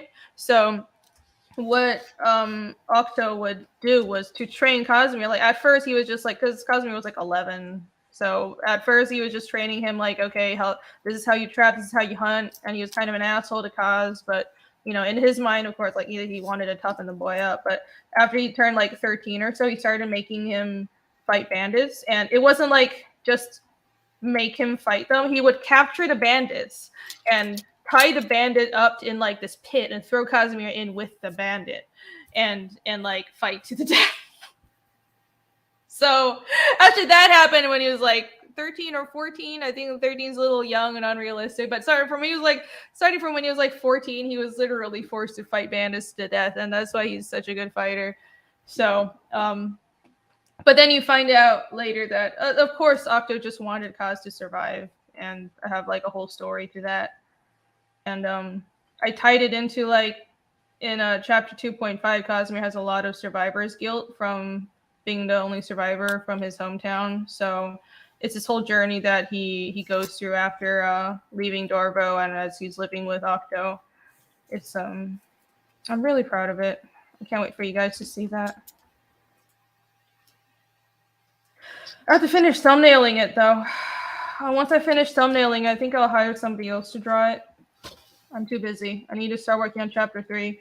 Chapter 3 is also going to be a big chapter. It's going to be like so there's a lot of like chapter 3 is when things really punch forward. So chapter 1 and 2 have been like character and establishment because I have so much to establish. And then chapter 3 is when we launch into, well, this is the magic system. This is we introduce Ragna. This is magic system. This is where we have to go. We have to go back to Dorvo, and then there's a huge monster fight, and then we find out about a bunch of like we crack open the mystery a little bit. There's a bunch of cool reveals that I'm not going to talk about because I'm not going to spoil anything. Nice. But for $24.99, you can ask me, friends, and I will tell you everything. You don't know. Actually, you probably do, but don't tell anybody. Don't tell anybody. Michael, I have a lot of fan ideas for Octo Casimir. I can't wait to see Octo. I saw your sketches of Octo Casimir. I really love them. That would be great. I really love. Yeah, I'm glad that you latched onto Octo and Casimir. I think that's super cool. You open for work, Michael? I'm serious. I'm thinking of hiring somebody. I don't want to like make any work offers until I'm done with the thumbnails, you know, because it's not for sure that I'll be able to. Just hire Dan Plagle. Here he's really quick. Dan has like a million things he's already working on. Yeah. I would hire him. You know that. It'll take him like a week. You're right. Oh my gosh. Okay. Well, I'm not sure yet, but I'll let you know if I need it, Michael. Awesome. Nobody wants you. I anybody really love but your you Octo drawing drawings. your book. What? Me? I said, yeah, nobody wants anybody but you drawing your own book. No, so. I'm talking about side stories. The main book is always going to be me, but for like side stories and because I have a couple of like in between chapters, like chapter 2.5, and so like the main story is always I'm staying really on point. This is the main journey, but if I want to explore especially character backgrounds or side stories in different locations and stuff, I have a few, not that many, but like about probably 2 or 3, and I think it would just like I want to tell them, but just like how Shane hired people to do the side stories for Inglorious Rex, right? It's the same kind of thing. Yeah, Ragnar's got all kinds of backstory. Plagle drew a great Ragnar earlier. He did. Nice. It was a tutorial. You should rewind it. Watch it. Oh my god! I'm finishing it up right now. I'm gonna just finish it as a pencil piece. It's going to be a hentai version of Ragnar. For you to sell at the next auction. Yeah. Sell at the next auction. Hentai version of Ragnar. Yeah, I need to focus on just the main story. Because the main story is always going to be me. I don't think I would ever hire somebody else. Like in my mind, don't hire anybody to your story. No, like fucking side stories and stuff, you know. And I'm very picky too. So if even someone who does a side story, it has to be someone whose style matches and it works. But I hate it when I come from manga, so I never get it when with American books they just switch between artists, and I fucking hate it. So I'm not gonna do it myself. You hate it too, so don't worry about it. Like I would, the most I would do is if I like in my mind, because again, like I just feel like the manga industry, they do a lot of things that we could learn from. For example, having an assistant, and so I would like to have an assistant that could just like do backgrounds for me and shit, but I would always be the actual artist on the main book. Oh yeah, that's the best. Having an assistant that you don't have to credit. Whew, that helps. I would still credit. I credit. I credit people even for just giving me like story feedback. I credit everybody, but like I would be doing, it would literally be like, I am the artist, but here, fill in these trees in the background because this is tedious, you know, like that kind of shit. Or right now, like I would probably just leave it here and just tell them, okay, draw the rest of this room because this is the important part, and I'm finished with this. And I would always draw the characters, but like fucking mountains and shit. You want a background artist? Yeah, basically, and not even all. I would still do the layouts, but if I can get someone else. I hear David Finch was a background artist. Just hire him. What's that? Holy mother of Moses! The person she should have is Gerhard, the guy who used to do Cerebus's backgrounds. There you go. Is David Finch friends with that Silvestri guy? Or Billy. or Capulio? Yes, the answer is yes to both. He's Capulio. He's friends with Capulio and Silvestris? Yeah. Oh my god. Yeah, I saw. Yeah. Okay, I get it. No. I'm the same way. Like I'm on your side. I'm not making fun of you, Rini. I'm on your side. No, he did this on his earlier stream. Yeah, fun of me. No, because they were like showing off the new Batman, and they were talking about. And I'm like, who's Mark Silvestri? And they're just like, get off the show, Billy. I'm like, who do you like better than Mark Silvestri or Greg Capulio? Is that? Oh my god! Is that how you say his name? Holy shit! Okay, even I know. I don't know David Finch. I'm sorry. I know Silvestri and Capullo. I'm sorry. I don't know that. No, David Finch. Pretty sure it's Silvestri and Capulio. David Finch did start off as a background artist though, and now he's like insanely huge in the mainstream. I was gonna say insanely huge in the bird rearing, like yes, Billy. Oh my god, David Finch. Yes, what's funny is I started out as a background artist for animation, so I actually really like doing backgrounds, but it's just fucking I need to save time. Yeah, I need to save time. Or what you can do is just not draw them at all and just get a colorist, and they'll do it for you. I'm gonna not do that. Because because I want to piss off my colorists even more. Yeah, they're really good. They're fine. That'll go really well. Look at what they do. Jim Reed. Yeah, that sounds about right. I want a mini Reed. Yeah, that would be great. I was just talking to my Taiwanese family. I was like, why don't any of you fuckers, I didn't say it that way, but why can't any of you speak English or draw? Because if you did, I would just ship you over here and keep you in my basement. You'd be working for me right now. I said it in a nicer way, but I still meant it. Skull Leader says, have an AI draw all the backgrounds. Yeah, sure, if you want a bunch of busted ass fucking perspective. Actually, speaking of the AI thing, no.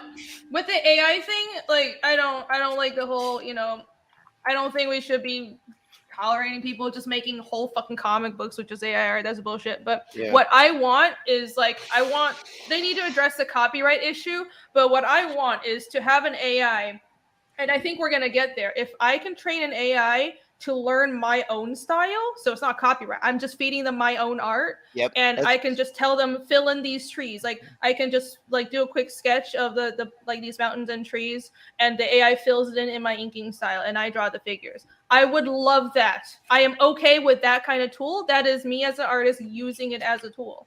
Yep. So I'm all for that. It's all about the data set that you put into it. Like I was even that's a cool way that you were thinking. I was like, yeah, if you were a concept artist and you fed your own art into the data set of an AI and then started having shoot out iterations based off of stuff that you had done previously, that's cool shit. And again, like just like you were saying, like filling in trees, if you wanted to have like the AI do material rendering on objects so that you didn't have to laboriously like go through all that, but it's still like you're feeding it from your data style. It's like, look, here's how do wood and wood planks. This is an area that needs wood on it. Make the wood now based off of my drawings. Yeah, I think it's about the data set that you feed into it, and it's complicated because people were bringing up collages, and I think like collages is different because first of all, I think with the laws regarding collages is still too loose for my comfort. I think if one work dominates a piece too much, if someone else's original piece dominates a work too much above a certain percentage, then you shouldn't be able to copyright that as your own. And with AI art, the issue is it's not generated by a human. Like there is no work that went into it. You're essentially an art director. There is no artist. The artist is the machine. So you cannot copyright it to you. Even if you just type in an input, you did not put in the effort. Even if someone doing a collage, you put in an effort to actually make it, even though I feel like that stuff's often bullshit. But it's not the same thing as like inputting something into the same an as AI even prompt. photo bashing. Yeah, it's not the same as it. Like with photo bashing, it is human effort, human work went into it. So you're not just an art director telling Photoshop to mash these images together. So I think what's important is the human effort element and what you actually allow the AI to use. Like I'm not against AI art. I think it needs to be used in the right way. Right. Well, I think people aren't thinking ahead. Yeah. Well, I mean, I've heard some people make the argument. They're like, all AI art is theft. I'm just like, no, you're thinking of it, in its current application that you see people posting stuff on like Twitter and Instagram and stuff. But like, it's just a machine. It's only going to do what you tell it to do. So if you don't tell it to thieve other people's art and you only feed into it data sets that you have rights over, then that's not theft anymore. You know? I mean, at some point, use it as a tool, but not okay for non-artists to use a tool. No, that's not what I said either. Yeah, because I mean, like soon in the future, like artists are probably going to license out their art styles to be used as data sets. And see, you got to give artists the option to do that. See, so like, so if non-artists want to use the tool, they're going to have to pay money to actual artists that they want to use in their data sets rather than just willy-nilly pulling from everything on the internet because you think that that's okay. I'm not even saying you can't use the tool. Like the Midjourney shit, cool. Non-artists can go have some fun. But I don't care. But you should be able to copyright it. Like have Midjourney generate a bunch of images and use in your fucking portfolio and say this is my art. It's not your art. It is made using an AI generator. Yeah. The machine is the artist. You're just the art director. That's my issue. Is strictly with copyright. I'm not saying anybody can't use it. It's about what you feed into it. Did someone give copyright permission for that? And even beyond that, if the person that's generating the images claims copyright over AI generated art.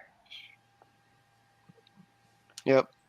And AI will become more part of art in the future. I don't believe in singularity, but part of art. I think I'm not against it. It's just another tool, right? And even in Photoshop, there is like basic AI. Sometimes content aware fill. Content aware fill. I use that to fill in bleed all the time. And so these things are just a tool. It's about I'm worried about intellectual property, and like I tweeted about this, and like I think a lot of people didn't get what I was saying. I was saying people they're addressing AI art from a place of, well, I'm just offended by this, and you're not explaining why. Well, I think the issue is it's not just AI art. I think AI art has forced people to. We should be using this as an opportunity to examine copyright law in general, because I think copyright law has been too loose for one, and also completely not enforced for another. So why don't we use this attention on AI art to talk more about this? And the reason I'm worried about copyright enforcement is because I think I can see in the future if if all art, like for example, if you're going to make art for a movie or comics and it's AI art becomes copyrightable, then what happens is there will be stagnation in creation. I'd like to address what Photrius Firelius is saying here. So you're going to charge an artist who wants to use your art to learn from that. Why is it any different from a machine learning from it versus a human? Ask yourself honestly, licensing someone's art to feed into a Mid-Journey data set, do you really feel that's the same thing as looking at someone's art and learning how to draw that way? Ask yourself that's how I'm going to address your question. Ask yourself in your heart of hearts if you think it's the same thing licensing someone art and inputting into a data set and then typing prompts. You think that's the same thing as looking at someone's art and then learning how to draw it? I'm just saying, it's like, if you think that that's the same thing, then that's just a silly question. Because the machine is not a human. That's the answer. Because you're still not doing anything, and you're not learning anything by typing in prompts. You're not learning how to draw that way. So if you think that those two things are the same things, I think maybe you should put some more hours behind on the drawing table and see how that works out for you. Yeah, like I did seriously consider this argument of, well, when you take inspiration from other artists and it's the same as what an AI is doing. But I think if you're talking about, I think the human effort should matter, and copyright should not be applied to machines. That is not a person. That is not an intellectual property. I'm sorry, it's artificial intelligence, but it is not a person. Copyright should be reserved for humans. So that's why honoring copyright that is made of art that's made by humans and originates from humans is important. And me taking inspiration from art that I see in a museum is not the same thing. And also with we agree that tracers are bad, right? When we see art where someone is just tracing, that is bad, because that is not taking inspiration. That is not a human artist putting in effort and just taking inspiration from someone else. You're literally tracing, and I think AI art is an equivalent in many ways. Even though I understand that with AI art they take many other different influences and mash it together. At the end of the day, they're still taking from art that already exists and they're reconstructing it. That is for a fact what they're doing. There's no real arguing that. And that ties into what I'm worried about, is if AI art creation becomes the norm and it's real artists are disincentivized from illustration, then we would have stagnation of creation. Yep. If AI art came into the scene in like the 1800s, we would never have had Cubism. We would never have had Picasso, because art would have stagnated at that point. That's what I'm saying. So beyond just copyright law and the morality of that, I'm worried about art stagnation and a bunch of other issues. Right. If it's only drawing from data sets from the past, it can never make anything new for the future. And you would disincentivize people from becoming artists, because only like AI can reconstruct what already exists, but it cannot create anything really new. That is fact. That's how it works. Like the human element. I mean, if an AI starts being, I would be very terrified. It doesn't know what hands are. It doesn't seem. I know that. I think that'll be something that will be fixed, because AI will get better very quickly, and you watch. But beyond all that, AI will not be able to create anything really new. It's taking from data sets that already exist. It's feeding off of what has already been made. And only the human hand and the human mind can create something new. And also only the human mind and the human artist will be able to understand visual storytelling and visual perception and do edits. So I don't want to devalue that and discourage people from becoming artists, because AI art is so prevalent and people settle for something lesser. Look at everyone that's on this panel, and look at all these people in chat right now. I mean, yeah, you're here for the art, but you're also here to connect with the artists. And sometimes art isn't just about the painting or the drawing that you create, and at the end, like, people look at it. A lot of it is, it's the human connection that's involved. When like a human looks at the art, and then they can like see the artist that did it, and maybe even talk to that artist and ask them about their inspirations and what's the story, behind like their learning process that they got here to even draw that way. Art is more than just the end. I mean, it's the journey, not to sound like esoteric, but it's the journey of getting that art to the page, that's a part of the artwork. And I mean, like I said, look at all the people here on the panel and look at all the people in chat. Yeah, you're here for the art, but like I would hope to think that like people like Rini, people like Jason, people like Dan Plagle, some people tolerate me. I mean, so you're here for, yes, the product that comes out at the end, but I'm pretty sure you guys are also here to like see the journey of like the art getting made. And with AI art, there's no human connection from that end result to the artist that really created it. There's a fucking disconnect there. I don't know. Like for me, I'm not so much for the like any arguments that are. I agree with that, but I don't think that argument will win. I think we have to look at this from a purely practical standpoint. And yeah, there's sentimental value to art, and yeah, there's a moral dynamic to it. But I think we have to argue from a purely practical standpoint. And I'm not against AI art. Again, I think there will be great applications for it. It's how it's used and how the copyright is enforced. That's important. And we need to be thinking more of beyond this, and we need to be thinking about this in more nuance than AI art bad, AI art good. It's more nuanced than that. And we have to be very careful because powerful tools need to be handled carefully. Yep. Tell that to people who have learned a skill and to have that skill automated. I'm not happy with that either. Trust me, I think the human interaction is important, and I'm not even just a cashier. I mean, I get that that's not like a skill, but I don't know. There's a value to interacting with humans and the work that people put in. I agree. Well, I mean, and to address what some of the people are saying out there, even that's a story in and of itself too. The introverted artist that barely talks to anybody that you see about their art, that's a human story too. Like that's, even though you may not get to talk to that person because they don't talk to anybody, that's the story for that person. Like every art and artist has a human story that goes with it that moves us. I move you. Yeah, I want to use AI as a tool. I really do look forward to it being. If it can become a tool to help me, like a digital assistant, I think we have to be careful because we can stagnate. Barb Rogers is shooting me in the face. We don't tread carefully. Barb Rogers, Miss Solar Terror for Canadian 2. Thank you. I am AI, and I'll read that backwards. I am AI. Very clever. Taco Cat spelled backwards is Taco Cat. Thank you for that.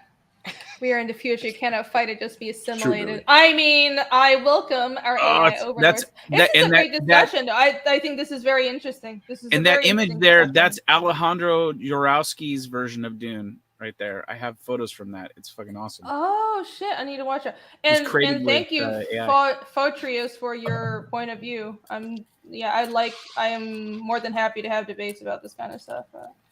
Steve Michaels for $4 super sticker. Thank you, Steve Michaels. Hey. Wait, let's see what's the super sticker of. I want to see what it is. Hold on, let me go to YouTube. I can't see it. Yeah. Damn it. Where the fuck is my YouTube? Fucking shit. Jesus fucking Christ. Wow. I'm potty math. It's a little Shibu Inu kissing like a little bone with a bow on it. Thank you. It's so cute. Dojo. Thank you. Dogo. Thank you. Yeah, I mean, like you said, like I would love it for like as an assistant fill-in, be like, okay, use my data set in like all these places where like I need leather rendered, like leather or render the leather for me and shit, like using my rendering technique. Like, God, that would be nice. That would be fucking great. And I think a lot of people are kind of viewing this lightly. Well, wait till they have AI that can write stories, and then see the writers flip the fuck out about that. Right? Y'all aren't standing up for us when it's coming for our profession, and I'm not even against it. You need to be careful with this stuff. They have the writing AI would writing be even stories. Worse thing for AI. Yeah. They already have that. It's just not prevalent. It's not that good yet, but they already have it. Like, do you want that to take over? That was actually a big topic on the Facebook tabletop gaming group that I'm a part of. Like for tabletop game makers, a bunch of people that are like, that do game systems and like game mechanics and stuff like that. They're like, oh no, this is the best thing. So now I can like put out my tabletop game and I don't have to hire any artists to do any of the art for like the trading cards or the tabletop game board or anything. And like someone's like it's only going to be very long, but before an actual AI can come up with better rules and a better, more compelling like game than you can. So it's like, this is all nice and dandy, but as soon as AI starts making up like cool game mechanics, and now game designers aren't needed anymore. Again, just like how you said, like people are going to flip the fuck out and be like, wait, you mean it's going to take my job now? It's like, yeah, it is. Like, yeah. You're all for it till it came for you, you know? This will come for everyone's job, and I think you just need to use it in moderation. It's a fascinating tool, but like let fucking Butlerian jihad time or some shit. Can we not get there? Can we just moderate this before we have to get to something that extreme? Like crack. Moderation. Moderation, just like crack, everybody. Just like crack. Just like crack. Where's D-Wag when you need him? Bow. Crack that. Bow. Barbara Rogers from Solar Terror. Thank you for Canadian 5. 3.14 is pi backwards. Rainy Draws asked Ethan about that. It's true. It is. That's so cool. Oh my god, it is. That is some fucking weed talk right there. I didn't even realize. It's like lead speak backwards is pi. Yeah, 3.14. Yeah, that's cool. Oh my god, my mind just got blown. Oh, Sparky, that's so sweet. Thank you, Sergey Khan. Aww. Well, just wait till we're all in the Matrix and plugged in, and then. How do you know we're not already in the Matrix? That this is all. I know. I've seen that AI waifu generator on Twitter, and man, that creates some pretty damn good. This could all be simulation. Oh yeah. This could be reality. Someone's been showing me the sort of AI generator and was telling me I need to build a Ragna and let people interact with her. I'm like, no. Well, I do actually want to, but it also terrifies me. Jason, do you have these books? Well, next thing you know, somebody would be making a little Simon hologram Business of Ragna and getting married to it. Rini. Like, yeah. Well, I mean, if that does happen, I would have achieved. No, I don't. Ultimate success. You want them? No, I think the AI stuff is like the AI characters are. I got extras with the ones I bought on eBay. Yeah, thank you. Most are in the Matrix. I think simulation theory has plenty of validity. So. No, but I'll find it. So you drew a Santa's little helper and a Ragna tonight, Dan? Yeah. I Nice. drew an extreme manga-ized Ragna, which is like. Oh wow! Okay. Yeah. Jesus Christ! With yep. Holy God. Even for Dan, that's extreme. With the nosebleed. Yeah, that was a lot. Jesus.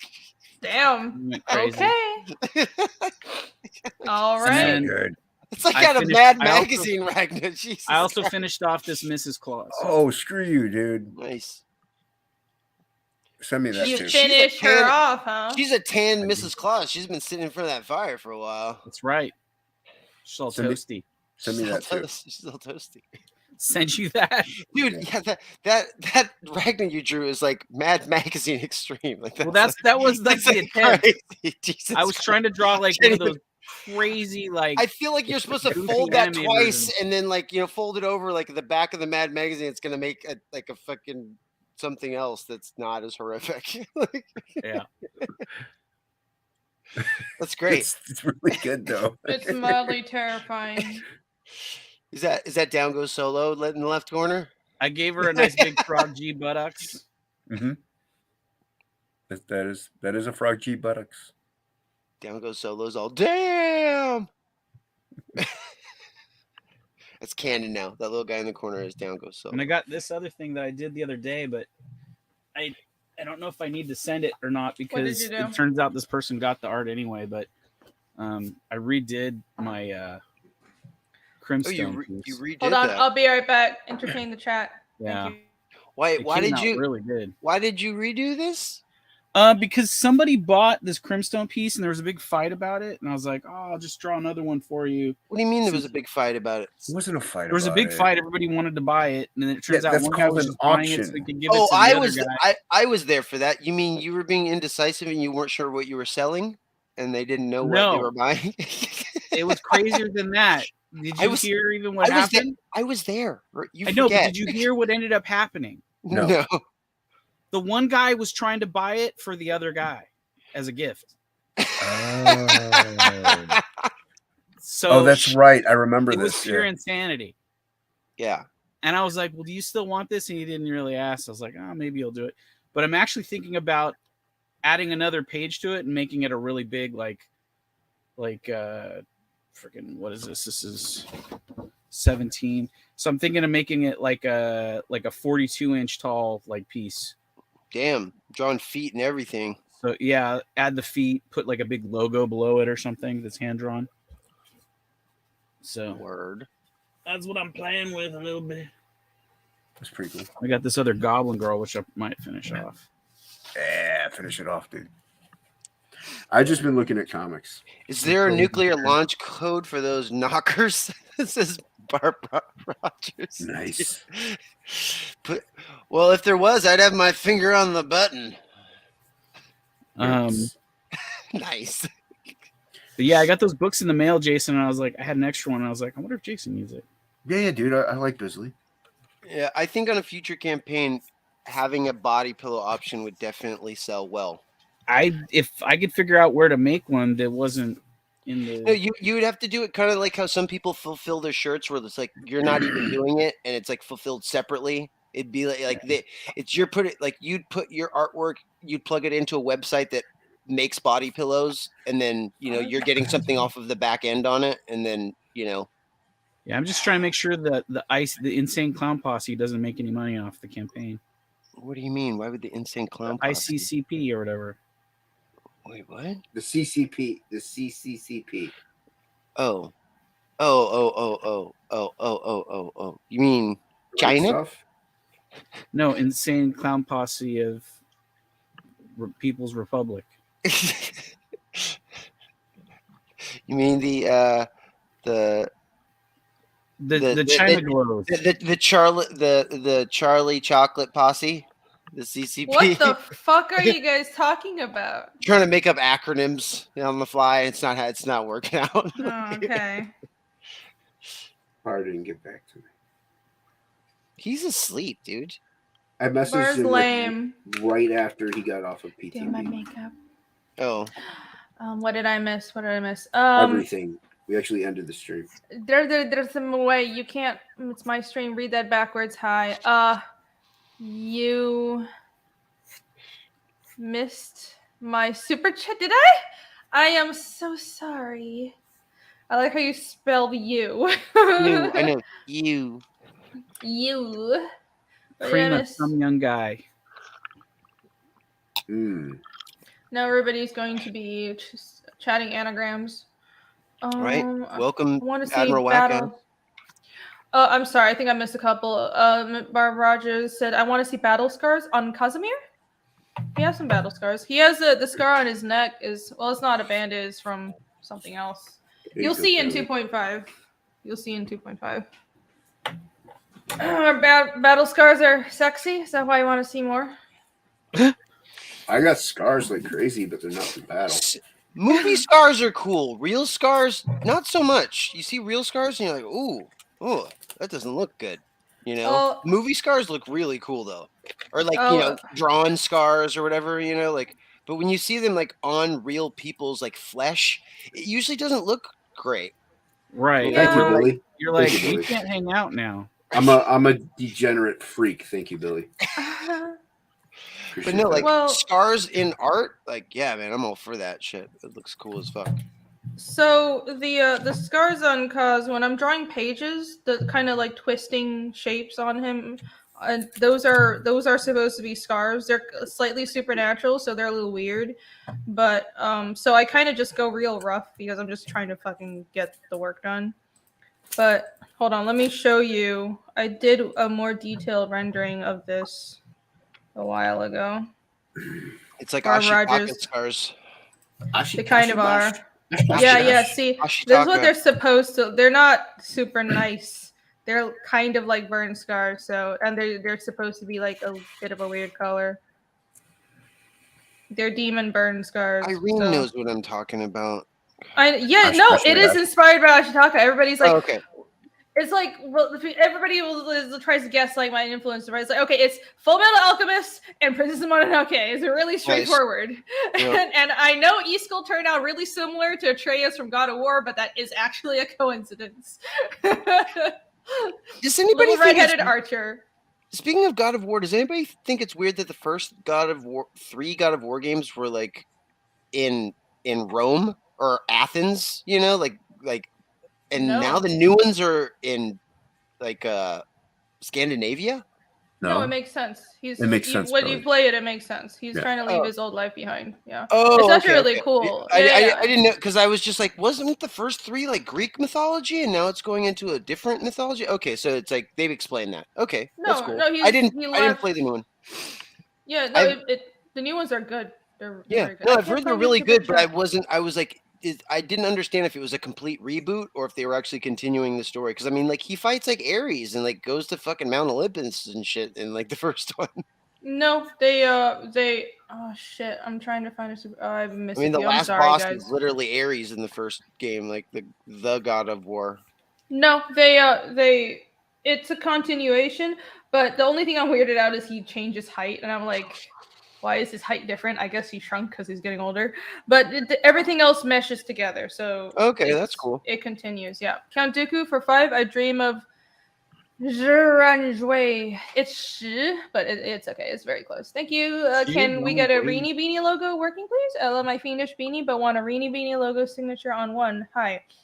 Sure, yeah, I can do a beanie with Reenie Beanie. Oh, but please don't have Kratos ever go to Egypt, because we don't need Kratos to turn into fucking Assassin's Creed. I think he is going to Egypt. We don't need. Oh god, that would be so horrible. Like if they keep going to different mythologies, I don't know if I would be down with that. That just sounds like Assassin's Creed now, because that's what they do in Assassin's Creed. Mute yourself for like 20 seconds. Wait, if he mutes himself, he can still hear you. No. People in chat, if you don't want to hear this, it's not going to be total spoilers, but I'm just going to say one thing. 1, 2, 3. With the way the newest game ended, it won't be Kratos going, but they might continue to other locations, but with someone else. Okay, anyways, spoilers over. But I think it makes sense. I had like critiques for the second game. I think the first Nordic game was definitely better than the second one, but it was still good. The second one was good. Make Reenie Beanies. There, I wrote it down. In the fourth one, he's gonna go to the Americas and meet up with the Native Americans and shit, and then like do pirate stuff. Be sure to mute yourselves in 4, 3, 2, 1. No, just kidding. Okay, all right. No, I'm not gonna. All right. Sorry, I can't find the fucking super chat. Count Dooku. Did I read it? Oh, I read it. Okay. All right. Sorry about that. Yeah, I caught it. Rogers for Canadian 5. Are there nuclear launch codes for those knockers? Oh, yeah. I heard you guys talking about that. Reenie Beanies? Is that what your fans are called now? It's in the Chobits. The nuclear launch codes are the Chobits button. That's where it is. Beanie. No, nobody gets that reference. In the what? Except Billy. Thank you, Barb Rogers. That's why you're not Doctor. That's right. That's why not Doctor. Demons are trying to tear his nipple. What? What are you talking about? His scars? Yeah, the scars. No. He was grabbed by demons. What's funny is Kratos had a family and his tattoo markings were cursed for purging his family from Elysium. Yeah. Yep. Well, yeah, the tattoos, the red thing is a tattoo he got willingly after his brother. I guess is that the name for people in chat? Reenie Beanies? Oh, that's so cute. Oh, I like that. Yay, I finally have a hashtag now. I love it. Reenie Beanies. Oh, don't ever call me that. All you Reenie Beanies out there. I'm a Reenie Beaner. Yay. No, Plagle. No. I like how offended Jason is by anything cute. No, what Plagle said was definitely not good. What? What do you mean? Hera likes the old God of War game. I think it depends on taste. I'm like a big story person, so I think I like the new ones more. But the old ones are good. Let's see. Okay, back to drawing. Good drawing. Back purging his family from Elysium. Not Elysium, but he did kill his last family. So yeah. There you go. Okay. Okay. O'Reilly. So, anyways, we were talking about scars. Hades filled his heart. Or I mean, what's his face? God damn What's it. his face? Ares filled his heart with rage, and he didn't know that he was killing his family till they're already dead. Yeah, he Yep. was tricked into it. Oh, it's like the way they tie it into new games. It's so good. Well, that's cool. So good. they're acknowledging both mythos is happening in the same universe. That's yeah, cool. I think Corey Barlog said that the way the world works is like it's like Earth, but every general cultural area has its own gods, and that's its own like mini universe, basically. That's the Okay. impression I got. Yeah. So When I just worked on the used- cell phone game, they told us eventually they were planning on like rolling everything into all the different universe mythoses eventually. That'd be a little much. Yeah, Kami Mark's gonna write the God of War India. Yeah, that would be great. Yep. Will Kaz get tentacle great? Okay, well, that wasn't part of the story, but now that you mentioned it, Jeez. I have some. Admiral Wackus, the old possessed by a God of War defense. Yeah, am I right? Yeah. I didn't kill them. I was possessed by the God of War. I think the second game, the first Nordic game I didn't notice anything woke. The second game I noticed some woke stuff. It didn't ruin my enjoyment, but there was some woke stuff. You a caught little a bit. hiccup. That's what I'm afraid of for Hades 2 as well. Yeah. I'm just like, It's oh annoying. man, Hades 2 is gonna get all fucking wonky. No wokeness in this drawing. Yeah. No wokeness anywhere near here. Back Nope. fiendish. Woo! Not unless you like waking up to tiggle biddies. Turn into other demons. No, the demons in my book are I can't say what they are. One-way demons. They only turn into demons one way. There's no turning back into other demons. There's no transitioning demons. You'll find out more in book 3. Right. You'll find out more in book 3. All right. Back to drawing. So there you go. Yeah, Barbara, there was your treat. Cosmic stars. I don't know if that's what you were asking, but yes, it's inspired by Ashitaka. I really like Princess Mononoke. Fuck yeah. It's one of my top 3 films, period. I don't like separate animation and live action. It's just in one of my top 3 of all time movies I love. Yep. Oh, thank you, Marumi. Yes. Check out Fiendish. There you go. And also I did a cover for Inglorious Rex 2. So go back that book and specifically back my cover. Yeah. Yeah. Fucking Miyazaki is, man, Princess Mononoke is my all-time favorite movie, I think, probably. But he is such an old curmudgeon, and he said so many things that just piss me off. I'm just not listening anymore. Have you seen that clip of him talking about AI, though? Actually, since we were talking about it, like, there's like a group of like developers showing him AI tech. And he's just sitting there silently in a room, and you can see like the rage building in him. And he asked him at the end. He says, "This is a how does it say it? He's like, this is like offensive to human life itself. What you're creating here." and the software designer almost starts like he's about to cry, and he's like, "Well, we're just trying to come up with a technology that might be able to be used." And then he's like, "Okay, well, what are you going to use it for then?" And then they get all quiet. And then one guy goes, "We would like to make robots that can draw like humans." And the whole room goes fucking silent. And fucking Miyazaki looks at him. And he's like, "This is what you want to do?" And all 3 guys go, "Hi. And you can just see him. He just takes his glasses off. So just the blood comes out of their face. "We would like to train robots to draw like humans." And he just fucking and then he goes, "I feel like the end times are coming near." Oh my god. Yeah. No, sometimes he's just such a curmudgeon, but sometimes he's so right, and I like how he just doesn't give any fucks. Dude, but the software guy was about to cry when fucking Miyazaki laid it. It was so great. He's like, his voice went up like 3 octaves. He's like, I know. So he's like, "We're just trying to create, something that, it's just an experiment. We're just experimenting." He's like, "Well, what are you experimenting to do?" And they're all like, "We would like to make a robot to draw like a human." And it's just like, fuck, dude. Oh my god! Oh, that must be soul crushing. I mean, yeah.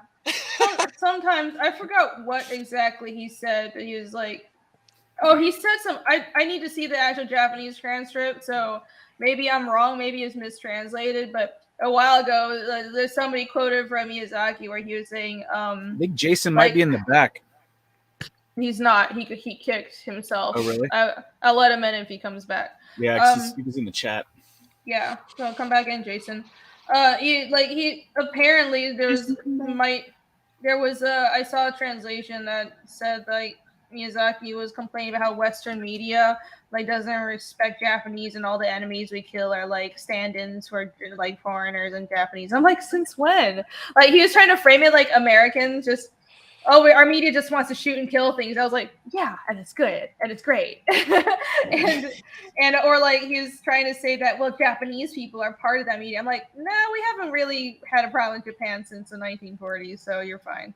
But like he's just an old curmudgeon, and it's kind of 50-50 on if I like his opinions at this point. When I like them, I really like them. When I don't like them, it's really annoying.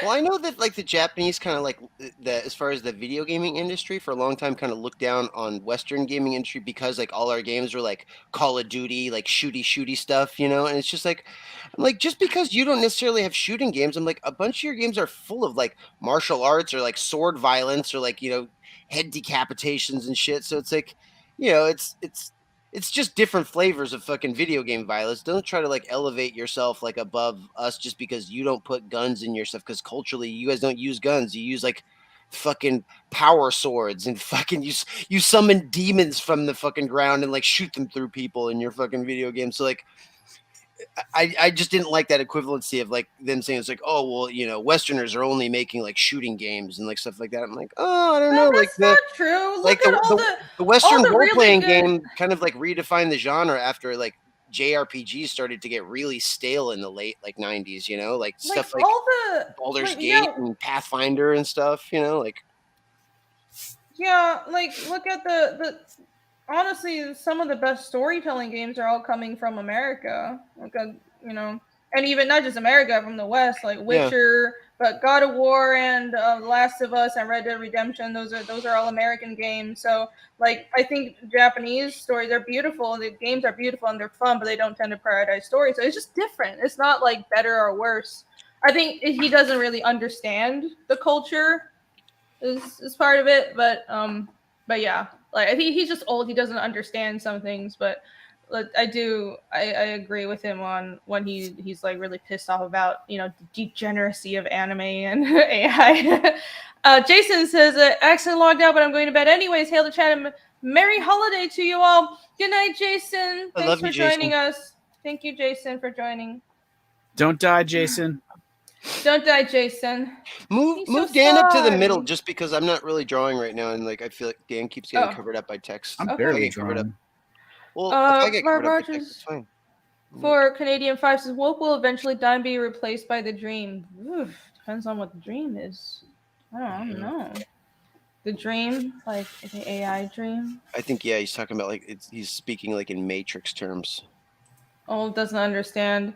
Well, no, Miyazaki, as in he doesn't understand American culture specifically, but he's not like pissing himself and walking into walls. So no. Well, I mean, even Miyazaki obviously makes a distinction between like Japanese animation and like what some people like to dub as like weebery, because like he doesn't consider his stuff like weeby, while stuff like Genshin Impact is very weeby. You know, he hates weebery. He's like, oh, these degenerates, you've ruined the art form of animation. I'm like, yeah, tell me more. Tell me more. All these like fucking Americans that think about, well, anime is just degenerate weebery. It's like, well, it's because you fucking degenerate Japanese make this kind of shit, and Miyazaki's 100% right. If there wasn't more of that degenerate panty flashing fucking lolly shit, then we whoa what's wrong with panty flashing and nosebleeds? Everything. I'm being judgmental. I'm just kidding. Fuck, spontaneous nosebleeds is what it's at.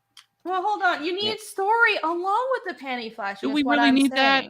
We do need story. I would like story. It could just be about a lowly Japanese engineer who makes a fucking sex doll in his office and his adventures together. Like, yeah. What's wrong with that? Like Queen's Blade, like that kind of shit. Oh, nothing. I'm not saying you can't make it. I'm just, my soul is dying a little bit inside. That's all. Oh, hi, Phil. What's up? Oh, thank you. Phil, are you in the group chat? You should hop in and join us. Nothing but a bunch of weebs on here. No, I love fan service. I just want fan service to come with story. Dude. Did you not see my comic? Do you not see my characters? I love fan service. I feel like the old man of anime. Like, it's just like, get these kids off my fucking lawn. Get off my lawn. I know. I have the last little fucking actually human built shack in Neo Tokyo, and I'm like telling weebs to get off my lawn. I'm like, get the fuck off my lawn. Holy shit. Oops, I almost blocked you. It's not a place. Oops. Oh no, don't block me. No, I clicked, I accidentally hit my phone, and your YouTube started coming up on here, and I hit it again, and like the menu came up. It's just like block user. I was like, no, don't. Yeah, they need to make it harder to block. Sometimes I'll try to add a moderator and straight up almost block somebody. Or sometimes I try to get rid of like a notification that's on my YouTube, like, you know, like, hey, here's all the new videos that have come out, and I'll just try to like, okay, I've already watched this, like, hide notification, and the button right below it is block all notifications permanently forever from this user. I'm like, those two buttons are way too close to each other, you know, like, I'm just trying to get rid of this one video. And then your second answer is like, would you like to forget about this person and wipe them from your memory forever? It's a little much. Can you take a chill pill, please? Phil says he's about to take a shower. Are you going to TampaCon? I am. Yes, I will be in TampaCon, everybody. Nice. I'll be in TampaCon. I don't remember. I think March. No, it's in the summer. Yeah. Oh. Let me see. I downloaded a thing. Since you're not going to San Diego anymore, Dan, you should think about like maybe like not obviously you just had a baby this year, but maybe like next year or the year after, like I think you do well in like one of those fucking Florida fucking conventions with all the other like CGers that are.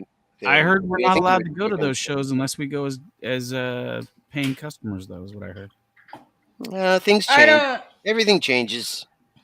What was going on 2 years ago compared to 2 years from now? Well, everything's changing. Hopefully. I don't know if like they're specifically blocking CGers. It's like an Indiegogo situation, right? But I know that nobody in CG got in MegaCon. But Tampa Bay is apparently cool. PTP already has a table, and I'm just going to be tabling with him. Yep. Oh. So Tampa's for sure. Patrick already has a table. I forgot what time. It's in July. There you go. Yep. Yay, yeah, cool. I wouldn't mind going. Yeah. Yeah, I don't want I wanted to go when we were talking talking about it before, but then everybody's like, oh, we can't get tables because of nonsense. Yeah. Oh, yeah. Fuck that. SDCC's being fucking... Fuck that. I've been to like 3 cons. Just... I'm not gonna fucking... It's over. COVID's over. You know, sometimes... No masks, none of that shit. Fuck sometimes that. During the holidays and stuff, when you go... I don't know, like, it's kind of... I would say it's kind of typical. Sometimes you don't know what kind of experience you may get when you go home to see family for the holidays and stuff. And man, last couple holidays going to see my family, like it's almost been refreshing because like when my family goes in and starts talking about mask mandates and like masks and like fucking vaccination and stuff, man, all of my family is totally on the same page with me, and I'm like so happy that I don't have to have that argument with anybody at a dinner table. Oh my god, it's the opposite for me. Oh man. Oh my god, it's like it's hard for me to argue because like my whole family, it's all old people. Yeah. Like, honestly, like if it was my cousins, I would, but it's like my cousins, some of them don't have great health, and like Taiwan's culture is just very like do what the government says, and like and I have all these old people, they have bad health, and it's like it's if you are old and you have bad health and you're higher risk, and by all means, I understand, but they're bothering me about it, and they're like, why aren't you terrified? I was like, I was really cautious at first, but then why aren't you terrified? But then, like, after the numbers came out, and then I've had COVID twice already. I think maybe 3 times, and at this point, I've already had it. I know I'm going to be fine. I'm not worried about it. I've traveled, I've flown, I've gone to multiple conventions, multiple huge events, and like Taiwan is still locked down. And they're like still, social distancing and all that shit, mask mandates. And I'm like, I feel so bad for them. But every time I talk to my family there, I don't know what to do, because it's like, I can't just tell them, well, you should just like, don't be scared. It's fine, because they're just terrified for their health. Dude, in major metropolis areas, they're still trying to get people to wear masks indoors in their own homes. I'm like, what the fuck? I'm like, no. I'm not gonna fucking wear a mask inside my own fucking house, like much less outside. Like, you're fucking crazy with that shit. Yeah, and it's just so sad, because I can tell the whole like not going out, not seeing, it's making them depressed, and they're so stressed, and I just want to like help them not be so stressed anymore, but there's nothing I can do about it. It really sucks. It's been 3 whole years, and there's still like mandates, and it fucking sucks.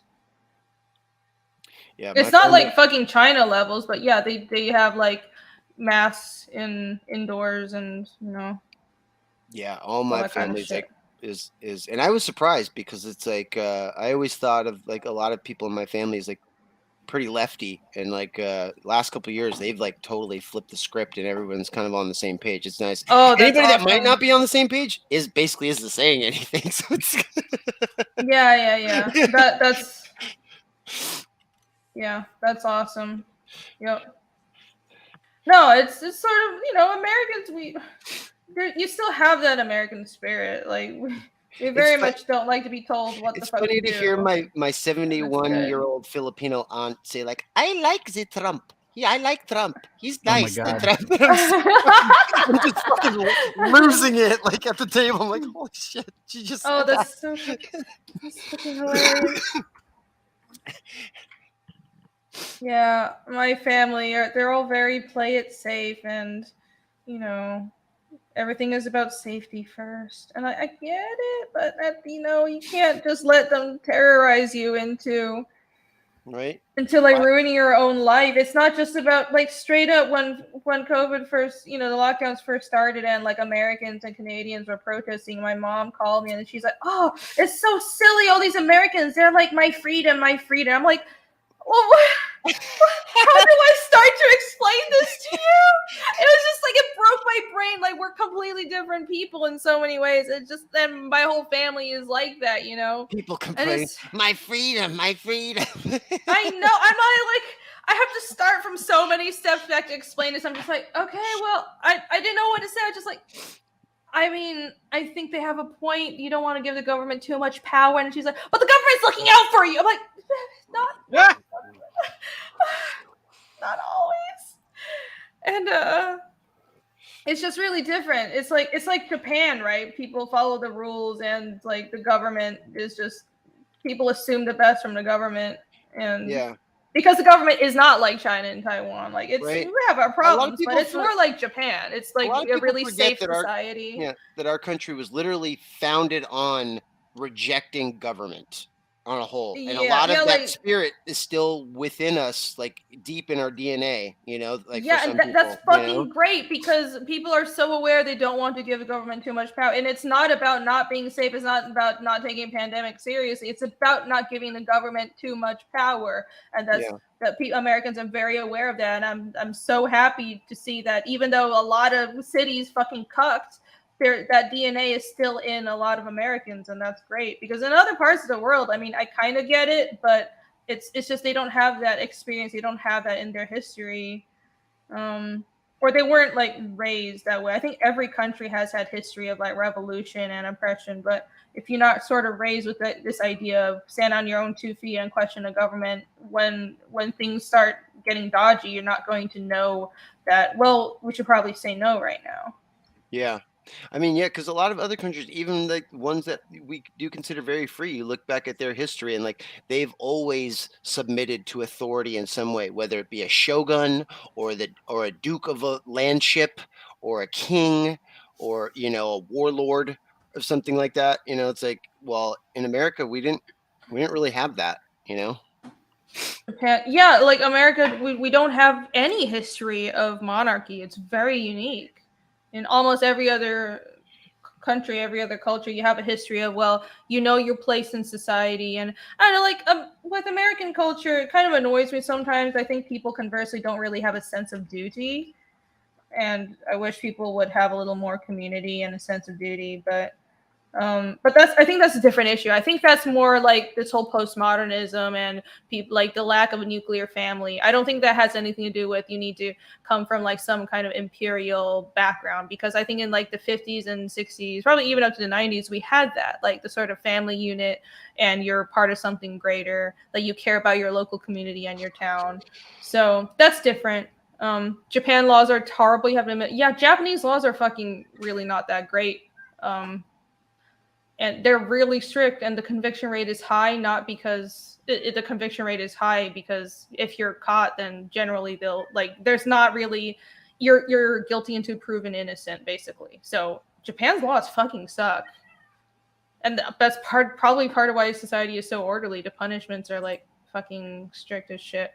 So I remember when I was stationed over in Japan when I was in the Marine Corps, and they pretty much tell you at one point, like, if you break any serious laws while you are here in this country, yes, the U.S. government will try to do everything that they can to defend you, but they were very honest with us. There's only so far that we can go to defend you in another country for their laws, and if we can't defend you for that, be prepared to be in a Japanese prison for the rest of your life, because you're never going to go home again.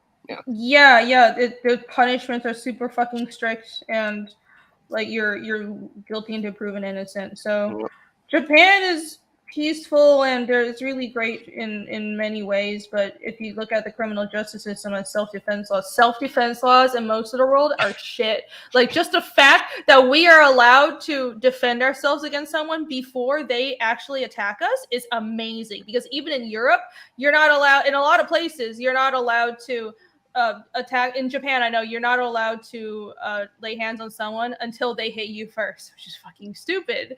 And in Europe, you're supposed to use equivalent force. I think that applies to some countries in Europe as well. But if you don't use equivalent force. Like if someone comes at you with a knife but you use a gun, then you're more at fault than them. Fucking stupid. So the fact that we have self-defense laws, fucking cherish this, okay? Yeah. I know things aren't perfect, but it's much better than a lot of other countries. Very true, Admiral Wackass. Control the supply of panties, control the population. Very true. You've broken your true. Yes, preach. He's broken through the fucking zeitgeist. You've broken through the zeitgeist. You found out how to communicate with everybody. Control the worldwide supply of panties. Controls the galaxy. The worldwide communist revolution we've been waiting for is you hold the key now. We must take control of the panty supply. I know it's like Muad'Dib, except for with panties. Muad'Dib. The spice. The spice must flow. Panties must the flow. size 0 must flow.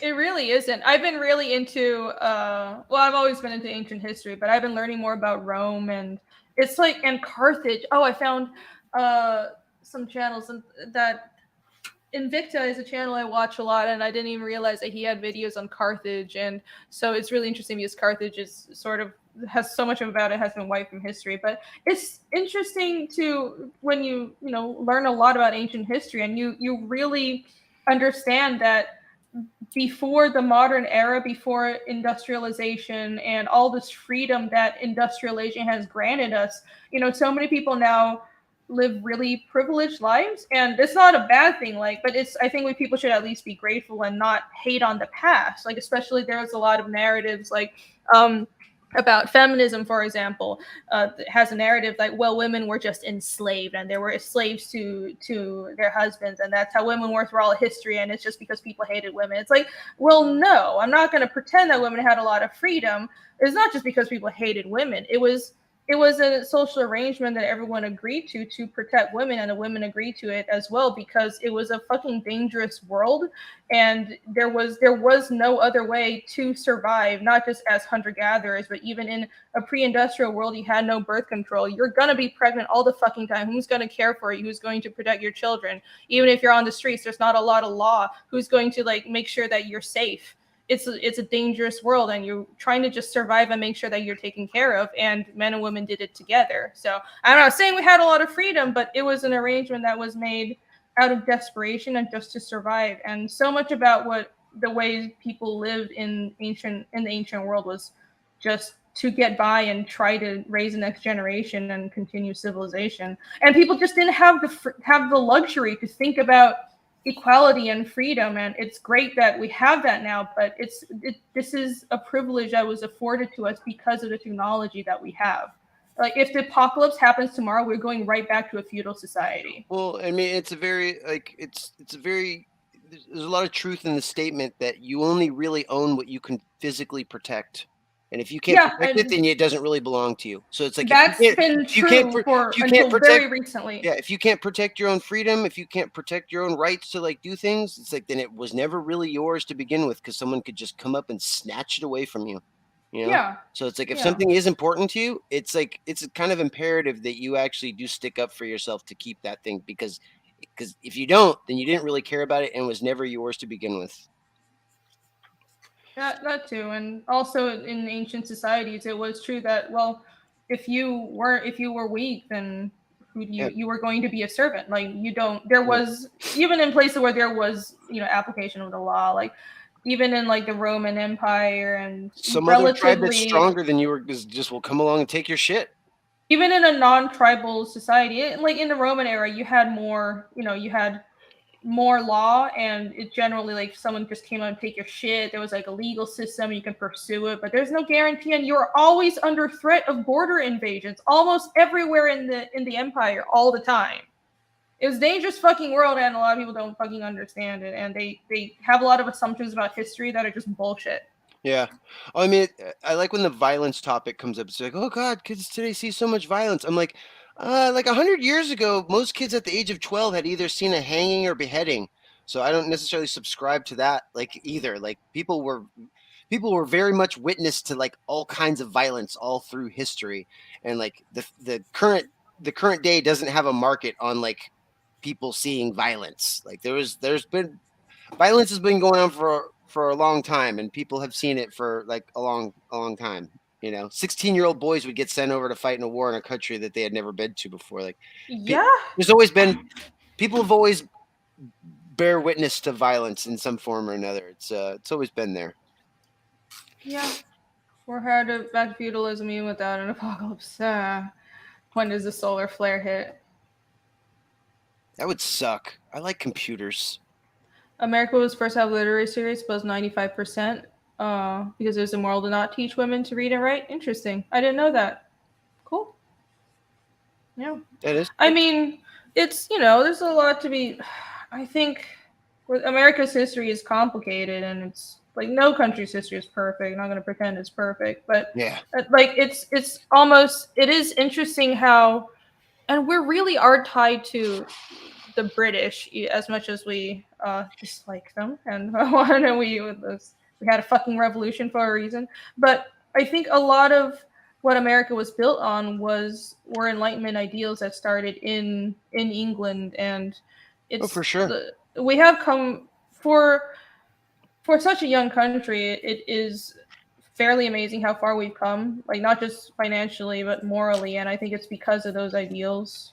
And it comes back to bite us because we're such a young country too. We're going through like growing pains that other countries that are super old have already gone through, and that's you're gonna have to look at it like that. Like, it's like in the grand scope of the world stage, like basically America's like in junior high school right now. We're like teenagers, so it's like we're gonna have some like teenager style growing pains because it's like we're a great nation. We've done a lot of great things. We've had a rough past, but still we've only been around for a little over 250 years. So it's like we're gonna have some just straight up nation growing pains that every nation goes through when they're at around the 250 year mark. Yeah, and now we're being attacked from within by fucking idiots. Yes, that is completely true, and it's because nobody here has experienced communism before. Yep. Maybe they have to. Maybe they learn a fucking lesson. Yeah, maybe they should. Oh my god! So we're getting our pubes. Yes. It does not have to go through the same trials other countries have. No, I don't think it does. I think it has to, but I'm just saying has had in some ways, like we've made the same mistakes, but also gotten over it in a very short amount of time. But you have to. It's a complex system in relation to the development of the rest of the world, right? It's like we would never have had feudalism because that was already. It was like that wouldn't have made any sense. Yeah, I mean, like a friend of mine from Wales, in regard to development of the world. A friend of mine from Wales, she made a kind of a funny just point. She's like, try having your country invaded by another people, then that people assimilating your country, losing the native language that used to be there, and then it taking 1,000 years before the people start speaking their same native language back, and like you regaining your country. I was like, yeah, that'd be rough. Yeah, I mean it's like exactly that, and I think there isn't a single nation, country, or group or anybody who hasn't had shit in their history. Yeah. It's like once you start learning about history, that's plenty obvious. Fucking everybody's been fucked with, so I don't know. I hate it when people frame it as well. America has some kind of unique sin. I think if you're going to talk about a lot of the shit America is doing wrong, let's talk about the foreign wars. That's a whole different issue. But as far as history goes, fucking man, everybody has blood, dude. Blood on everybody's hands. Yep. Yeah. There's blood on this money. Name some money that doesn't have blood on it. That is true. That is completely true. We just haven't had our first dictator yet. Well, looks like we're well on our way to that. Maybe we need to have that. Maybe it's about time. Didn't somebody fucking like people are saying, well, it's about time we're overdue for like a civil war or some shit. We're gonna have a dictator, then we're gonna have another fucking revolution, and then get our country back. That's what we're gonna have to do. I'm not saying I want this. I'm just worried that that's what's gonna happen. I don't know this bit of history here. Hattori Hans was asking, did Genghis Khan's empire allow native languages? I don't know that. Yes, it did. Okay. It was later Chinese dynasties that outlawed other languages, right? Not Genghis's. Okay, so the fucking the Genghis Khan. Well, Genghis's empire took over. It was fucking all of Asia, but so it's really funny because wasn't it really the Qin dynasty that actually started the whole like everybody having to speak the same language? And no, that was the Genghis Khan. The Mongol dynasty was the Ming dynasty. The Ming. Yeah, but it's funny because China likes to frame that as, oh, it's just another one of our dynasties. No, you guys were fucking conquered. That's a very flowery way of saying we were conquered by someone we didn't agree with. Yeah.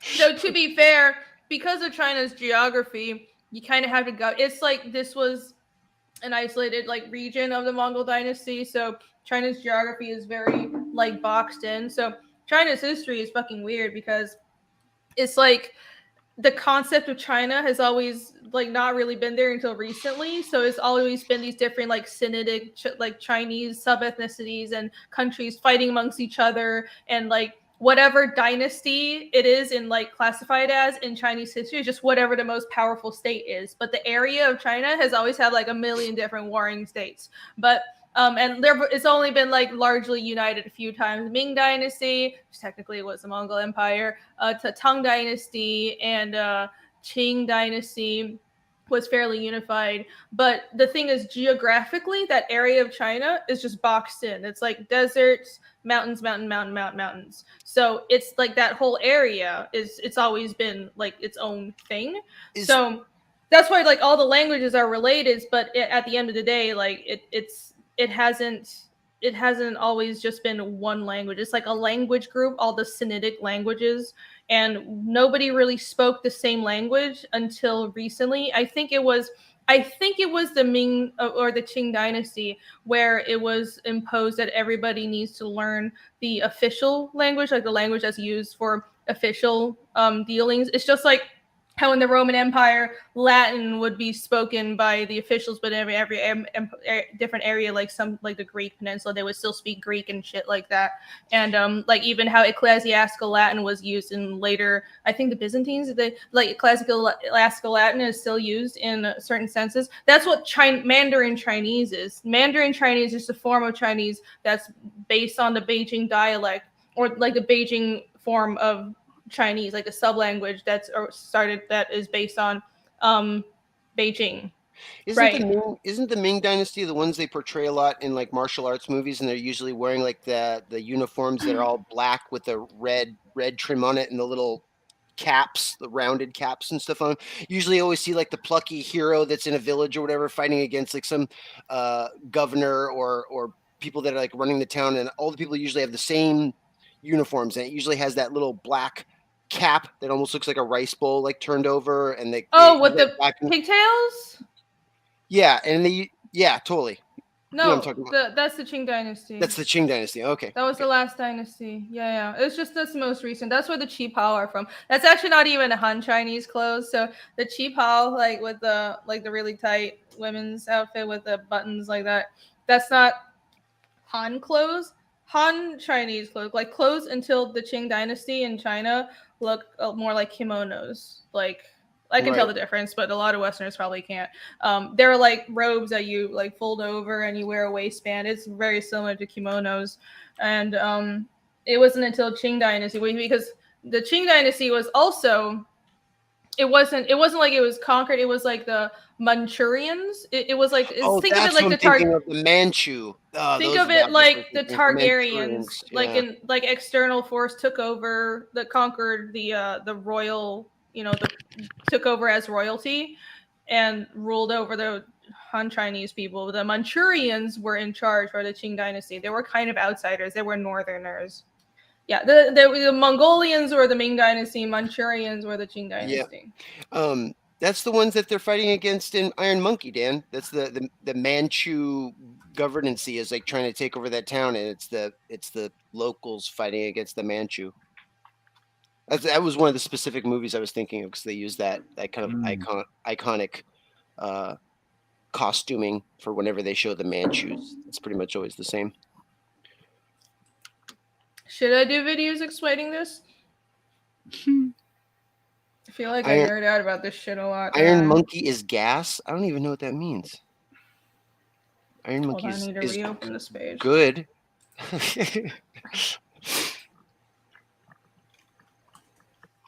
Get another Wong Fei Hung story. Wong Fei Hung story, yeah. Because it's tight.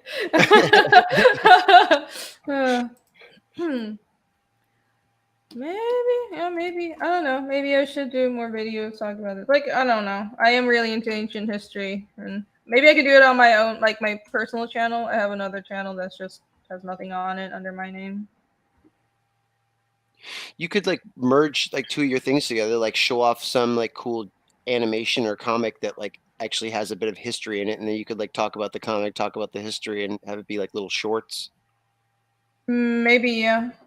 Yeah, that's a good idea. I don't know where to get my hands on those comics. I've read a lot of. No, I mean just do stuff you like. Like start off with like Vinland Saga or something, you know.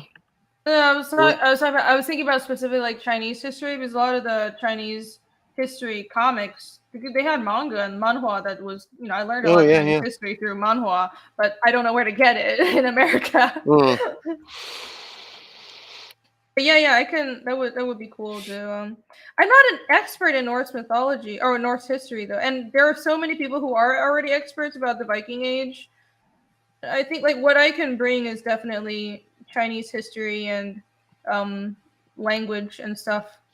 I need to do a video on Chinese language and just point people to that every time someone asks about Chinese language, because I feel like I repeat myself all the time. I'll do one on Taiwanese history because I repeat myself all the time regarding that as well. Yeah, I could do one about Chinese history too. Why not? It'll be fun.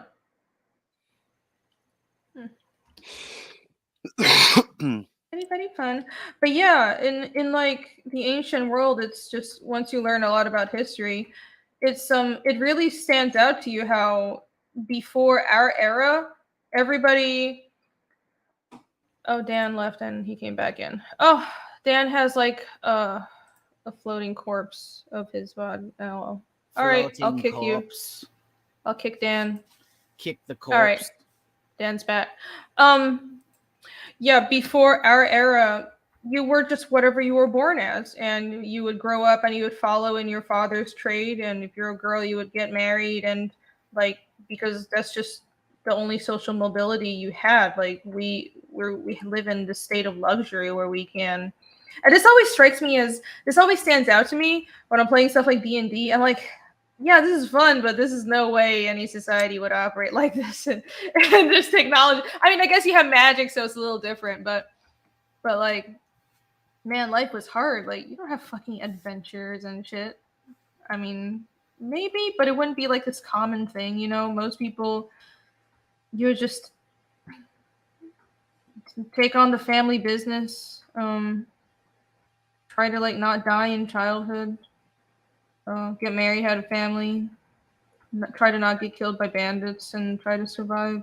Damn bandits. Damn bandits, yeah. I cannot imagine not having air conditioning and good dental care. Apparently, before, a lot of ancient people had really good teeth, though.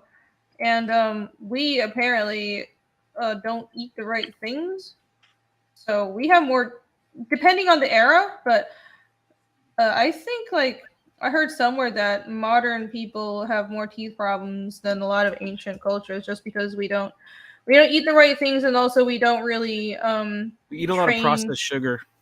Yeah. Processed sugar, but that's one thing. But also in childhood, it's important the kinds of foods that children are fed in childhood, and it's good to feed kids like stronger food where they have to chew more, and and kids were like weaned earlier, I think, in ancient times, and that helps your jaw and your teeth develop. So ancient people actually didn't have really terrible teeth. It's just recent. It's a modern phenomenon. The Greeks thought women had less teeth than men, and which made them less superior. The Greeks are weird. Yeah. well, it's like women. You know why women are not superior as men? They've got less teeth, for God's sake. Well, almost all ancient cultures thought women were inferior to men. So. But like to have less teeth, that's like because they had less teeth. That's such a weird like flex. It's like, well, you know why women are less superior? They've got a couple less teeth than us. We practically have to chew their food for them. Yeah. It's just so fragile. You just chew your food. You can't handle it. What's funny is I just saw that like actually today. It like came up in one of my like side feeds where like weird ancient history on YouTube. And like the thing was like I saw the thumbnail was like, what? It was like crazy things Greeks thought, and I was like, all right, I'll bite that hook. Like let's watch this video. And the teeth thing really stood out. I was like, wait, what the fuck? Like that people argued that like women were lesser beings because they had. Did nobody just open up people's mouths and count them? Like what the like? These are the same people that like created like Euclidean math and shit, and like they didn't open up anybody's mouth and just count them. I know. I'm like I don't know if they were really that stupid. Does weed ever help with drawing comics? I have yet to find out. For some people, whiskey does for some people too. I mean, that's, yeah. I rely on my good old friend whiskey. Whiskey. Mm-hmm. It's the other W. Whiskey or weed. It's wait, who asked that? It's all about doing things in moderation. Too much weed, you can't draw no more. You gotta it's just gotta be a little bit, just a little enough to grease the old wheels. Billy, were you on when we were talking about weed and how I hate it? No. Okay. It's like I don't hate it as in I don't care if anybody else does it. Like every time I've tried weed, I've just hated it. Yeah, no. So if it's not for some people, it's just like, I mean, it's like the old adage, pick your poison or whatever. There's some people that it's like they take one sip of alcohol and they're on like an alcoholic bender and like ruining their lives, while other people, and some people, it's like they smoke one little bit of weed and it's like they start feeling paranoid or they start feeling uncomfortable or self-conscious or something like that. Yeah, I feel very self-conscious. It's horrible. That's totally normal. I mean, it's like, I don't drink because like it immediately just makes me sleepy, and I'm just like, well, fuck, I don't want to go to sleep. Like even just the tiniest little bit of alcohol, like it goes up so fast where I feel like, woo, and then I'm just like, oh, I want to go lay down. It's like, so everybody's different. We all have our different pleasures that we like to enjoy upon. I kind of wish I like weed though, because like alcohol's way worse for you physically.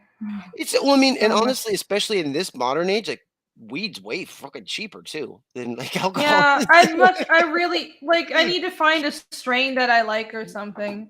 Yeah, or like I said, if smoking doesn't do it for you, like that's why I always suggest to people get the lowest concentrate of gummy and try out an edible at the very, very lowest strength, and then not even that, and then cut that in half and try half of that and see if like it's okay.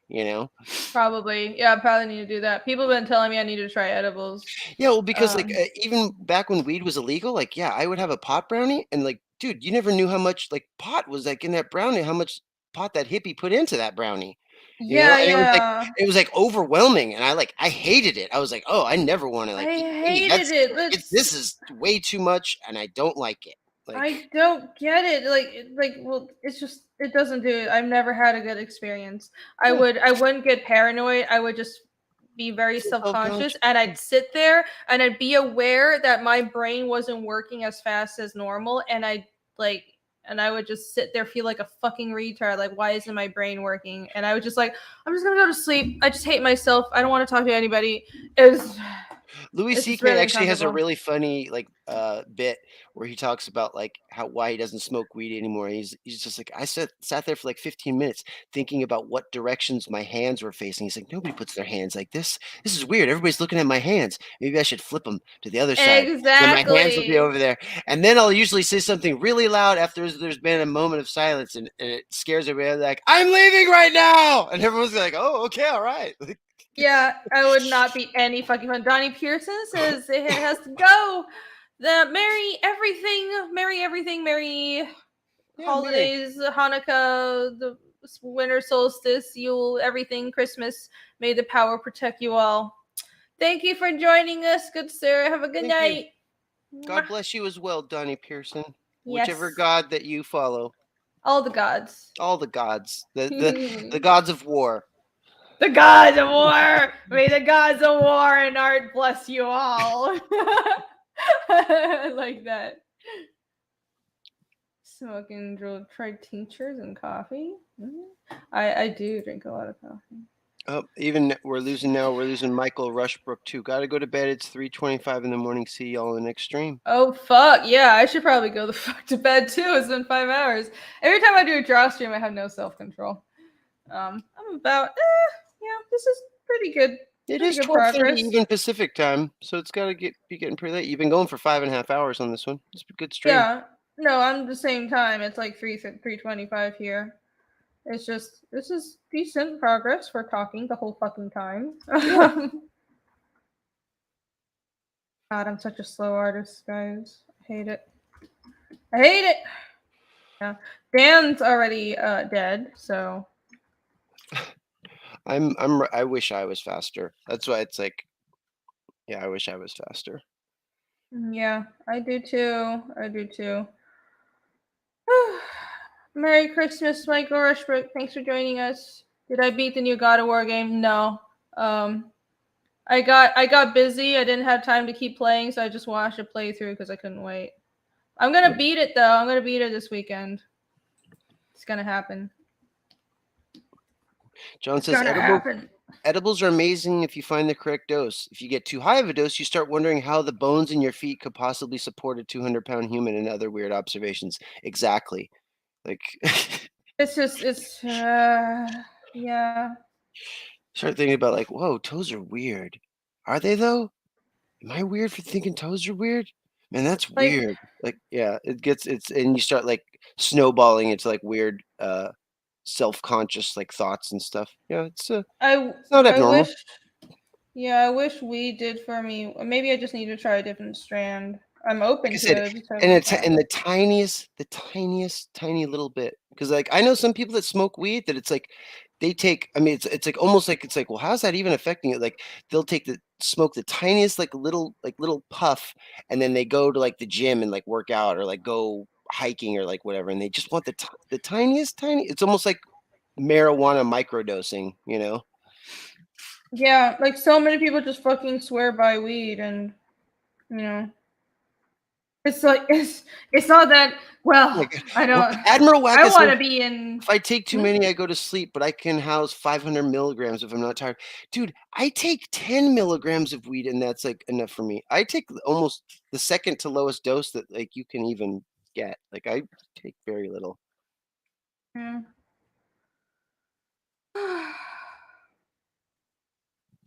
So I wanted to ask, just because I've been looking at this page of yours for a while tonight, is that first panel a symbol that's on the outside of the door, or is that something that's hanging on the inside of the house? No, that's on the door. It's on the door. Okay. Yeah. Is that the same symbol that's on what's his face's cheek? Yeah. Okay. I know things. I read the books. Oh my god, you know these things. What is Billy reading again? Softcore pornography? Yes. AKA Fiendish. Always. All the ecchi. Pornography. All the ecchi. All the time. Looking at too much of my shit. Yes. I like a fair bit of ecchi. I'm not into the hentai. I like some fan service. I like some stuff. No wrong with it. Yeah. No wrong with it. Is that what they call it? No wrong with it. Dude, my daughter was like so into that show Free for like so long. Oh no. The hot boy swimming anime. Like what is this? She had a water bottle for it, and like posters all hanging up in her room. I was just like, oh, okay, I guess this is the phase we're moving into now. My daughter wants to look at hot fucking anime boys with fucking 8-packs and shit. Yep. Yay. She's like, what's your problem, Dad?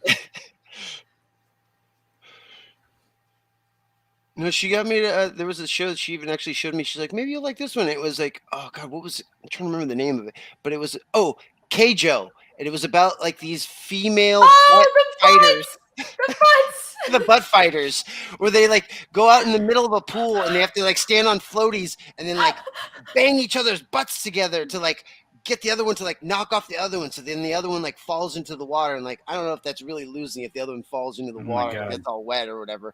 But yeah, it was very exciting. It was almost like a shonen anime, because like the girls like asses power levels were like from episode to episode were like raising. It's it's like 100 cheek butt attack, and they're like like. You guys, this is a real anime. It's about girls fighting, like butt fighting in a pool. Butt fighting in a pool. It's literally these girls like whoop. I know, and then some girls like even they'll like cheat. They're like, "Ooh, I'm going to turn and use my breast for this secondary attack, and then hit with my butt before the referees can see it." And they're like, "Oh, you are called out because you use breasts instead of just butt." And like the whole school that she's representing is all like dishonored and stuff, like, "Oh, how could you use your breasts instead of just your butt attack?" You know. And then the next girl will come up. Yeah, go check it out. Keijo, butt fighting. Jesus. Cool butt fighting. We're really making this a thing. We're bringing this back now. Yeah, man. This is a thing. Men of taste, unite. Keijo, just for all you people that might want to watch it. Yet another thing Goblin Girl has to compete with. I didn't know Goblin. Man, you're Goblin, up against a lot. I the am. Entire country of Japan. Goblin Girl needs more butt fighting. One day we'll conquer Japan. Ass Royale. Somebody casted Ass Royale. Ass Royale with cheese. Yep. Yeah. Lay Ass Royale. I'm so glad that you knew what Keijo was. That's great. Yeah, so you're not the only person on the panel who's just going on about this for once. Butt fighting. It's butt fighting. Yeah, it's like K-J-O-H, right? Yeah. Keijo. Oh, I'm almost done with all this shit on the walls. I'm almost done. Almost done. This is good progress. Yeah. Oh, boy. Ooh, sometimes with these, my thing is I like drawing, like designing environments, but when it comes to inking it, this is tedious. Like this part is tedious for me. So I need to be listening to something or drunk or talking to somebody. Or drunk. Yeah. I like designing it and I don't like doing the finish because like with people, it's just, I don't know. It's different. Like I'm drawing my characters. I love my characters, but environments, it's a lot of just detail work and takes so long.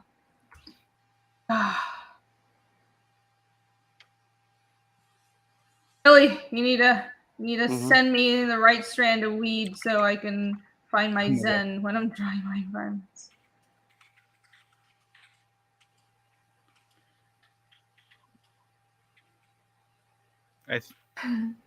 Boku no Pico. Chokeout hates anime and manga. That takes him out of the running. Oh, he's gonna have to change that if he wants a chance. Oh my god. Everybody knows that I watch a lot of anime and manga though, so it's not like it's a fucking secret.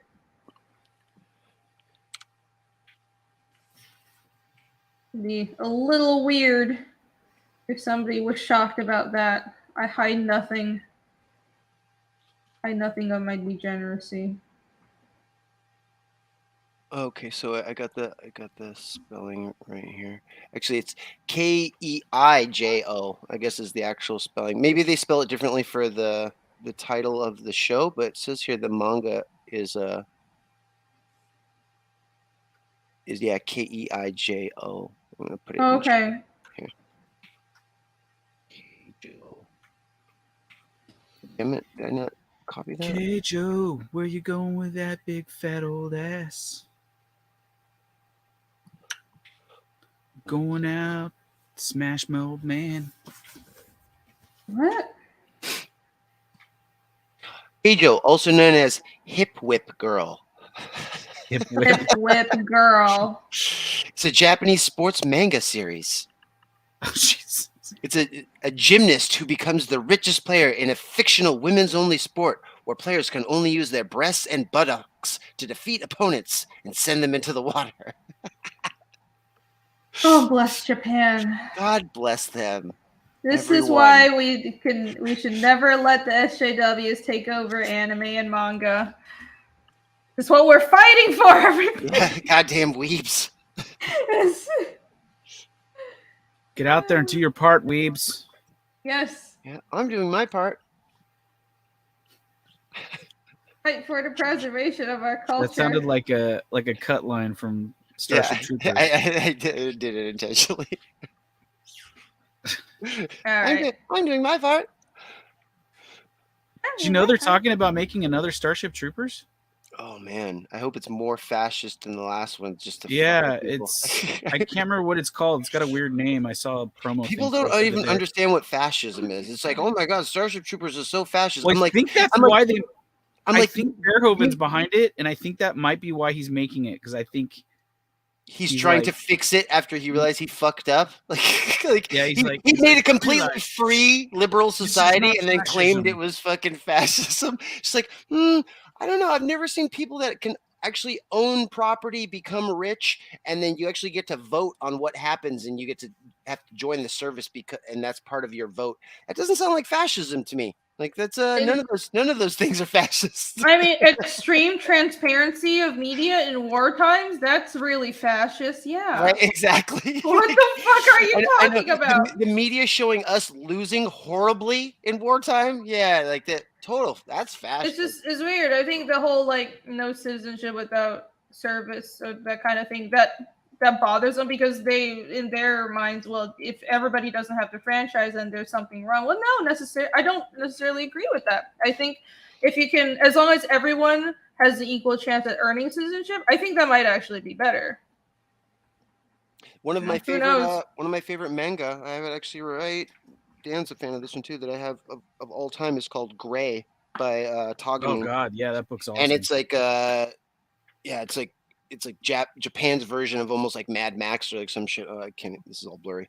But it's soldiers in the futures have to become, or people in the future have to become soldiers if they want to eventually become citizens, because you actually have to fight in the war and like defend like the actual land that you're saying. And if you don't want to like join in the fight to defend the land, then you don't get to become a citizen, basically.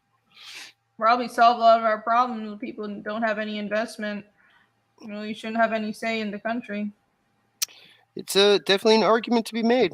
Yeah, I don't know if it's right. This is completely not well thought out at all, but it seems like it makes sense to me on the surface of it. Yeah, Jimmy Cricket it's like Israel, except for it's a 30-year-old manga, so like spoiler alert. What you don't realize is the government has actually has created a robot society on the other side for us to fight, and what we don't realize is we're just fighting ourselves in a continuous like loop, and they continue the machine of war because nobody knows anything else. So so real life. Spoiler. Yeah, so real life. Spoilers. Spoiler. I'm a 30-year-old book. Yeah. I don't wonder if that's even available to even. I'm pretty sure. Hey, Rob. I mean, you can. I don't think they're reprinting it. I mean, like I had to buy mine for like kind of a pricey point, like on eBay off somebody. Okay, tired. Almost 6 hours. I'll finish this background. I can do it. I'm almost done. I just need to draw these walls. Sorry for ruining it, Rob. It is really good. Like it's a pretty depressing comic, but like there's more to it than that though, because there's something. There's also another element to it when he in the storyline. Yeah, well, that spoiler that I gave is actually halfway through the story because he realizes what's happening, and then there's a lot more that happens. There's a grand finale to it that's really fucked up. Yeah. Here, fucked up. I like fucked up. Yeah, it's good. I was gonna say because you were like close to saying the other thing, and I was like, oops. I was like, maybe somebody might want to know about the big finale thing. Let's turn off background blur really quick. Yeah. This is what the book in question looks like that I'm. Time to drink. I have like 5 drinks next to me. Yeah. Do you guys see this? I have like literally 5 different bottles and cans and cups of shit. Pound it. Can you blow me up just for a second so I can show the chat the book that I'm talking about? You should if you get a chance to read this. This is a very good post-apocalyptic manga story. It's called Gray. Yep. All right. I have not read this. Japanese artist by Togami. The art's awesome. Art is really good. You want to know where some of my art style comes from? It's right in there. Yep. Ooh, that does look nice. Yeah, it's really, really beautiful stuff. He normally does like his other stuff is all like supernatural horror stuff. So it was really weird for him to kind of do like a tech post-apocalyptic story. It was kind of different for him. He mostly does like supernatural horror, kind of Cthulhu-y shit. But yeah, supernatural horrors. You heard of it? Yep. Horrors. And it's short. There's only 2 books. This is the whole complete story. There's only 2 books. Oh, yeah, it's 2 volumes. Wow. Okay. 2 volumes. That's self-contained. Each one's like 80 something pages, but yeah, like 160 pages total is the whole thing. Nice. I like really snowy wonderland. I got this I bit this directly. I saw Shane had a little snow flurry, and I was like, oh fuck, I want a little snow flurry on my shit too. Yeah. So I went and found like a video that had snow with a black alpha channel, and Threw it on here. Nice. Yeah. It's a very. You're full of holiday cheer. I like it. Dan is just gonna make basically the hardest page in the book even fucking harder for me. Yeah. Every time I see this page, I'm just like, oh, it's so pretty, but like at the same time, I'm thinking about just, oh, guys. Are you feeling the pain that you're gonna have to go through to color this yet? Well, yeah, it feels like I'm like, well, there's a week right there, like. It's looking Shane invented really snow. I guess, yeah. I guess he did. He invented fucking snow. Little unknown fact about Shane Snow is actually little potato flakes because Shane is potato. He loves potato. It's potato. He dreams of potato, so his holidays are also potato. You dream of potato. Maybe. Yeah. Potato-tastic. God damn, it's looking really nice, Dan. Dongosilla asks, "Have you started coloring this, Billy?" Oh no, I don't start coloring until after he finishes gray toning. Yeah, you're coloring off the gray tones, right? Yeah, did you happen to scan this one before you went to gray tones, though, Dan? No. This one I think I did. Okay. I use a hybrid of both, just the line art when I can sometimes, or the gray tones, because I started trying to do stuff without Dan's gray tones, and I felt it was actually losing some of Dan's magic. So I had to bite the bullet and actually have to. I went back in and started coloring like the pages with the gray toning on them and having to adjust because I felt like it was. I mean, just being honest, I felt like it was too me shining through and not enough of what Dan had already had there, because I like did a test page. Oh shit! With just his lines, and yes. I didn't. It looked cool, but I personally didn't like it because I was just like, I feel like part of Dan got lost in here. So like I went back to coloring the pages that were with the gray tones in it. I came up with a workflow that makes it work. Nice.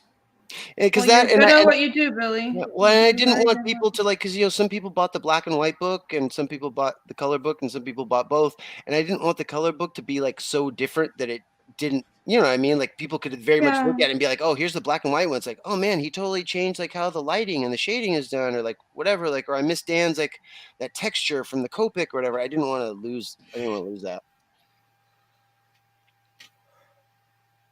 I know what you mean. Yeah, that's very thoughtful of you. You know, so Billy's a good color. Very thoughtful of you. That was a fucking compliment, but I guess if you don't want to take it, don't. Very thoughtful of you, Billy. Holy shit!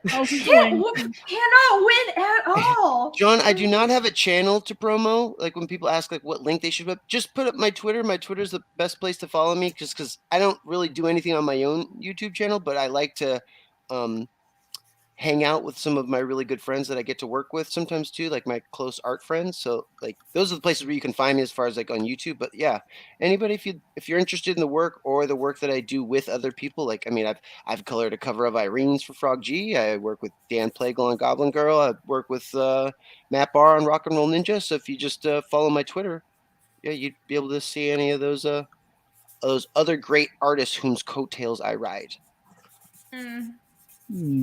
Follow Billy on Twitter, everybody. Follow the Billy. You don't ride coattails. You're a dear friend of ours that we value and cherish so much. Yeah, it's more like, it's not really riding coattails. It's more like holding the hand of a small child. You're right. I was trying to not be that harsh about it. 100%. You're correct. Billy didn't want the black and white books to be separate but equal. Jesus Christ, Admiral. Yeah. Holy shit. Oh, God. 100%. Disavow. Yeah, Billy's like, how do I make Dan's art ride the back of the bus? And he wanted them to be separate but unequal. No, in fact, me and Dan actually ran across that because I actually just recently colored a 2-page spread of something that Dan had drawn, and I actually hadn't worked with just his line art in a while, and I was kind of like missing the mark on it. Like, and I spent like almost 2.5 days on something, almost 3 days, and I was just not hitting the mark. And like Dan literally did have to take my hand like a child. And he's like, Billy, I need you to do this, which is basically he was saying like, I need you to do what I do, but on color on this page. And then as soon as I started doing it, it was great because Dan, like, it was almost like when you see people watching football, like Dan threw his arms up there. He's like, yes, yes, yes. Yes, you're getting it, Billy. Yes, do that. And I was like, yes, good. The baby's first steps. It's like, yes, keep doing that. Keep doing that. And I was like, all right. We're Billy, that's gonna get clipped. Keep sucking, Billy. Keep sucking. Yes. Yes. Suck harder. Oh my god. Oh, shit. Billy, why did you do that? But no, but the piece, and you guys are gonna be super happy when you see it too. Came out like fucking fire. Yeah. It came out really good. I challenge anything else that's in what that's gonna be in to come close to what we did. That thing, yes. Yep. Although everybody's got their own taste and things, but I still say like I've seen a lot of stuff. It's definitely the best single piece me and Dan have ever done together. Yeah. It's really good. Yeah. Hmm. In fact, it was like after I did it, I was like, "Fuck, I gotta actually go back to the Goblin Girl one cover and like actually put in more work on that." Because it's got like Goblin Girl covers got to at least be as good as that or better, like Jab Styler says, "Damn, Gray is 37 years old." Fuck, Jesus, why you got to call that shit? You feel old now. The English version is 25 years old. Oh, okay, that's better. Yeah, because I'm really young. What's old? You're really young. Jav Styler says that Gray, the original manga version, is 37 years old. Is it only that? I would thought it was older than that. No, that's about right, dude. Because like we originally got it, remember, in floppy form from Studio Proteus. Like we didn't even get it. That was like in like Tankabon. 89 or something like that is when we got that in floppy. Yeah, that's form. like between 37 and 25. Years? Yeah. That was the other weird thing is like getting manga back in the day when Dan and I were younger in 22-page floppy form was kind of a trip. And then realizing that that's not how it was even broken up, and they had to like find little like break points to like end it, and then like carry it on. Like reading Ghost in the Shell 22 pages roughly at a time, like was definitely trippy. And then going back and reading it like how it was supposed to be in 80-page increments was a lot better. Well, I was I don't know if I was lucky or unlucky, but I didn't get to read it or find it until it was in the trade version. I never saw the individual issues of it. Just because it was pretty rare, like you said, to even find stuff back in the day. But so I got to read it in that book form. Mm-hmm. It was back when they only had like Mai the Psychic Girl and dude, Xenon. That was another one of my favorites. Xenon Spriggan or whatever, which now you can get all the Spriggan, which I kind of want to get the other books now to get the whole thing. Mai the Psychic Girl, yeah, damn. Blade of Kamui. Kamui, yeah.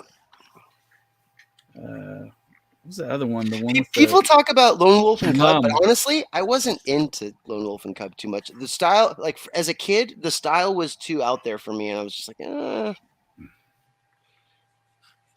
Lum, yeah, Lum was good.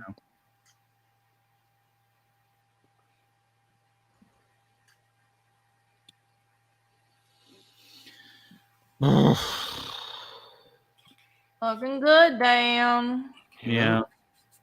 How many shades of gray do you use? How many markers? I use, let's see. 4? 4. I think 4 and then white pen? 3, 4, 5, 6. Oh. I use 6, sometimes 7. And then white pen and then actual ink. Yeah, I use white pen too. So that's 8 tones total. Yeah. That's a good breakup of the value spectrum.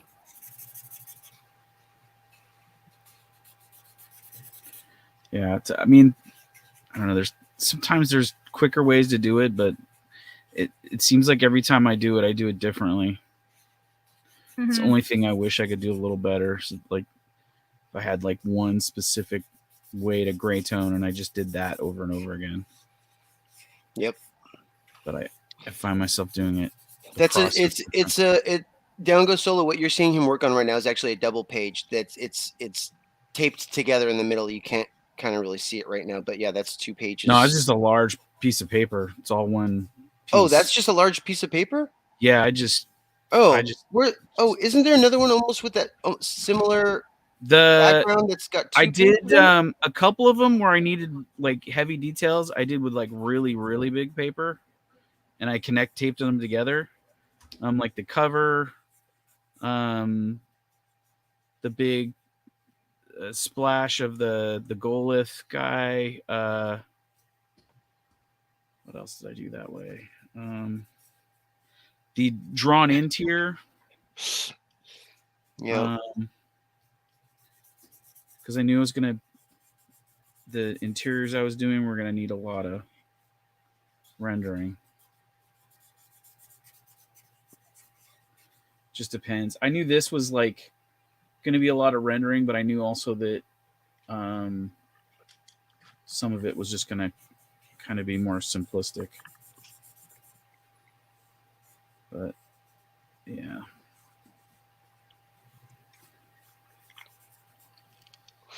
I swear to God, I thought one of these end pages that had this tower background thingy was a 2-pager one that was split in the middle. That one with this huge one is a large one. Okay. Oh God, Jesus. Because I had to do likenesses on it, and I was gonna have to do that at a certain size to try and get likenesses like reasonably well. Ooh. Oh yeah, that's gonna look great. Yeah, Billy, you looking forward to this? You sound really enthusiastic. Actually, I've been really wanting to actually render the inside of a cozy tavern for a while now. I've been actually looking at a lot of like cozy tavern fantasy art and stuff. So I am really, because is this during the day or during the night that page happens? During the day. All this stuff right now is in the daylight, except the tavern stuff is not really lit. I mean, like that panel 1. I'm just asking, is that like a day? Like, oh, that's day. Yeah. Day. That panel 1 on the tavern page, definitely day. But yeah, I've been wanting to do some cozy tavern work. So I'm actually, this page scares me more than the tavern page. Well, this is daytime too. No, it's just because it's. There's lots of. It's going to be balancing, putting the right colors on this so that that middle focus doesn't detract from the storytelling and the paneling that you're going to want to flow through here. You know, so that's the part I'm worried about balancing is that giving each panel enough importance so that the story part flows right and it doesn't just look like one good rendered part and then the other parts aren't as well done. I always the Voyager 6 hours. Welcome to my draw streams. My last one was 8 fucking hours, and we streamed until 6 a.m. Damn. Power move. Welcome to my draw streams. I mean, I'm literally drawing all day. It's just welcome to Irene's Flex Show. Right? Flex Show. Flex. I guess not really flexing. So I just want everyone to be entertained by seeing my pain. Once a week. Her streams jugs are at maximum. Yeah. Oh my God. Yeah. Flex. They're just bursting at the seams. The top on this show is 2 sizes too small. Actually, if it was for my channel, it would. Would it be boobs? I guess it could be boobs.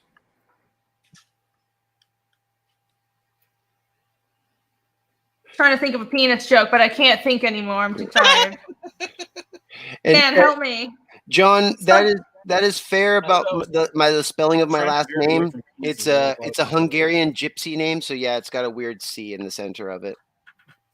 Oh yeah, your name makes no sense. Yeah, a hard C. Yes, Mr. Kalski. Really? My name is not that bad. Unpronounceable fucking surname.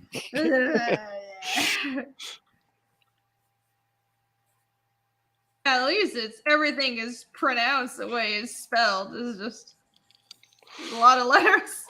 Right. That's how the Australian. Mine's the C is just like the C in city, and it's next to an S, so you just keep making the S sound. Basco. Shitty. Shitty.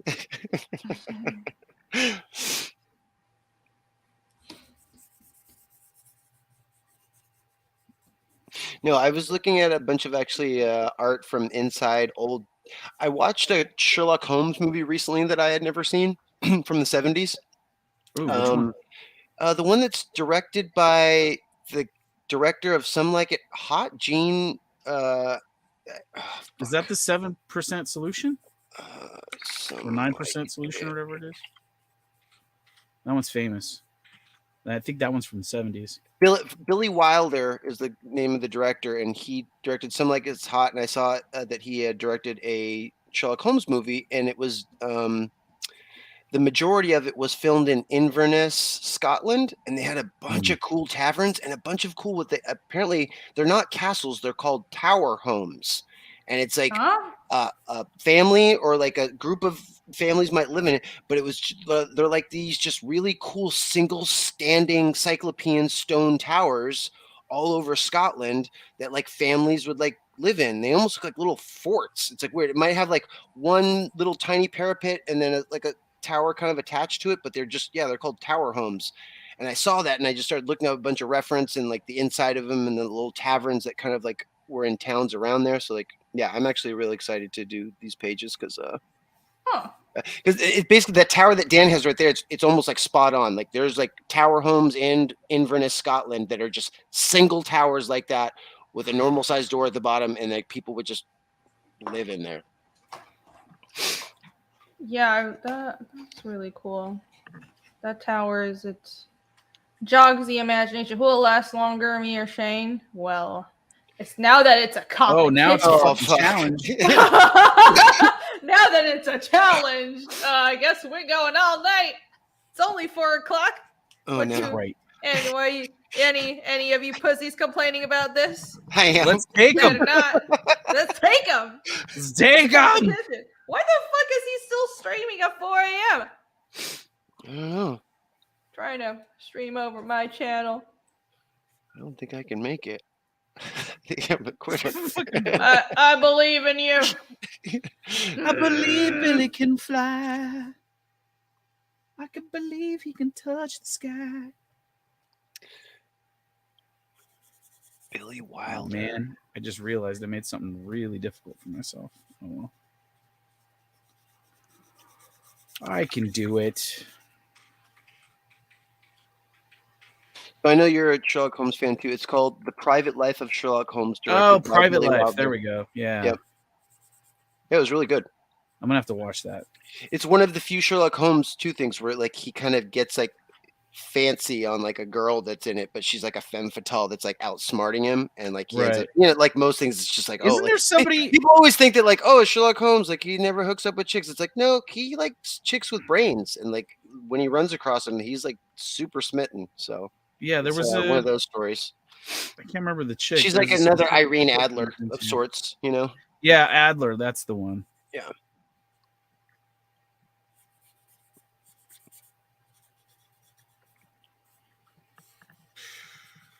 Yeah, this page is pure fuckery. Pure fuckery. Pure fuckery. Like, I don't want to use all my... Oh my god, we're losing Down Goes Solo. Night, Down Goes Solo. No, Down Goes Solo. Down Goes Solo. No. You Thanks you dirty little bounty hunter. That scamp didn't make I it. didn't even know what we were trying to say. All right, good night, Down Goes Solo. Thank you for joining us. I got some art that I got to mail off to Down Goes Solo. Oh yes, don't we all? Yeah. That and Sumo Thori. Yeah, Sumo Thori just bought more art that I got to mail out to him too. I'm gonna probably get that all out after Christmas. Yeah. I think like every single auction, I have something to mail to Ryan one of Blue them. Thunder, Sumo Thori, and Down Goes Solo. Like fucking buy art. Oh, y'all man. bosses! Holy shit! Why we appreciate you very much. Wolfair says draw Casimir defeating Cecil in arm wrestling. Oh, Sheila would like that, wouldn't she? You're an old school Turtles fan, aren't you, Billy? Yeah. Do you remember this character? What the fuck? Oh wait, was she in the place where all the rhinoceros dudes with the tech were at? In like the I think so. She's in the crossover episode with Cerebus. Okay. Oh, okay. But the thing Dude, is that's I crazy. think her That outfit is supposed to packaging be blue. That packaging looks fucking cool. That like just the hand drawn Teenage Mutant Ninja Turtles title. Well, it's all like yeah, that's it's right. all the artist style. There's a Fugitoid that I want to get as well that's in the same sort of style. But that is so yeah, that's a Wacky's 80s outfit too. It's so weird with their headdress. I was gonna wait, but I got that. I'm gonna get another energy drink. All right. I don't know if I'm gonna make another energy drink. We're gonna keep going. We're gonna beat Shane. Chat. When Shane's stream ends, you have to tell. Hold on, I need to go in his chat and antagonize the fuck out of him. God. Yeah. Did I mention I'm competitive? Wolfler, thank you for the 199. Yeah, you guys like that? You want me to Casimir defeating Cecil? Oh, Sheila's a fan. Yeah. Look. Sheila. Casimir is a strapping young man, and Cecil's been putting some work in, but Casimir literally lives in the woods and kills animals on the regular. He's a hunter with his bare hands. Not with his bare hands, but if he had to, he would. Yeah. Look at that. He's strong. So, look at that. Cecil, are you ready for this? Are you ready for this challenge? It's my character against you. Oh, he already said that Casimir will be defeating him. So no Rainy versus Shane Slap Mountain. Jesus Christ. That's a little much. Yeah. Shane does martial arts. Yeah. Oh, yeah, a few Shane pages incoming. Oh yeah, it's hard when you're moving. He's not my type. You're a fan of Cecil? Cecil would wallop him. Are you sure about that? You just wait. And see. I'll convert you in due time. What is this, 1956? He's gonna give him a wallop. That's right. Yeah. Oh, wallop. Yeah, just wait. Just wait in due time. I'll convert you to the cult of Casimir. You better watch it there. Feller, yeah. I'm gonna give you a wallop. Watch it there, feller. The cult of Casimir. I don't even know what the fuck that is. Interesting. It's not a thing. The cult of Casimir Posse? Is that the CCP? Is that what that stands for? What? Oh no, that's CK. His name is starts with a K. Yeah, he doesn't. He never really has. Trying to make something inappropriate, and the letters didn't work out. God damn it! It's okay. You tried. Yeah, Casimir is weird. I think it's like he's really good looking, but his personality is a bit of a problem. Oh, here we go. It's the Cult of Cecil Posse, the CCP. Yeah, those people. His personality is not as problematic as Ragna's personality. It really isn't, though, is it? No. But Ragna has the power of the tit. Yeah, it's true. And she gets really far with that. So she'll do really well with all the dudes that like having their balls stomped on in stilettos. I'm an E-School fan. Oh yeah, they would love her, and she would love them. Yep. I don't know if she would love them, but she would sure take their money. She would, and she would stomp on their balls. Yeah. That's Ragna for you. She'd be like, "Wait, I get paid to abuse people? Yeah. I've been getting told all my life to not abuse people. What is this? Why, I don't mind if I do." That would be her. Yeah, I roll with E-School. He's my speed. I was gonna say E-School would like roll up and go, "Listen, ma'am, I've got a $5." I imagine E-School's voice is like Morty's like, geez, Casimir, this is really crazy what we're doing here. Geez, Ragnar. Oh, wow. Geez, guys, all this fantasy is really crazy. Geez. Do you think Ragnar would put a torch out on my balls if I gave her $35? Geez. Why are you making Easkell sound like a mega simp? He's not even interested in anybody at this point. Y'all fucking weird. Like, he's 13. I mean, I guess that's a bad age, but geez, Casimir, this sure is nice. This cabin we're in. Geez. Oh my God, that's not what he sounds like. Oh, the dirty you've done to my characters. Morty's voice confirmed for What Easkell. are you doing? A question, Ali Arini. Yes, we are having a show this Friday. We are having a pre-Christmas show. We are doing our world building show on my channel. So Friday, 11 p.m. Eastern is my show with Ali here. Cool. Hyper Wizard calling me out. Billy trying to do Morty when his regular voice is already pretty Morty. True. Oh, geez. I don't know what Easkell would sound like. I mean, he's a little kid. Yeah, I think he would sound a lot like this. Oh my God, stop! Oh, you're bullying the nicest character I have in the whole book. If you're gonna bully somebody, at least bully like. Why would you say I'm bullying? Literally everybody else in the book is an asshole. Please bully them instead. Okay, Admiral Wackass, I do understand. I'm saying he's not very forward about it, okay? Holy shit. That's good. Well, 13 is also like, that's right. It's just at the beginning of puberty, right? Are 13-year-olds that girl crazy? I thought it was around 14.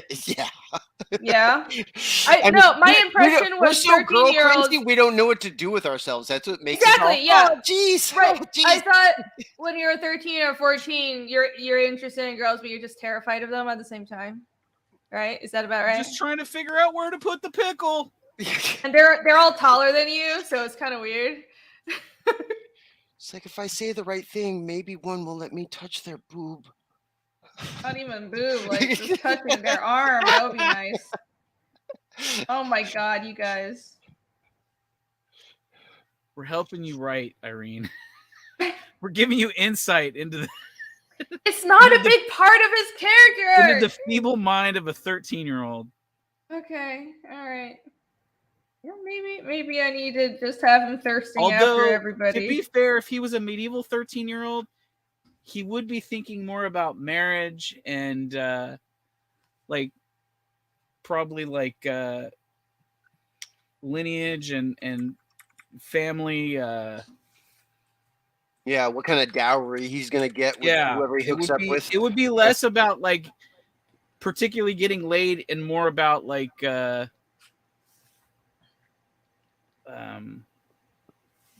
I don't know. Just marriage. Yeah. Well, him and Casimir are in kind of a weird situation, and you've read book 2. Oh, well, how progressive of you. You should have. No, it's not progressive at all. It's just they're poor as shit, and they really don't have they're any poor. Wealth, okay, so. I thought they were sharing sleeping bags and shit. No. It's just they're poor. So Casimir is some people are pointing out Casimir is at the age where he definitely should be getting married, but he's just poor and he's like, well, who will want to marry me? So it's more that they don't really have anything. So it is a concern, but fair enough. They have other problems to deal with as well. 13 is middle-aged to him, yeah.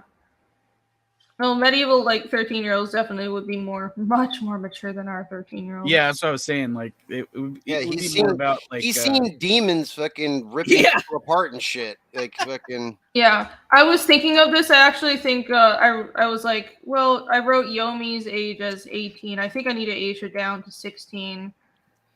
Because it's not canonical in the books. It was just in the card. I was like, I think it works better, and I think I don't know. People matured so much faster. And that's why I aged Easkell down as well. In the first draft, I had him older. if you guys got the preview book, by the way, like I actually drew him older in the first draft of the first few pages, and I completely redid. I redid his figures because I realized it works better if he was younger, and there's just like some things about the story it made more sense in their society because people grow up fast. He's poor, so women don't talk to him, so he lives in America. Oh. Well, isn't that everywhere though? Yeah, that's pretty. Yeah, I feel bad for guys sometimes. Or something. Dead house. If you're poor and no woman wants to marry you, you just need to find a poorer woman. Yeah. Or a sugar mama. Yeah. Well, Casimir and Ragna have a thing going, but it's kind of sad. It's not really spoilers. I've already talked about this.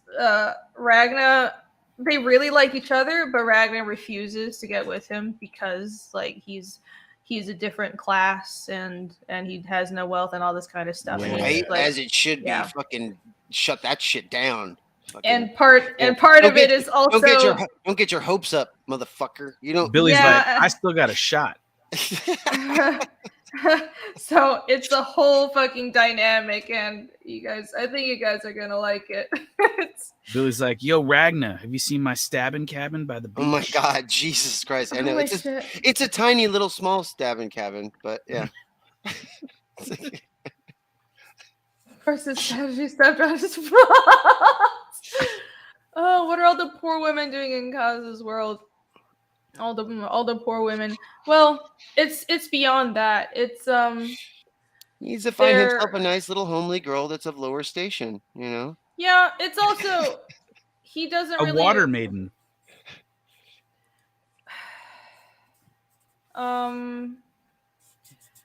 Because it's not just that they're poor. Because of Casimir's background, some people think that he's cursed because he was the only survivor of this demon attack from his hometown, and he has this demon mark. So a lot of people, they don't want too much to do with him. Yeah, he's donezo. Yeah. He's like, yeah. So it's like multiple levels to this. Like there are definitely poor women, but it's like, well, why would a father let someone with a demon mark like that, like, probably isn't even like welcome in some towns. Like you'd have to just keep moving. Like there's no food or lodgings for you here, sir, with that shit on your body. I would think. It's not very visible. Like it's only people in Alstad know about what happened in Dorvo, so a lot of people there don't like him. And Easkell also has he has a curse.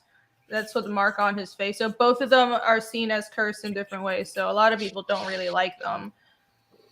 So, but it's mostly in Alstad, but like it's not like, well, you're like the untouchables, but definitely if it comes to marriage, it's like I don't think any father would, let their daughter marry Casimir unless it's like, well, there's no other choice or some shit. So he can't really it's not easy for him, so he kind of just isn't thinking about it at this point.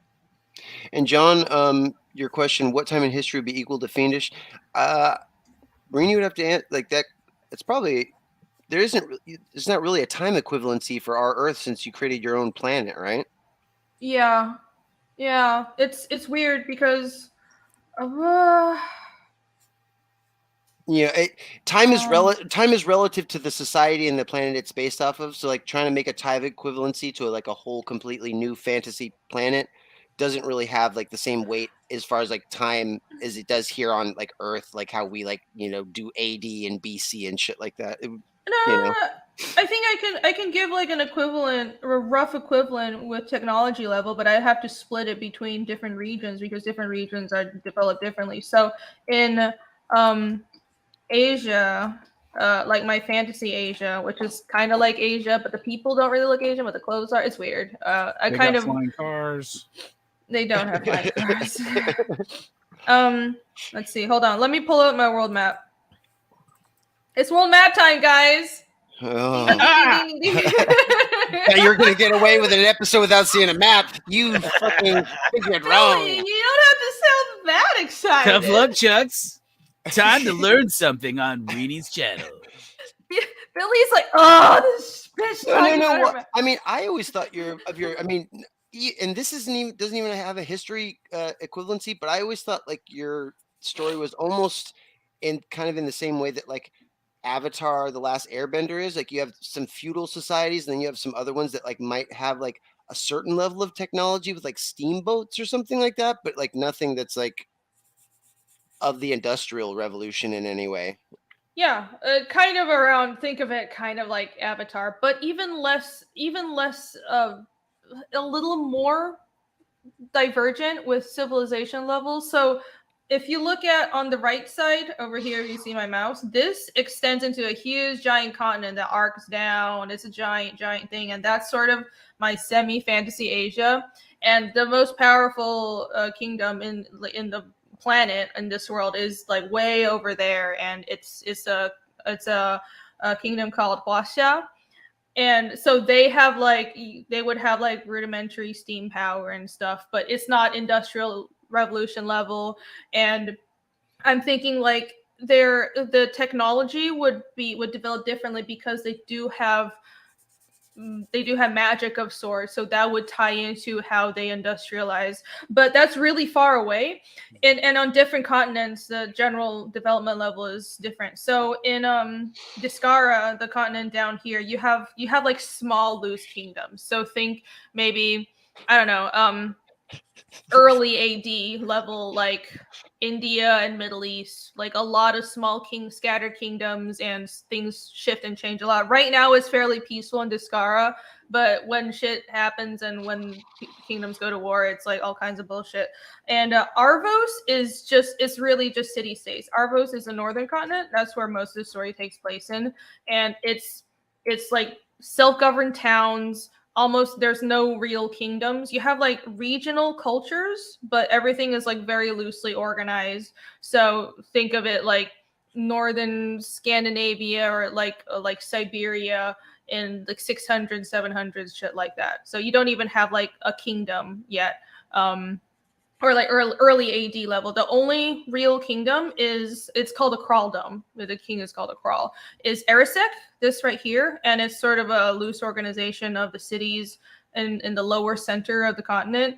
And Eriza is the capital, and there are a few other liege cities like Kolsi, Mamit, Atamit, but a lot of the other cities surrounding aren't directly like the borders are very soft. You know what I mean? It's not like hard borders like today. It's like there's a few cities that this is part of the Kraldom, but the other cities around there they pay tribute for protection and shit like that. And over here, Lear is sort of this is a marshy area, and they're very insular because of the landscape. So they share, all these different city-states share a culture, but they're not really unified in any way. They only unify against any outside invading forces. It's my favorite part of your map, actually, right there. I like how you did the Marsh Peninsula, like breaking up area. I mean, that's the kind of area I actually live in real life. So like that's the topographically, it just like the central coast of California kind of looks like that. So like to me, oh really? I find that compelling. So it looks cool. It's interesting. Cool, yay! I pulled out my map again. Take a drink, everybody. No, you know, there's something I noticed on your map that I don't think I've actually ever noticed before. You bring it up this time. I never noticed that the actual longitude and latitude lines are on ellipses and they're not straight right angles. So like we're almost seeing like the top of the globe right here. Is basically no, this is bullshit. Those aren't the actual longitude and latitude lines. Oh, okay. It just looked cool. Okay, I was like, wait, I don't think I ever noticed that those were circular before. Like, no. Thought I was breaking the code. Thought I was breaking the code here. Like, no, you almost did, but it wasn't. That's bullshit. Though I do know where the Arctic Circle. The Arctic Circle is actually fairly low because the planet is much colder than our planet. So the fucking Arctic Circle is right about here. Like, yeah. So it's colder than Earth, and they barely have a summer. I'm thinking of probably just giving them 3 fucking seasons.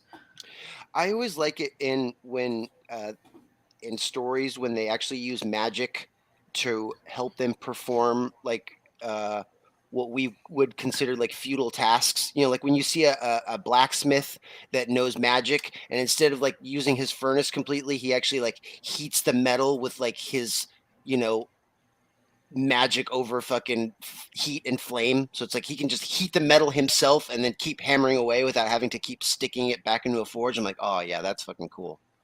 So he can just like keep fucking throwing fireballs, or like, I mean, not a fireball, but you know what I mean, like using his elemental control over like heat and fire to like heat up a metal so that he can just like keep hammering at it or something like that. You know, I'm like, oh, I like it when magic can be used in cool, small, subtle ways like that. You know, to help them with tasks that they would be doing to like help their normal everyday like lives. You know, like something that would be considered kind of mundane, but it's like, no, now we're gonna get to use like some fucking magic in there. Yeah, it was.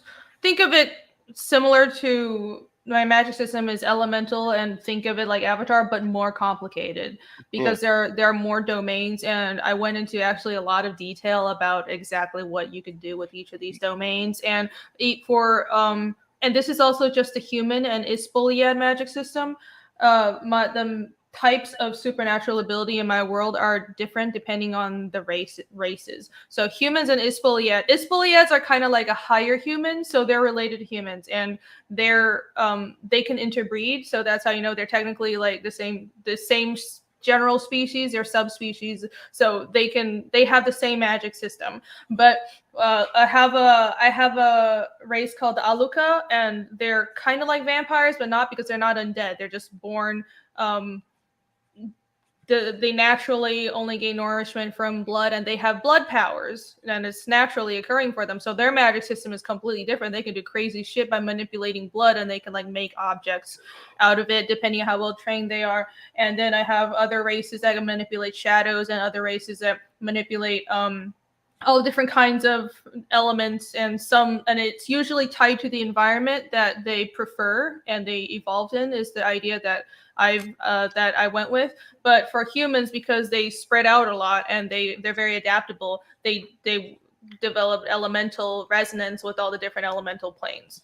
Yeah, well, I mean, with powers like that, you can actually make huge technological leaps that would have had to have been done with machines before. I mean, like, some people may not think about this, but I mean, imagine being like, you know, someone that's like wealthy that could actually have magic users that have the power over like cold and ice, and being able to refrigerate your food for long periods of time based on magic and not like technological refrigeration. Like, you could make there's a bunch of things that you could use magic for to skip over things that would have taken technology. So it's like certain areas could actually, like, you know, like like you were explaining, the one to the east, the steam powered people could be using, you know, different parts of their magics to like cool and heat the steam in different ways that normally you would have had to have done with a technological means. Like, you can actually like make leaps in societal technology using magic. I think that's compelling. I think that's cool and fun in some ways, but also the magic use is limited because there is a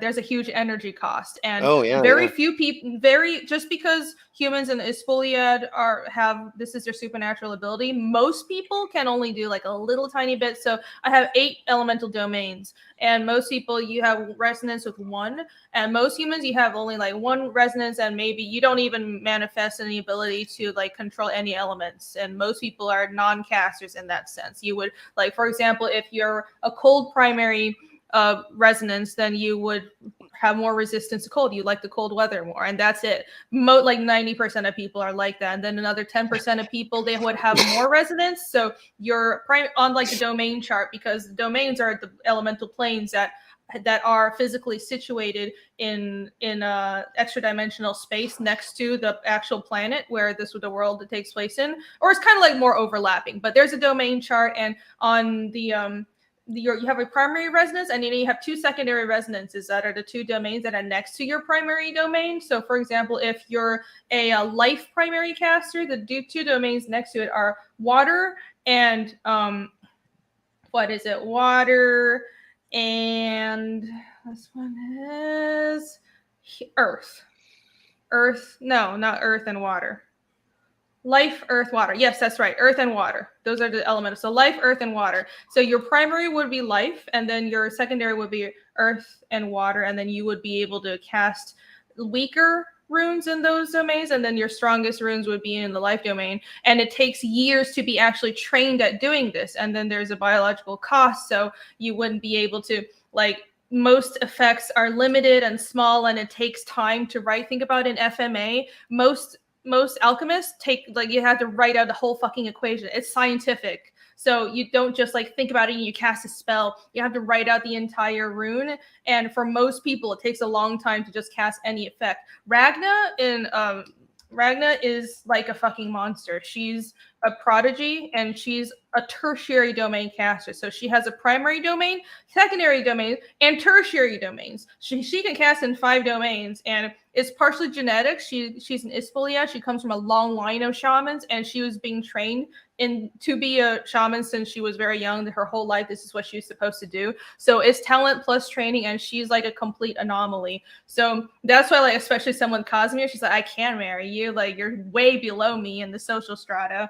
So, and her goal is she wants to become the youngest arch shaman in history. So that's her goal. That's her goal with scholastic pursuits, and she's very competitive and all that shit. So anyways, so she is so well trained. There's something called a knack, and that's when you cast a rune so much, you do the calculation in your head, you don't have to write it out anymore, and you only write a simple shape, and you can cast it really quickly. And that's the only time where you can, like, use it in battle and shit. And she has developed a lot of knack, so that's why she's able to, like, actually fight with runes. It's very rare for people to be able to do that. And so if you're talking about, like, refrigeration, that would be possible, but it would be extremely high level. You can make a rune permanent, but you have to pay a biological cost. Like, to cast a rune and plant it permanently, even, like, for example, warding runes, usually to cast a warding rune that would last, like, you know, a few days, it would make most shamans, like, pass out from the energy cost. So there's like a cost and benefit, and there's an exchange with every rune, and it depends on the skill level. So it's, like, pretty intricately balanced out, but it would technically be possible for that to happen. But also, you know, yeah. Well, I mean, those are applications that that's why when I kind of gave the example, I'm like, yeah, it would have actually probably be somebody that's wealthy and probably some type of, like, cruel warlord that's, like, forcing shaman to, you know, like, fucking cast fucking runes to keep his fucking food stores fucking cool and shit like that. Like, even though it, like, might be, like, putting them at the verge of, like, killing them to continually cast it. It's like, oh no, you're gonna do this because, like, I need my fucking comforts, you know? Yeah, I could have that. I like that idea. I feel like, well, not in Arvos though, because Arvos is already really cold. Yeah. I mean, no. That guy would send out dudes to capture somebody from, like, you know, from Arvos that had that affinity, and from there, and, like, yeah, bring them back to wherever that person, this fictitious character I'm making up in my head.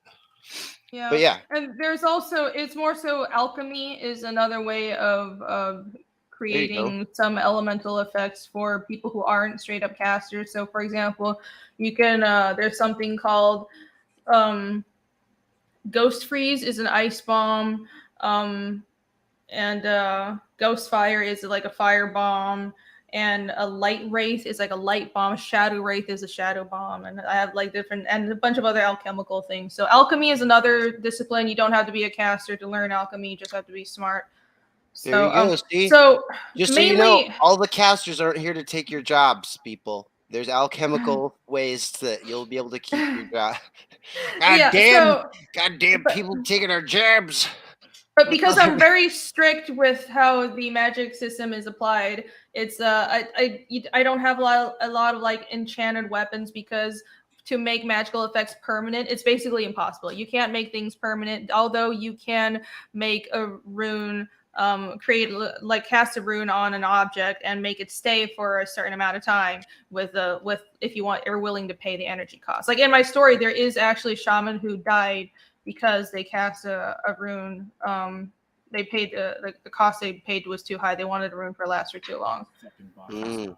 And so the main difference, I think, from our world is, even though this is like a very pre-industrial society, and it's, you know, it's life would be much harder, and there's not a lot of societal organization.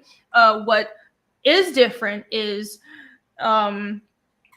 there is more social mobility, and it's also there's much lower like infant mortality, and health services are better because of life domain shamans, because the shamanic order in Arvos, but in every continent, and especially in Arvos, it's the most organized thing in Arvos. So there is actually like a center of knowledge, and the shamanic order is headquartered at a citadel called Malkenka. So all shamans are like formally trained, and then you have an apprentice, or you have like a master and apprentice, and you graduate, and then you're initiated, and you go and serve a town. It's kind of like maesters in Song of Ice and Fire in Westeros.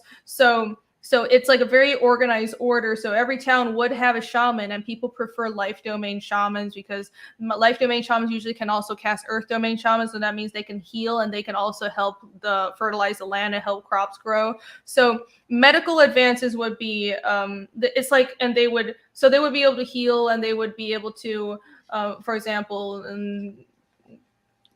stop children from like dying in childbirth as much. So that is one thing that, I do take into account just because of the nature of my magic system. Nice. So guys, that I hope that made some sense. Yeah.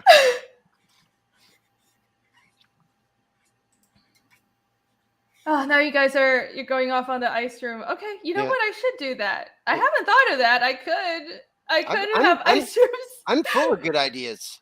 You are full of good ideas. That is cool. Rooms enchanted to speed up time in order to age alcohol quickly. That's cool. So I'm not fucking with time at all because I don't want to go there.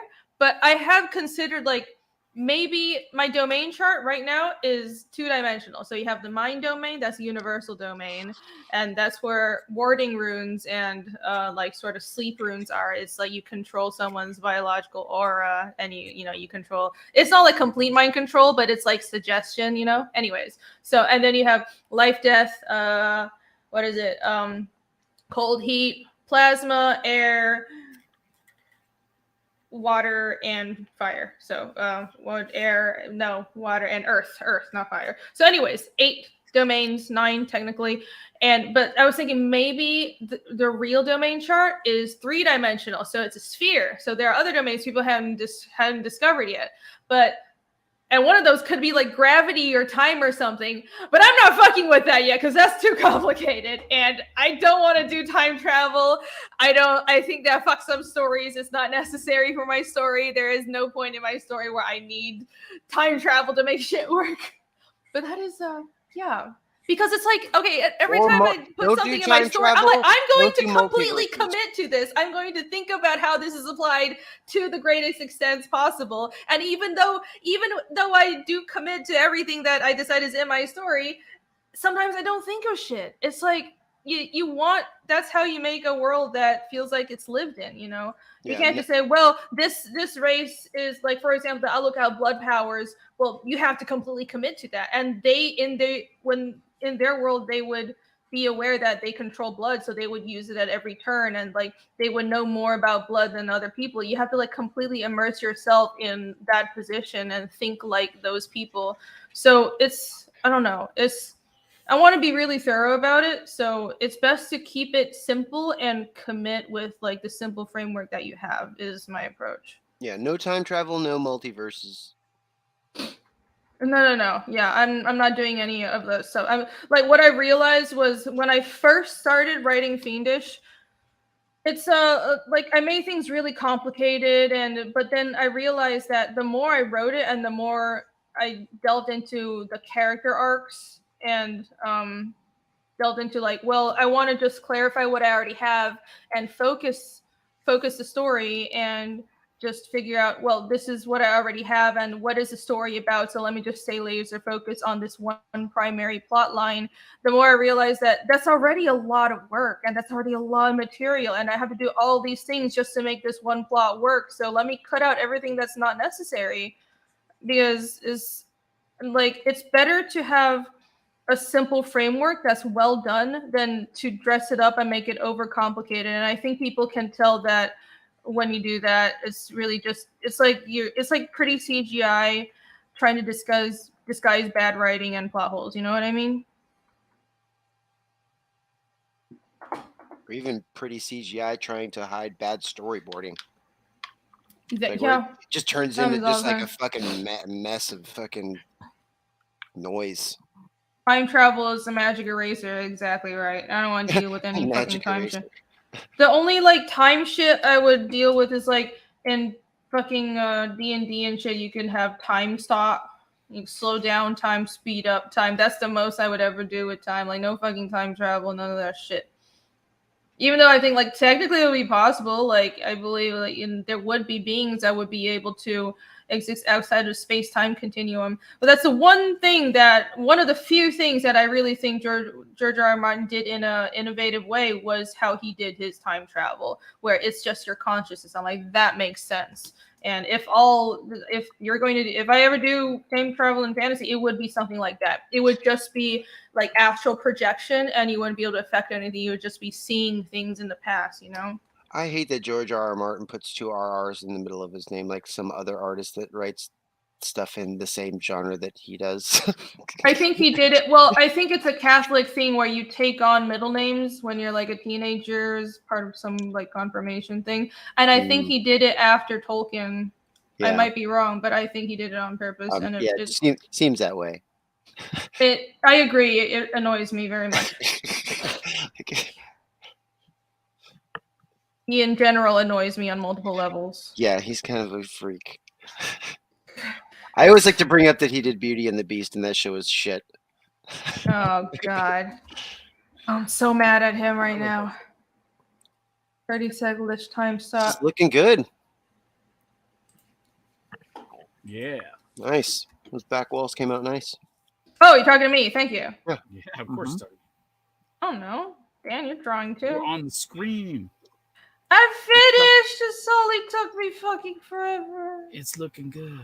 Yeah. I'm almost done. Almost at 7 hours now. Oh yeah. Is Shane still streaming? God damn it! Is he? I can't end. Let me check. I'll check. I will see him driven before me. Yes. Yeah. Why the fuck are you still streaming? Maybe he heard your challenge. Maybe he did. Jesus. You weren't going to stop first. Nope. I'm competitive. I'm not giving in. Oh my God. Maybe chat's egging both of us on. They just want to see who fucking collapses. That might be it.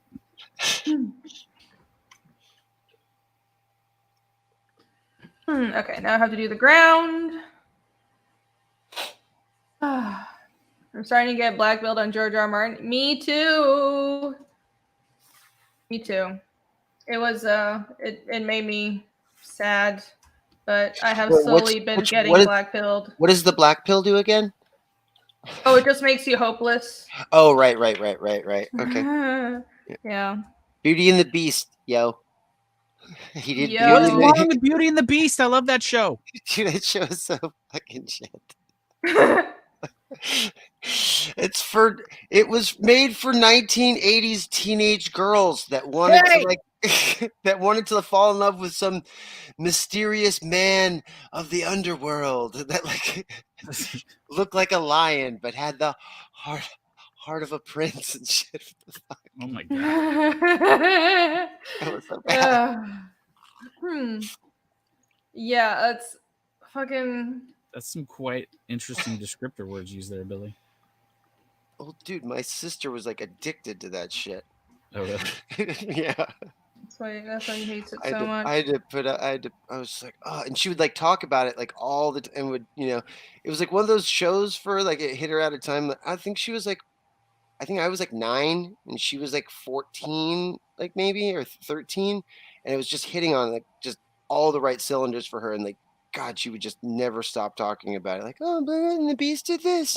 And then the Beast like took her in her arms. And then she looked, and I'm like, oh, fuck. Jesus Christ. Billy was traumatized. He looks like a lion, man. It looks like cats. It's like ridiculous. Why do you gotta fuck with everything that's good, man? Cats is good too. Blame George R. Martin. I know. Okay, I don't associate with the furry people. Yeah, with George R. R. Martin, it's been a long journey. So I actually read Song of Ice and Fire before even I read Tolkien, and it was one of the first fantasy things I read, and I was so blown away by it. And then as time goes on, I expand my horizons and I read other fantasy, and then I slowly come to realize that, well, George is a very good writer, and his prose is really good, and he's really good at like he has good ideas in isolation, if that makes sense, like the time travel thing, and he's really good at like setup and payoff, like Red Wedding. But I think overall with world building, his world building is shit. It's not thorough. It's honestly, it's not super original. That's what I liked about Robert Jordan. Is like I was a really big Wheel of Time fan, and like, damn, his world building is fucking so incredible. George's world building is like he's really good at like isolated things and setting up payoffs, but he also it's also infuriating because he gets so distracted and he just overwrites all the time. You're waiting too long for the payoffs. So even without all the delays for the books, and like it bothers me as somebody who cares about world building, his world building is just, it's really not, it's not original, and it's just not that thorough, man. It just seems like it's honestly, even with a lot of his characters, it's like John and Ygritte, it's obviously he's like taking Beren and Luthien, but also mashing with Paul and Chani, and he's just like, let me just take these things that Herbert and Tolkien did and like fuck with it and like make it sad and fucked up. And it's like, have you ever actually read any Wheel of Time before? I think you'd like it because I haven't. He like you, he created his own world and like didn't put any elves or any ogres or any trolls or like none of that. Fuck that shit. He created all his own fantasy races, a complete like world like where they all like came from, and like this epic battle that is like happening. Like it's like basically like the world was like ruled by like wizards in the beginning, and the wizards became so powerful that they like cracked the fucking earth. And like then like the Pangea like split into its different continents and formed different societies from that like severing. And that's kind of the story kind of like picks up from there, like in this what they call like the fourth age. And they explain it like the Wheel of Time, like things are present and then they become like heralded, and then they become legend, and then they become forgotten, and then the spoke turns again for the Wheel of Time, and people forget that last age and a new age starts. And like the books take place what's called the fourth turning of the wheel that's happened. And I think you'd really like it because it's fantasy writing, but he doesn't use like any of the normal tropey fantasy fucking things that a lot of other fantasy artists or writers use. Yeah, I need to read it. Admiral Wackus agrees with me too. Wheel of Time fucking ruled. It was really, really good. Yeah, I hear Wheel of Time is good. I do need to read it. I mean, just even audiobook in the back. It's I think he does a bunch of things that you do, and I think that you would like. So I think just it would be something that would be up your alley. Like I was actually really surprised. I'm like, man, there's no elves or orcs or fucking goblins. Like none of that. I mean, and he doesn't just use different names and replace them with other shit. You know, like he actually did create complete other fantasy, good and evil, like monster type characters that are just totally and unique to Wheel of Time. Cool. Yeah, that's awesome. I like that. I do have to read it. I'll find an audiobook of it more like yeah. Example, There's 12 books, so it's definitely pretty hefty. Yeah, no shit. Yeah, I'm going to check it out. What I mean by overwriting. So he it annoys me how he diverges from the main plot so much. Like the whole fucking last couple of books were like in Essos, and like it's not that you have to, you shouldn't tell an expansive story, but the more you like read and reread some chapters, the more you realize, well, a lot of these stories like fucking Fagon and stuff, but then like with like it's really cool how Do you think intricate he it does? is and Do how you think he can't land an ending, and that's why he keeps adding more side I shit? do think he can't land an ending because Mm. like that's part of it. It's so he keeps on expanding and he keeps on like tying these threads. But I like as I've read more of his work and as I've become a writer, I realize that well, it takes a lot of work and it takes focus, but it's not that hard. It's really just like let me just lay out all these things and let me just like line these. It's like Charlie Day with all the like the red lines on the wall. You just like make all these links and then you just plant these seeds in the story and it takes nuance but at the end of the day, what's hard is fucking telling a unified character arc and fucking just finishing the story. Yeah. And I think he gets really distracted and well, a lot of like he goes off on tangents about a lot of characters that aren't that central to the main plot. And also not just that, I force myself to read it because I'm worried that there will be something in there that is essential to understanding something else in the story, but the character itself is not that fucking interesting and it's this whole side story that he's going off on. And meanwhile we have no idea what the fuck is happening to Bran, what the fuck is happening to John. We haven't gone back to John in like fucking 10 years 15 years. I think it's oh my fucking god, it's just I'm being also corrected in chat. Sorry. Yeah, it is like 13 or 14 books because Robert Jordan actually died before he could finish the books, and Brandon Sanderson came in because they were good friends and used his wife gave him all the writing notes for the last book, and then he ended up splitting the last book into 2 books. So yeah, sorry, chat, I got that wrong. There's the last book, the last 2 books. Billy. The last 2 books were done by Brian Sanderson, and he did a great job. Coming in after Robert Jordan passed away, God rest his soul, that like he was not able to finish his opus. But thankfully we did get an A. Thankfully he put enough good notes and actually did write in his notes what the ending was going to be, and it wasn't just Brandon Sanderson coming in and ham-fisting it, which was very cool that we got a true ending to that series, even though the writer had died. Like thank God he actually wrote like notes to his story, like for someone to follow. Yeah, no kidding. No notes for Goblin Girls, friend. No. If Dan and Rini don't finish their perspective stories, we're fucked. That's right. No, you're not fucked because I have notes. Oh, and so then we got someone's got to break into this. Yeah, I'm fairly young, but you never know what'll happen in life. I have notes. I have the ending all figured out. I have a script. All I have to do is click share with somebody, and you guys will know the ending. Somebody will be able to finish it. Rest assured. Down Goes Solo is gonna publish the final book after you pass away. He's gonna find some good artists to make sure. Oh, that's sad. Now you're making all this. Why are you wishing death on me? What the fuck? It's Christmas. Oh my god, really? This is the ghost of Christmas future that you're talking to. Full life first. Holy shit. Poor me.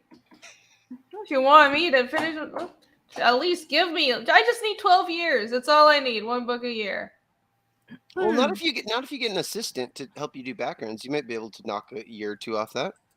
Convoluted. It's convoluted. He gets distracted and he'll go off on tangents about characters and things will end up being red herrings. And I've realized so many things I've forced myself to follow are red herrings. And yeah, he admitted that Essos was were fucking fillers. I've lost focus of what the story even is about. Like I don't care about like with a lot of the Essos characters. It just feels like if we weren't so eager to wait and see what happens to Jon and Arya and all these other people we care and Sansa, all these people we care about in Westeros, we wouldn't even be reading this shit. It's like you want to follow Dany's story, you could have done that in way less time. Yeah, it sounds like he can't land an ending, and rather than actually write a conclusion to that, he just keeps going laterally rather than towards the end. Which is, but he could have abridged so much of the shit. It's just like, why did I? Or just write a new series of books that are companions to that story. Like write a new arc with different characters on a different continent that like canonically goes in line. So then you can drop all kinds of cool stuff. It's like, oh, remember when this was happening in the last series? Well, this is what was happening over here during that time, and you'll get to like see some characters. Exactly. Well, that's my approach with in. Fiendish. Is like there are so many side stories I can tell, but I'm only going to do about 2 or 3, and I'm probably going to get other people to draw those specific side stories, and I can go off and just expand. Well, what if this background character that we meet in chapter 4 goes off into the other side of the world and it goes on a whole adventure, then comes back at the end? I'm not going to be putting that into the main story of Fiendish. Okay. I can always tell it some other time afterwards, or hire someone else. Like your story needs to be focused. When you get to the point where your readers don't even know what your story is about, and you still haven't figured out what your main character is and what the fucking and we haven't gone back to the central conflict in 15 fucking years, so we're off in ASO's fucking staring at horse lord ass. I don't care anymore. Also, your world building is shit. So something that I know that you know about. Speak your truth. I told you recently I was going to start watching FMA. What's the difference between FMA and FMA Brothers? Okay, Brotherhood. Brotherhood. Sorry, my bad. So FMA, the first series, the 2003 TV show, was done before the manga was completed. So, so the ending actually, like around the middle part, it starts diverging from the manga. Even though it had approval from the manga writer, like she was like, well, you can change things, and I don't want it to be the same as the manga because that'll spoil things, but I approve of you to change it in this different way. So, and then Brotherhood was animated after the manga completed, so it follows the manga more closely. Though it does. What annoys me about Brotherhood is the beginning. They gloss over things because they assume everyone has already seen the first show. And so they're like, oh, you don't need we don't just going to gloss over the first part of the story. And then when the divergence happens, then it gets like more into detail and it gets really good. I personally like Brotherhood more. Might be because I'm a manga fan and I just read the manga first, but I just think the way they take on a homunculus and everything is better. But yeah, it annoys. Yeah, I would say watch both. I would say watch the first few episodes of the first series and then skip over to Brotherhood. Oh, okay. I would. You can watch the whole thing. It's just okay. I like Brotherhood. Don't let me stop you. Well, no, because that's what I was hearing. Like when I was not pirating the first series, I was noticing on a lot of the forums, like people were saying that they really like Brotherhood more, and I couldn't get like a definitive. Okay, well, what's just the short and skinny of the difference between the two? But that was a good explanation. Okay, yeah, I'll probably end up watching both because I hear such good things about that series that it's just, after recently falling in love with One Piece after putting it off for so long, like, and people recommending it to me, there's like certain recommendations that I'm really having to like get back around and actually watch. And Full Metal Alchemist is one that's really at the top of the list because so many of my friends have watched it and they're like, dude, you haven't watched fucking FMA yet? And I'm like, no. They're like, you'd like it. Like, I'm like, oh. They're like, yeah. How have you not watched FMA? I'm shocked that you're such an anime fan and you haven't seen it. What was I watching when that came out? I was probably watching Naruto when that came out, to be honest. 2004, that sounds like Naruto days. Yeah. 2004. Is jealous of those with siblings. Why do you say that? That's. I wish I had siblings, though. That is kind of true. Called out, John. Jeez. I don't know. It's not a call out. I just wonder why you're saying that, because I never said anything about it. Why? Because sibling relationships are important in my story. I don't think we've really gotten that far in Fiendish, but yeah, they are.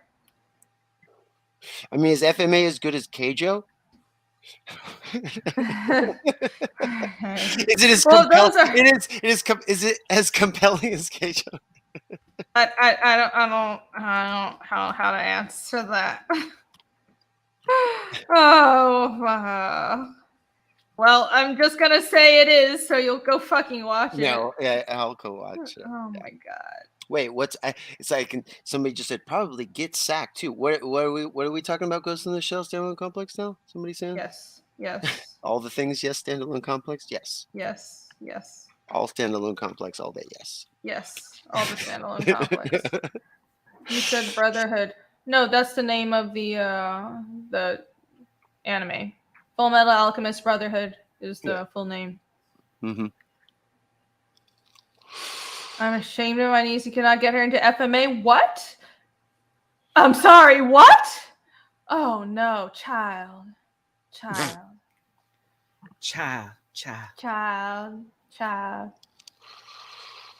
Oh, Geek Avenger. Thank you. Geek Avenger likes how I'm drawing the stones and the shading.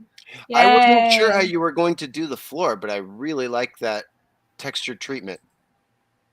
Yeah, just kind of brush over it. How like some No, it's fitting because I was like, oh, like because you hadn't done any rendering on it. I was like, I wonder how clean the floor is going to be, and like that looks like a hunting lodge. It would kind of have like almost a padded dirt floor, as it were. No, it's just dirt, and you see there's little straw on the sides, but no, it looks good. Gracias. Yep.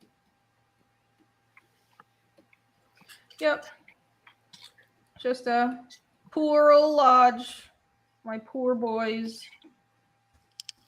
I can probably work on this a little more, but I'm going to move on to another panel for now. I'm mostly done. I need to stop overworking stuff. I was going to say the side of the tub. Yeah, I was literally about to do that. I was like, before you move on to the next panel, like, I mean that's the only thing you have left. Can you just do that? Thanks for calling me out, Billy. It was my OCD. I was like, please don't leave the side of the tub and move on. Like, just... thanks, Billy. Billy's just here to. Okay, no, it's Billy okay. I deserve it. Just calling me out. Rini, do you draw everything in Photoshop? Everyone in comic groups keeps telling me I have to switch to Clip Studio. You don't have to do anything. Whatever program you feel works best for you, whether it be Photoshop, Clip Studio Paint, Sketchbook Pro, Procreate, whatever's going to get you to be creative and get your ideas down and just do them, use that. Do that. Well, I guess Billy answered for me. Sorry. I just hate it when people say, do I have to use this software? It's like telling somebody that they have to use an 8B fucking soft lead pencil or some shit. It's like, no. You should really be using a lead holder with fucking a crow quill fucking ink fucking blah, blah, blah, blah, blah, blah. Like, no. Just do whatever you feel comfortable with and it's going to get you to do art. Fucking do that shit. Yeah. I have tried Clip Studio. I don't hate it. I'm just more used to Photoshop, and as you can see, I do very well in Photoshop, and I don't see any reason to switch to Clip Studio. With like Photoshop, I remember when Clip Studio's brushes were just so much better than Photoshop, but I think Clip Studio having better brushes for a while kind of lit a fire under Photoshop's ass. So their brush algorithms have gotten much better. And so now that, with the brush set that I have and the improved algorithms, I use the most current version of Photoshop, and it serves me very well. Like with Clip Studio, the only difference is, well, it's made for comics, so they have like automatic paneling tools, and it's kind of has like an integration where you can have multiple pages and shit like InDesign, but it's like I can do the same thing with Photoshop. Look, I have multiple fucking pages open right now. Like, look, I have panels. I just use vector shapes for it. Like what? And also Photoshop's vector is so much better. So, yeah. And because I also do other work other than comics, I do painting and I paint concept art and shit. It's just better for like my brain to stick with one program every day. So like my 2D stuff is all Photoshop, and I don't have to switch my brain around to other stuff. I can use Clip Studio. I've tried it, but it's just like I didn't find it that it's not that different from Photoshop, but having to retrain myself, it wasn't really worth it. The advantages to the tool set are not compelling enough for me to actually make the switch. Like I bought Clip Studio Paint Pro, tried it out for a week, really liked it. There was a lot of really cool things that I did like that were like nice little what do you call them? Oh, God damn it. What? Not conveniences, but like I can't think of the word right now. They're nice things to have, but like I said, they're not things that are like sellers for me that like I would want to completely switch over, because like I didn't like their color management. I thought it was kind of like weak. Like they don't have like all the actual printing color profiles that you can like with Photoshop, because it's been an industry standard so long. Using Pantone colors and stuff, and yeah. Oh my God, Clip Studio does not have the color profiles. That's another huge thing. Vectors, color profiles, like does it even fucking have like for a fucking program that's supposed to be for manga, it doesn't have like CMYK color. How the fuck is that even possible? I just can't. I mean, well, the one advantage is, I mean, I guess the quality Photoshop of life. Thank you. God damn it. Sorry. No, like the Photoshop subscription does kind of annoy me, but at this point I use enough of the Adobe products that paying $10 a month is worth it for me, because I also use the website service, I use their storage and all that shit.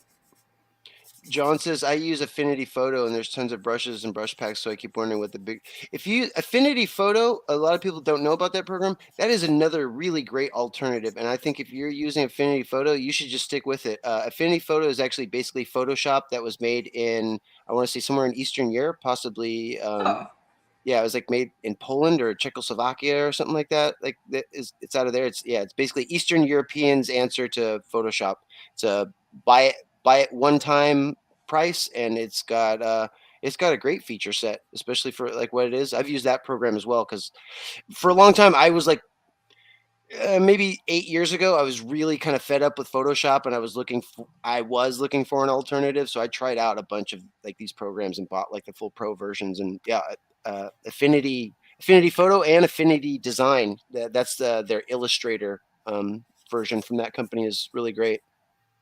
Yeah, I remember about 8 years-ish ago, fucking Photoshop was really annoying for a while, and I was looking for alternatives too. I switched to Sketchbook Pro for like 5 years, just because the just doing line art felt way better. So I would like do all my line art in Sketchbook Pro and then import it to Photoshop and then do all my coloring in Photoshop still.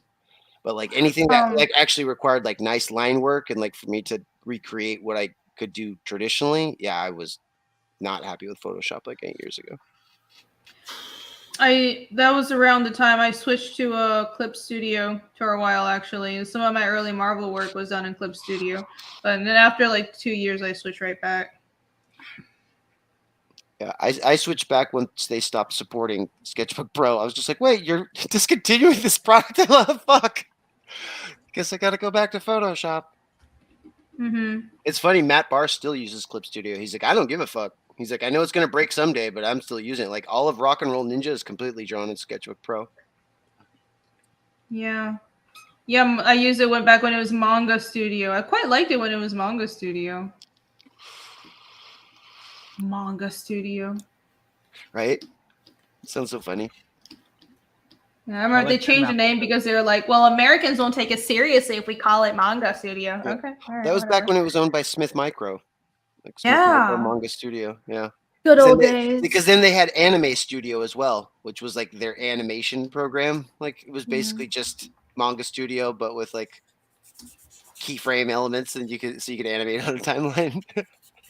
Speaking of like other programs and shit, I remember the first digital program I used was actually called Photo Impact, and it was like I don't know where it was made, but I got like a Chinese version of it, of course, and because my mom does some art shit as well, she got like this bootleg version of Photo Impact, and it was like rip off Photoshop, no layers or anything, but I started drawing on that.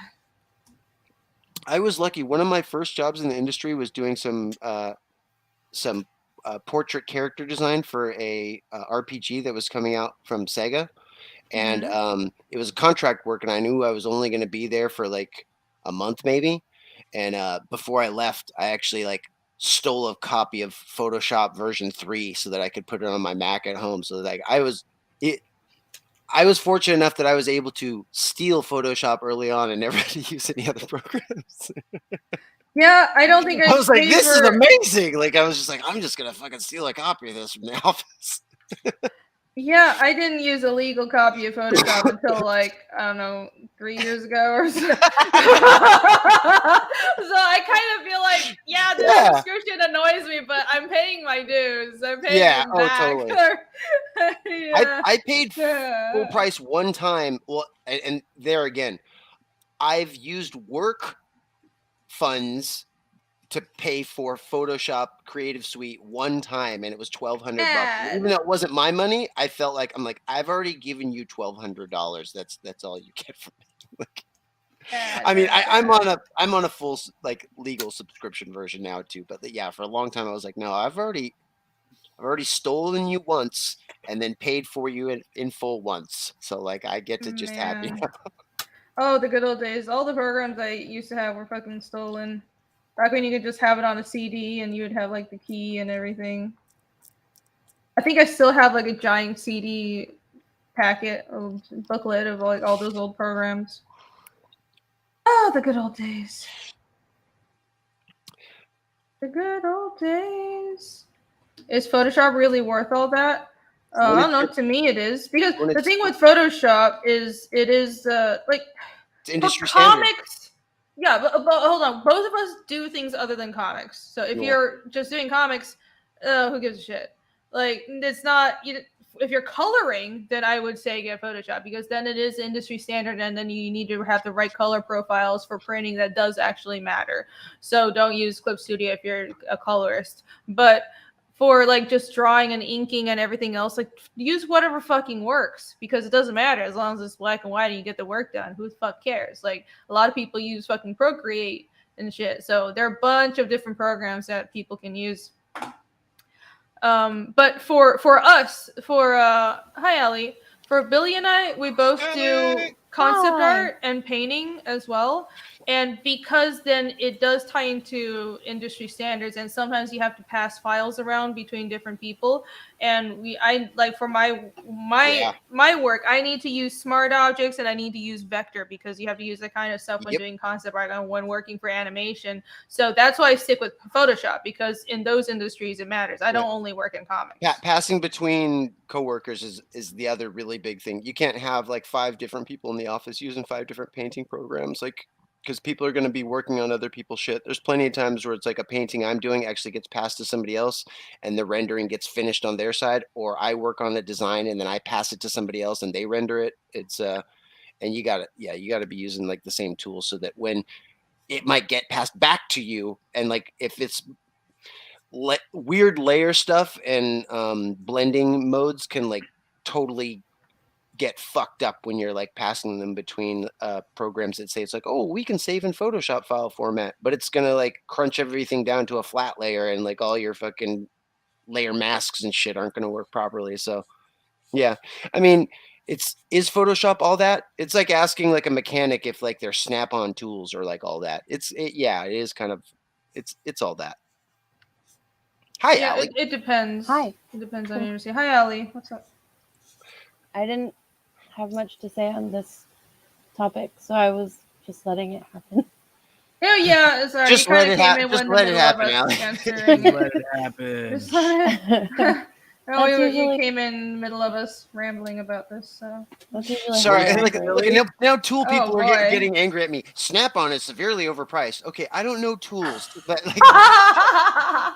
Billy, don't make these allegories if you don't understand them. Right? God damn it. Hanging yourself here.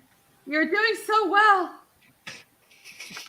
But everything he said except the last part. All right, that's. You said actually a word that actually really helped me, that was on the tip of my tongue like 2 hours ago when we were having a conversation, and I looked it up to try to find, I'm like, what is this word? I'm not thinking of analogy, I'm thinking of, and you just said allegory. Oh, thank you so much. Like it's in her name, Billy. It was bothering me.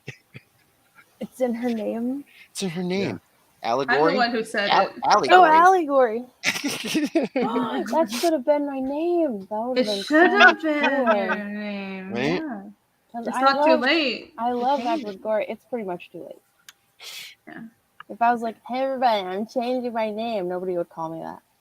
It would be it like, would still be Alice something. I mean, you could just start. You could just start like you could rebrand yourself. So like you call yourself still Ali Sanguis, but like all your books are titled, allegory, like Cher or Madonna or something. Like you just have this allegory, but story by allegory. Wow. A couple of my books are allegorical, but like they say in A Knight's Tale, that's for every man to decide for himself. Is that the movie with Heath Ledger? Yeah, baby. With the singing and shit? Yes. Fucking A, dude. There's no singing. I thought there was like that was like borderline a musical, that movie. I mean, it is borderline a musical, but they don't sing. They just play like classic rock. Yeah, they just play the music over. Yeah. I did not know what that movie was, and I remember when that movie came out, like fucking people were going ape shit over it, and I was like working at a Blockbuster Video, and I was like, this looks dumb. Oh my god, I love that movie so much. And then I saw it later, like 10 years Billy, later, and I was like, dumb. man, I'm glad I skipped over this. You're dumb, Billy. I'm also not a fan of Heath Ledger. I don't Billy. find him appealing. Well, he's dead, so we never have to deal with him again. Oh boy. He's the best Joker ever. Whatever. Damn. Fighting words there. Oh my god. Jeez, he's pretty damn good. No, wait. Keep doing it. It might make him rise from the dead to prove you wrong. Yeah. 40%. Oh yeah. Thank you for sharing our links and Allie's links. Go check out Allie's books. Yes, books. Yes, doesn't working a day job delay getting to my next 6-figure campaign? Does it? Yeah, I guess technically, yeah. Jared Leto is my favorite Joker. Yeah, but that's why Rainey just like constantly works. Yeah, this is why I have no life and no family and I work all the time. And a hunchback. I'm trying to not develop a hunchback. My posture is so bad. I'm trying to sit straight. Yeah, I mean, I would work so much faster if I didn't have a day job, but at the same time, it's one of those things where, I had one 6-figure campaign, but will I have another? Am I secure yet? Well, and you have a house. Yeah, I have fucking responsibilities, guys. Like, people don't think I have responsibilities. I fucking do. I don't just have a house. I actually support some family members financially, so I need to be very secure in my finances. so yeah, I'm just playing it really traditional damage. Holy fuck! Oh my gosh! Wow. Traditional emotional damage. Wow. Well, I do have a mortgage. And a bunch of other shit to deal with. I don't know. I could work harder. Honestly, these few days I've just been. Some days I don't know, especially the rain and everything, and I don't know if it's burnout. It's not really burnout. It's just I think my brain isn't burned out, but my body is. I've just been unable to get out of bed some days. But Naromi said Rini is Asian, in case you forgot. Yeah. Wait, is that just an Asian thing? The emotional thing. Yeah, that. I mean, there's a lot of people are hardworking. Anyways, yeah, that's. So I can't quit my day job willy-nilly. I mean, I'd probably be fine, but I'm being careful and yeah, it's. I like the job I have now. From being willy-nilly. Well, Zed said he can respect suffering for a bit to pay off your house, but he wants more busty Magic Girl books. Oh, thank you. Well, yeah, give her next campaign. Is this really a Magic Girl book? I never thought about it that way. Well, I mean, I guess Ragna is now the star, so it is. No, there's a busty Magic Girl in it. As in busty Magic Girl, not it's a Magic Girl book, you know. It's not like Madoka Magica style Magic Girl. This is it's Magic Users Club. Yeah. But it might get just as depressing. I didn't know until just recently that there was a type of like Japanese, like how they had like isekai and like different stuff. I didn't know that there was like a subgenre that was like delinquent girl, like stuff. What? Like it's they call it delinquent girl, but it's like tough girls that like beat up guys and do like it's code for things. not married at 32. Like there was like a couple 80 shows where it was like there was like one girl that she did you really have to do that? Sorry. Yeah, it's like weird like girls that I didn't mean to talk about the Christmas cake. Yeah. This is not Christmas cake. This is New Year's cake at this point. Shit. I'm fucking done. Did you guys hear that? Oh, the pain. It'll be okay, Rini. Okay, Allie. I say so. Hey, when was the last time that you went to your P.O Box? Monday. Oh. Nice. Do I need to go again? I mean, yes. I feel like she's sending you baked goods. No. Oh. Yeah, I'll No, the little girls that she talked to sent her a thank you. Okay, I'll go. Yay! That's so sweet. Oh, I'm happy. I talked to a Girl Scouts troop through Allie, and it was so awesome. It made me happy. Yeah, pretty much like by extension, it made me the coolest ever. Really? Yeah, they're like, you're the coolest mod ever because you know people. I was like, yes, I do. Yay! I'm glad I could help you. I was like, I did very little in this situation, but well, yes, I am you brought so me cool. on and you started the call. Yeah, and I called again. It was very funny. It's like, thanks though, kids. I'm glad I get to be the cool mom for doing literally nothing. I felt badly prepared, but Allie helped me by asking good questions and making me not look stupid. They were afraid to ask you questions. I asked them why later, and they were like, she was just so pretty. What? We didn't know what to say. Oh my gosh. I was like, oh, you guys are sweet. That's why I was like, okay, they're not going to say anything. All right, question. Yeah. I was like, oh, do they not like me? No, it wasn't that. But I know, like, kids can be shy, so yeah. They're all, like I said, they're all between like 11 and 14, so they're in that area where they're, they're starting to grow up, and some of them are a little bit insecure. So yeah. They were just like shocked. Allie is like modern day music DJs in concert push buttons. I didn't even dance around. I just sat there. Rini danced though. I don't dance. Well, you did I can't. Your little like shuffle, your sitting shuffle that you do. Yeah.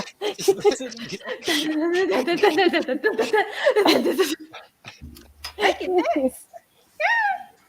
We dance good. Punchies. It's like little punchies dance. Punchies. Christmas cake. Yeah, the chat, you guys know. Well, your fucking icon is an anime character. I'm sure you know what Christmas cake is. Is that from Haruhi? Whatever his name is, Kion or somebody? That's from Haruhi, right? Maromi, if you liked Irene's cover to Inglorious Rex 2, she has her own book too. Oh, thank you. Thank you very much. I backed your Chapter 2 campaign to get Chapter 1. Oh, cool. Thank you. Because I was too late. Okay. I'm sorry. Just thank you. No, Forgive me. No. There's a lot of books that I thought I backed that I didn't realize I didn't, and then I feel bad. But it's like, I don't know. I don't feel like just because you're friends with someone you have to back a book. Back it because you like it. So thank you very much. No, gracias. I never backed just because someone's my friend. Yeah, that's good. Yeah, I don't like that. I don't like that people expect you to back it just because you're your friends. I don't know. It's your fucking money. You get to choose whatever the fuck you want to do with it. Yeah, and I wouldn't expect that either. That would be weird. Mm-hmm. Because I want people to read it, and it's like if you're just buying it because you're my friend, you might not even read it. Yeah, exactly. And like, why have it? Mm-hmm. So That's what I clout. Fart. Social pressure. Buy my book. Social damage. Allie, are you up early or late? Both. Oh my god. So for 3 days in a row, I have fallen asleep at 10 p.m. and woken up at 5. It is killing me. I feel insane. This normalcy is making me feel crazy. I feel backwards. I don't know what's going on. I'll twist it up. I don't like it. Turn around. I'm usually a go to sleep at 3 a.m., wake up at 9 a.m. person. I don't know what's happening. Oh my god. I think maybe I'm just cold. Yeah. So my body's like, time to hibernate, but it's like not sleeping long. And tonight I woke up when I was writing a book in my dream, which I do. And I woke up at like 4:30 and I was like, shit, because I had to get up and in like the dark and stumble my way over to make sure that I wrote down what I wrote in my dream so I didn't forget it. And I almost fell over. Like I got out of bed and I just almost fell over and smashed my face on my desk. It was ridiculous. Oh no. That would not have been good. Yeah, your boy Zach didn't even read Cyberfrog for years. It's a Johnson. That's sad, dude. He's a busy man reading all those bad comics. Yeah, I guess. I'd rather read shit comics than make fun of them. Yeah, I guess. He'd rather pay for bad comics and read them. I don't know why. He's like, don't buy bad comics, as he's like buying one. Yeah. What are you doing, Zach? / not Zach. I buy bad comics all the time. You know? Well, Dan, you don't have to say it to my face. Oh, not your books. I'm just saying I buy books all the time that are not great. Oh, okay. Sometimes you don't know till you get them. That's true. Yep. It's hit or miss. You never know. I'll be honest, a lot of the books I back in CG, it's not that I just backed it because I didn't want them. It's just I just haven't been in the mindset. I read things very sporadically. So there's a lot of it that's just sitting there. Well, it's hard for you to read while you're drawing. Yeah, you can't. I can listen to shit. So I listen to more audiobooks. I listen to like lectures and stuff all the time. But like fucking sitting down reading a comic is hard. The only time I read comics usually is when I'm traveling. That really helps. I just bring a stack of comics and that's all I read. It's great. I feel like people don't like to usually hear my honest opinion on which comics within Comicsgate that I actually like. So I just usually be quiet. Okay. Well, it's all of ours, right? Sure. The only time I've gotten a Comicsgate book that like disappointed me, it was because I found an editing mistake in it, or like a grammatical error, and then I'm just like, no. None of them, like, I'll be honest, none of them have really let me down on the art perspective, because I will usually only buy books that like have compelling art that I like. But a couple of them I was just like, damn, this could have been something more if the artist had reached out to possibly a professional writer to at least help them craft their story in a little bit more of a digestible manner, if that makes sense. Well, I'm available. Oh, cool. For writing your comic. Oh, right. Yeah. Anything. Yeah. Oh my god, no. Sorry. Snafu face of another reading for two. Thank you. It's no secret. I'm a huge Richard C. Meyer fan, and usually his books, as far as Comicsgate books go, his books usually like are in top 3 for me. I really enjoy his writing. Every single one of his books I've liked. So like Newest Jawbreakers and like Expendables is pretty high up on my list. I liked those. Nice. Snafu face of another Rini for 2. Thank you, Snafu. Says play Blind by Wolfsheim. You want me to play it now? I'll probably get struck. I'll look it up though. Yeah, thank you, Snafu. I will search it in YouTube. We'll play it later. I found a new genre of music that I might be in love with, and it's a problem. Is it 1980s Thai pop? Oh my god! No. What? I've been really hooked on 1980s pop from Thailand. It's fucking really good. Shane ended. Did Shane just end? Yeah! Yes! We are the winners! We're fucking winners, people! Boom! Winners. See, this is a panel of winners. This is what winning looks like! Wait, what did you win? He's like, wait, what Ellie now? cares what the fuck are you talking about? We were basically only streaming for the last hour and a half. We've been going for 7.5 hours. And she was about to end at 6 hours, and someone's like, but Shane's still like streaming, like he's gonna beat you. And she's like, oh fuck no, he's not. We're staying at this.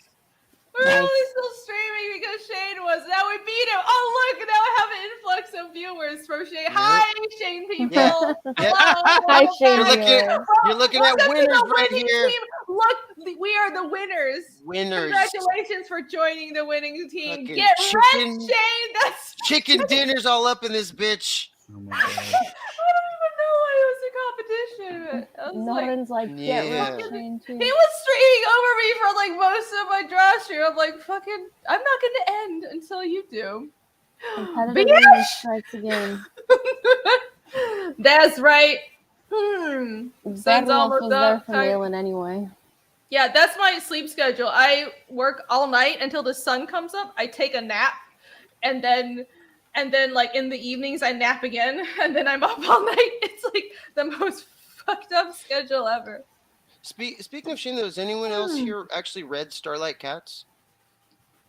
No, but I did some fan art for it. I know me and Dan have like read it. Dan got his before me, and like Dan was like so excited. Like after he read his, he's like, Billy, did you get it yet? Did you read it? And I was like, no, I haven't. I didn't get mine yet. I didn't read it. And he's like, you're gonna love this fucking book so much. I was like, really? And he's like, dude, I'm not trying to be hyperbolic here, but it's like fucking Miyazaki meets fucking Star Wars. And I was like, you're fucking kidding me. He's like, I'm not kidding.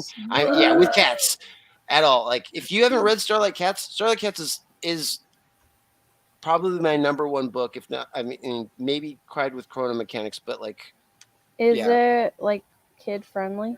Yes. 100%. Yeah. Yeah. Like I said, it's like a Miyazaki movie meets like Star Wars with cats. It's fucking dope. It's really, really good. Well, I don't know if I'd show Miyazaki to like every kid.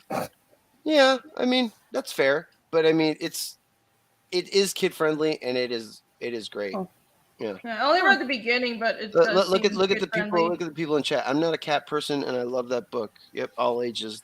Oh, cool. Yeah, not like Princess Mononoke Miyazaki. Like more like Totoro.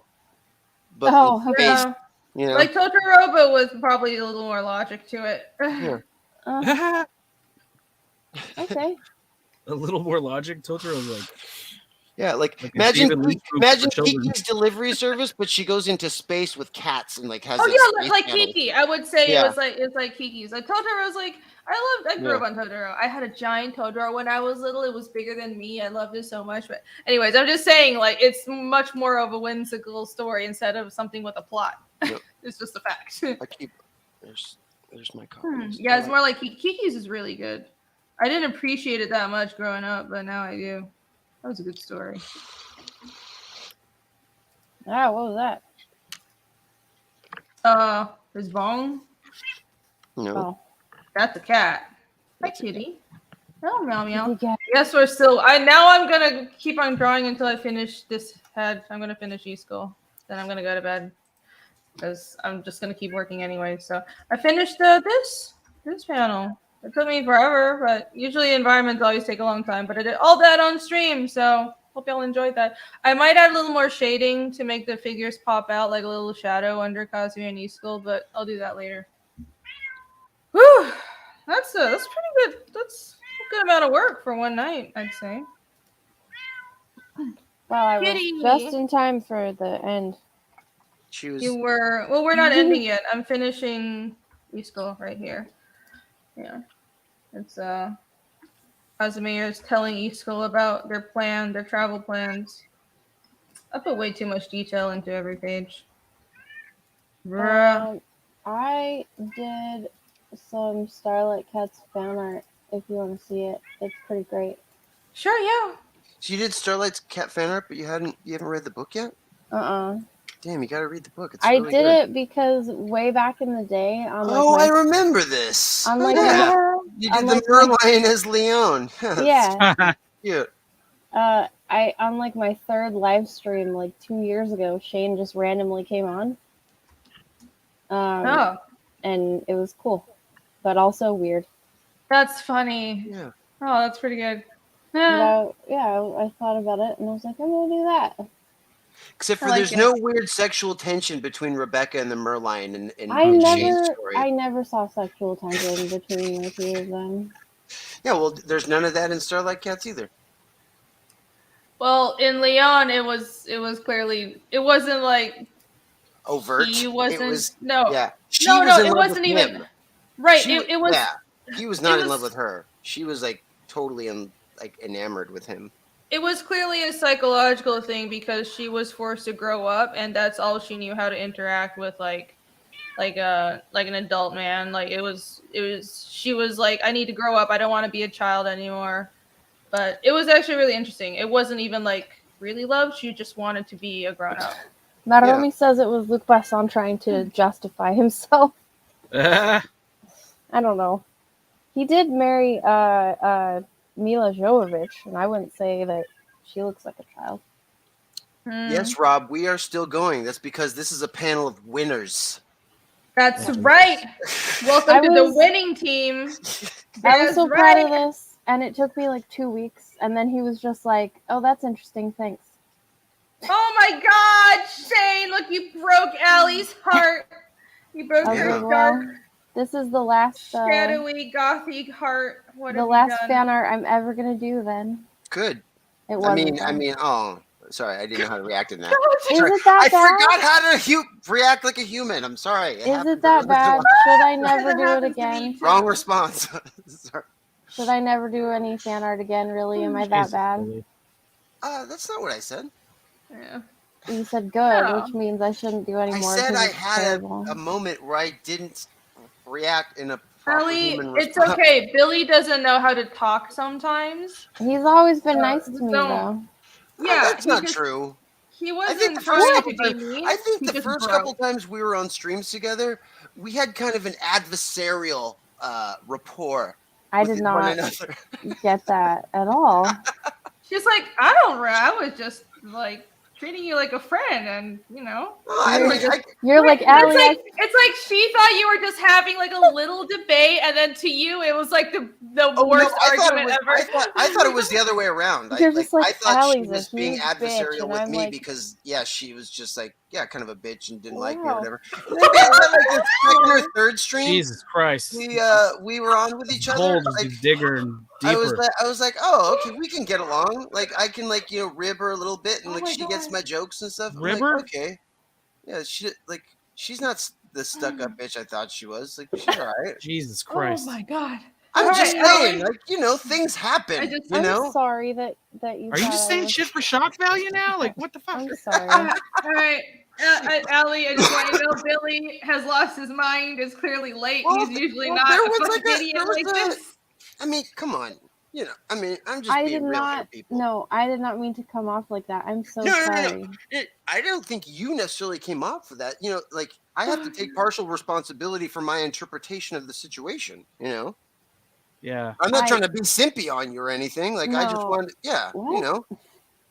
I'm not apologizing and trying to backtrack what I said to be simpy. I'm just saying, when people first meet each other, dude, Lola's, come on, Allie. Lola's streams were fucking crazy.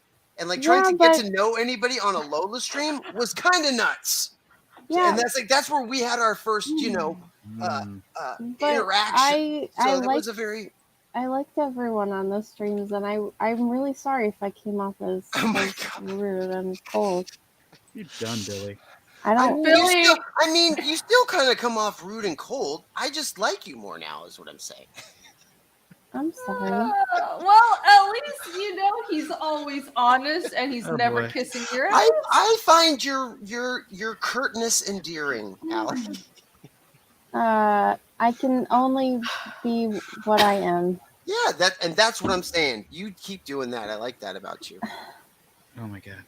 Oh my I don't know what's going on anymore. All right, you guys are cool with each other now. Oh my god, Billy, shut the fuck up! I'm just being catty. God. No, I always liked Billy quite a bit. I feel bad now. Allie, I no longer respect Allie, Billy. I always liked you. I know that. I'm just fucking with you. Like I'm just like. Hyrule guy says Billy, she just a goth girl. Yeah. You're right. Yeah. She's really, I mean, I can't I change too my. am dark and mysterious. No, look. Oh my god. No, look. I can't actually change my voice because when I do, it creeps people out. Yeah. Like I can do a happy chirpy like thing, but people get uncomfortable. So like like full on anime, like yeah. Well, no, I can't do anime. I can do like suburban mom. John says, Billy, your humaning program is good. You. See, John gets me. Andy says, "Are we gonna expect to see him make a cameo in my Egg Beater book?" No. I am in so much pain right now. It's not awkward, I promise.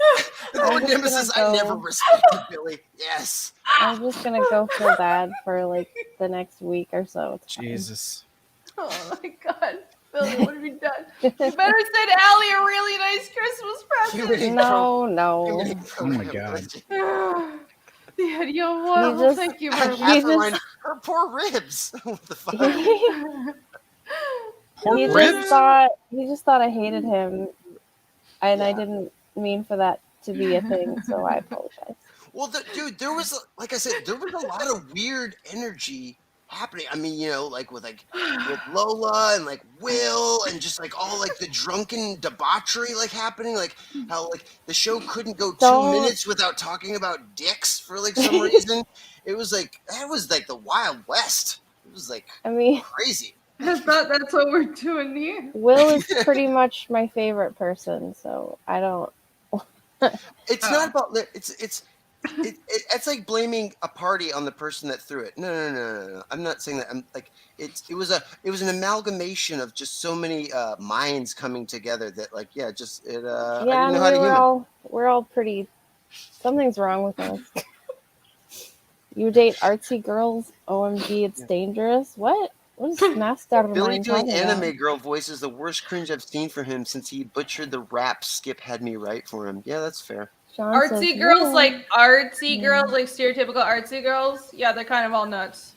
Silly Billy, it's called dark energy. We were kind of degenerate on those streams, but it was fun. Mysterious. Degeneracy is fun in jokey sense. Wait, John says there's a lot of Asian women I thought hated me. I'm not Asian. What? Yeah, Ellie's not Asian. Like, not even close. There's not a single. Allie's Amish. I don't know. You could be. No, I mean, Genghis Khan got around. I'm just saying. Well, yeah, you know. I mean, you have a point. That's not even like. I actually can trace my ancestry pretty far back, and if he got with some Norman, like pre how far we can go back, then sure. But like, there's no Asian. Yeah. Like Billy and I are the part Asians on this panel. Yeah. This is the funny part. And we're like the most animated ones. And the loudest. And the most insane. That's a fact. Clearly. I stopped being animated because people kept saying that when I was, it was annoying. Really? Ganja me. People tell me that too. I just don't give a fuck. Well, this was in like middle school, and now I'm not even sure I could go back to that. Oh, yeah. Is there a land bridge? A land bridge. From where? What? Greenie, is the Hellion Comics email the best way to contact you regarding perk shipping issues, etc.? Yeah. I have finally gotten caught up on those emails. So, you hellioncomics@gmail.com. Thank you. Yay. Oh. That was actually an important question. We're all just fucking around, and he's like, "Excuse me, I have a business question to bother you with." Yeah. You're actually being serious, right? I totally did this hair wrong. I totally fucked that up. Fuck this shit. The I'm way Asian too tired. sensations, Rainy and Billy. Ooh, I like that. The Asian sensations. Oh, Rainy and Malin argued about land bridges and shit the other day. Oh, right. So wait, was there a land bridge? What are you talking about? Is there a land bridge, Ellie? We weren't arguing about land bridge, we were arguing about when human migration to North America occurred. And I did get the Clovis. The Clovis culture wasn't a culture that came from Europe, but there was a second wave of migration. Like the first wave of my human migration to the Americas was actually island hopping, like from like Polynesian, ancient Polynesian sailors just fucking sailing to South America. And then like I'm not sure if the second wave was from the Bering Land Bridge or from Europe, but there were multiple waves, and the Bering Land Bridge wasn't the first one, is the entire point. So they know that the very first humans in North America were here much earlier than they previously thought, and they were just sailors. They were Polynesian sailors. So a lot of Native Americans have their DNA can be traced to unified Asian same source as Polynesians, because like when you go that far back, it's really interesting. Human genomics are interesting because when you go that far back, even like a couple thousand years, humans just start looking totally different. Even like can't spell Asian without years. Polynesian. Jesus, I think you got it backwards. No, but also Polynesian. That's an E. Billy's drunk. He's trying, Yes, maybe comments like that is why he thought I hated him. John said I can trace my lineage. No, not back to the land bridge. It's actually to Scotland and then previous to Scotland. You can see it on the clan website. I actually like have all that officially joined and stuff. It's the Maitland clan. The clan website? Wait, which clan website are we talking about? With a C, tard. Oh my fucking god. That's actually the first time anyone's ever made that joke, so congrats. It's the Anne Rice clan, Billy. I'm starting to get a picture of how your first stream together turned out. Yeah. It's up really there. Making sense now. The first stream, well, lots of colorful clips. Unless Lola deleted it, then it's still up there. I'm taking way too long on this fucking hair. But she might have deleted it though. All right, Billy, the beast is ready for you. Oh damn! I hope she didn't though, because they were fun. Let me full screen you. Beautiful. Oh wow! Fuck, dude, those is rocks. This from Goblin Girl. For you to do your work. Sexy rocks right there. Goblin Girl, everyone. That's right. Do people have the link for it? Damn. It's been in really good chat a little bit. Oh, you know what this means, Billy? Only 3 more pages of Grey Tone. Damn. Yay! And then that looks good. Then the ticking clock will be chunking away, and Billy will be like going, "What am I gonna do?" Yeah. I'm gonna be bothering Billy all the time. I'll be putting the lettering down. Yep. That Grayscale book will be done. Yep. Will you then finally get around to reading your DM where I sent you my address? Oh my god! Oh, I already read it. I'm mailing that out and a couple other auction stuff that I got just this last week, right after Christmas. Oh, okay. I was like, I guess I'm sending you like one of all the books because I don't know what you wanted specifically, so I'll just send you one of everything. What? No way. Yeah. You might not like all of it, but there it is. Oh my god. It's weird like that. No, it's all stuff that like he did it a billion years ago, like when I was like 5 years old. Like one of these, And which he has a was cover working, that we can't show on camera. when he was working So I drew another cover for it. with Hart Fisher for Bone Block that. Press. And like he said that he did it, and I like freaked out. And that was on the Lola stream too, I think. I was just like having a freaking heart attack. And then Hart was on my channel. That was you having a heart attack? Yeah. Damn. Okay, yeah, I really did read you wrong at the beginning. She's like, okay, Hart. No,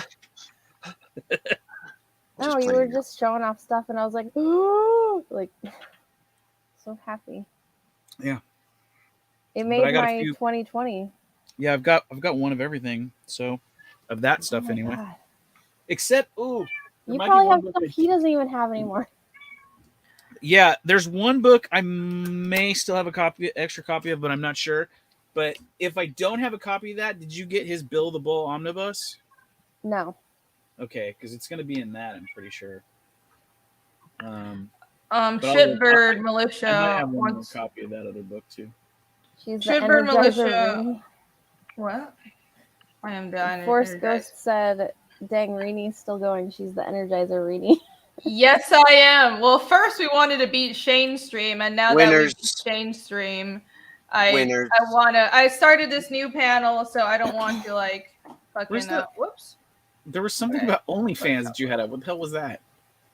OnlyFans. We can get you out of that. Shitbird, Militia wants you to start OnlyFans to help you out. I think I have an OnlyFans. Oh my god. Oh, I need to sit straight.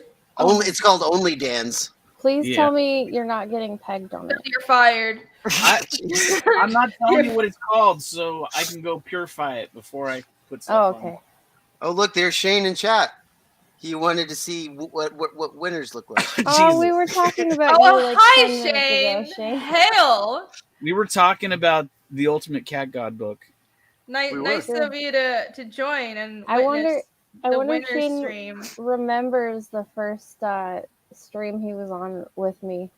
Where the fuck is this page? Why the fuck when like he got his friends to walk around this meth house that he was in and like show us what was happening. It was strange.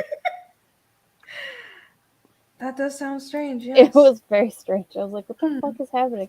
Because there was just a party happening in this weird meth house. And he's like walking around showing us. As they do, you know. Yeah. Party in a meth house. Just happens. I know. I'm going to finish this fucking figure. It was very weird. Going to happen. Yeah. I'll finish it. Authorline says it's pinups, I bet. NSFW ones.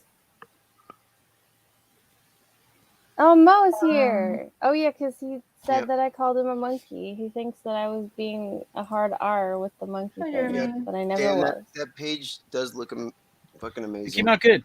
Yeah, it came out really good. I was starting to sweat it a little bit, but why? Yeah. Can you hold it so it's not tilted on the drawing board? I like this silly goat with his straight? tongue. Yeah. Yeah, that's a turd. He's gonna be reoccurring. Oh. Wait, his name is Turd. He's eating a turd, or his name is Turd? His name is Turd. That's what he's called by the wizard guy. He's actually like funny. some deep cut stuff, which I don't know if it'll ever like come out of anything to it, but he's actually a human that's been turned into a goat to be a servant for this wizard dude. So he just kind of follows him around. And he mistreats him. It's so nasty how that guy's touching that shit to his lips. Super chat. Fucking gross. Yeah. Oh, he's eating a dead rodent that he stepped on. Yeah. Nice. That's pretty fucked up. So it's a human that's been turned into a goat, and just his name is Turd. And he just refers to him as Turd. Yeah. Wow. I like how it's kind of evil. Your land he was like it's some young boy that he buggered, and then he turned him into a goat to keep him around. Wow. All right. Buggered. Yeah. Does that mean what I think it means? It might. Okay. You won't see any of that in the book, but like that's more or less like the relationship. It's like almost kind of like a serial killer where he's like keeping him around as like a trophy. Does he still? He may. We don't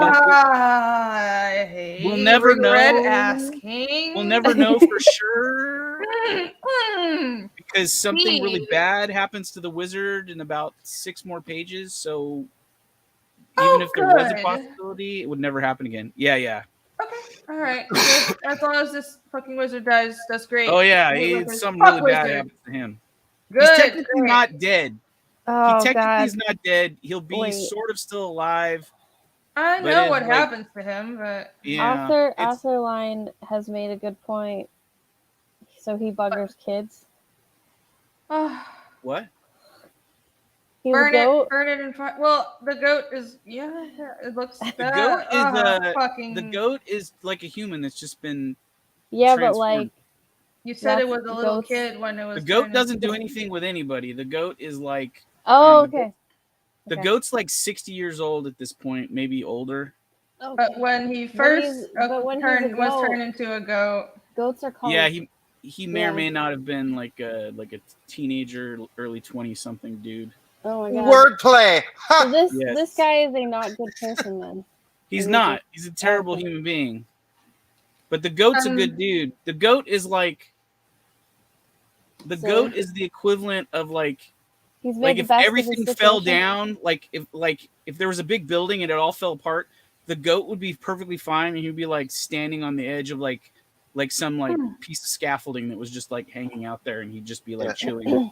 The goat will join the party of adventurers and will become. Well, yeah, he may go in and out of joining, but the goat after this sequence of stuff will end up going on and living his best life, just traveling the countryside, and we'll see him in the background of other adventures in the book. I like how your tower kind of looks like a dick, except if the top had warts all over it. Shh. I didn't even. Don't give away the symbolism. Wow. Oh, is it not? Wow. It is. It's supposed to be an outwardly representation of the wizard's masculinity. Nice. See, I got it right. Is wart-ridden. Yeah, it which is 5:50 a.m. and I am talking about wizards fucking goats that used to be children and phallic towers that look like warty dicks. Oh, it's just like lousy with warts. This is a disgusting book. I won't lie to you. Have a great Christmas day, Anyo. Yeah. Yeah, Diano for 10 euros. Thank you. Everyone have a great Christmas. But as I said, this is background information that's not even in the book. I'm just telling you the skinny. He gave you 10 pounds of the Queen's silver. How do you make it? Thank you, sir. Oh, that was pounds. I'm sorry. How do you make the land money look all textured like that? With great tone pens. I'm sorry for insulting your pound. Meticulously layered over hours because I'm toiling away at this one. Because you're insane. Kind of. Yay. I'm so glad so many comic artists are insane, because I don't think we'd have the level of detail that we do if they weren't. I seriously wish I was less insane. That would really help. That's a great couple pages, though. That looks really good. Dan is the boss. Everybody go back Goblin Girl. You like what you see on screen right now? Go back Goblin Girl. I just need to add Goblin Girl to my default. And don't worry, there won't be anything like that written in the book. That's anybody watching this stream will know that factoid. Yeah, Goblin Girl it's not an all ages book, but it's a teen. Yeah. I mean, there's some gross stuff from time to time that's gonna pop up, but like there ain't gonna be any like weird chicanery of no sex, no nudity. This is like when you hint at stuff, right? This is like when J.K. Rowling was like, yes. This is like when J.K. fucked a goat in the past. 100%. Okay. Although in the movies they like made that crap more obvious, unfortunately. Yeah, they made I didn't see the now. Yeah, movie, they straight up put him in a but... relationship in the movie. It was like whatever. Oh, I know in the original ones, they didn't say anything in Harry Potter, but I know in the books, in the other one. It was just wizards trying to stop Voldemort. Like yeah, but I know in the books they said there was like an indiscretion with a goat or something. Oh my god. Oh boy. All right. John sharing links again. Thank you. It might be almost. Oh, I'm not even sharing my fucking screen. That would really fucking help, wouldn't it? No, you were showing. All right. We just tipped over 8 hours too. We did. That was all I wanted to do, and now we can go to fucking sleep because I'm also fucking done with this fucking panel. Oh my fucking god! Woo! We're the winners! You're the winners by like 2 hours now, aren't you?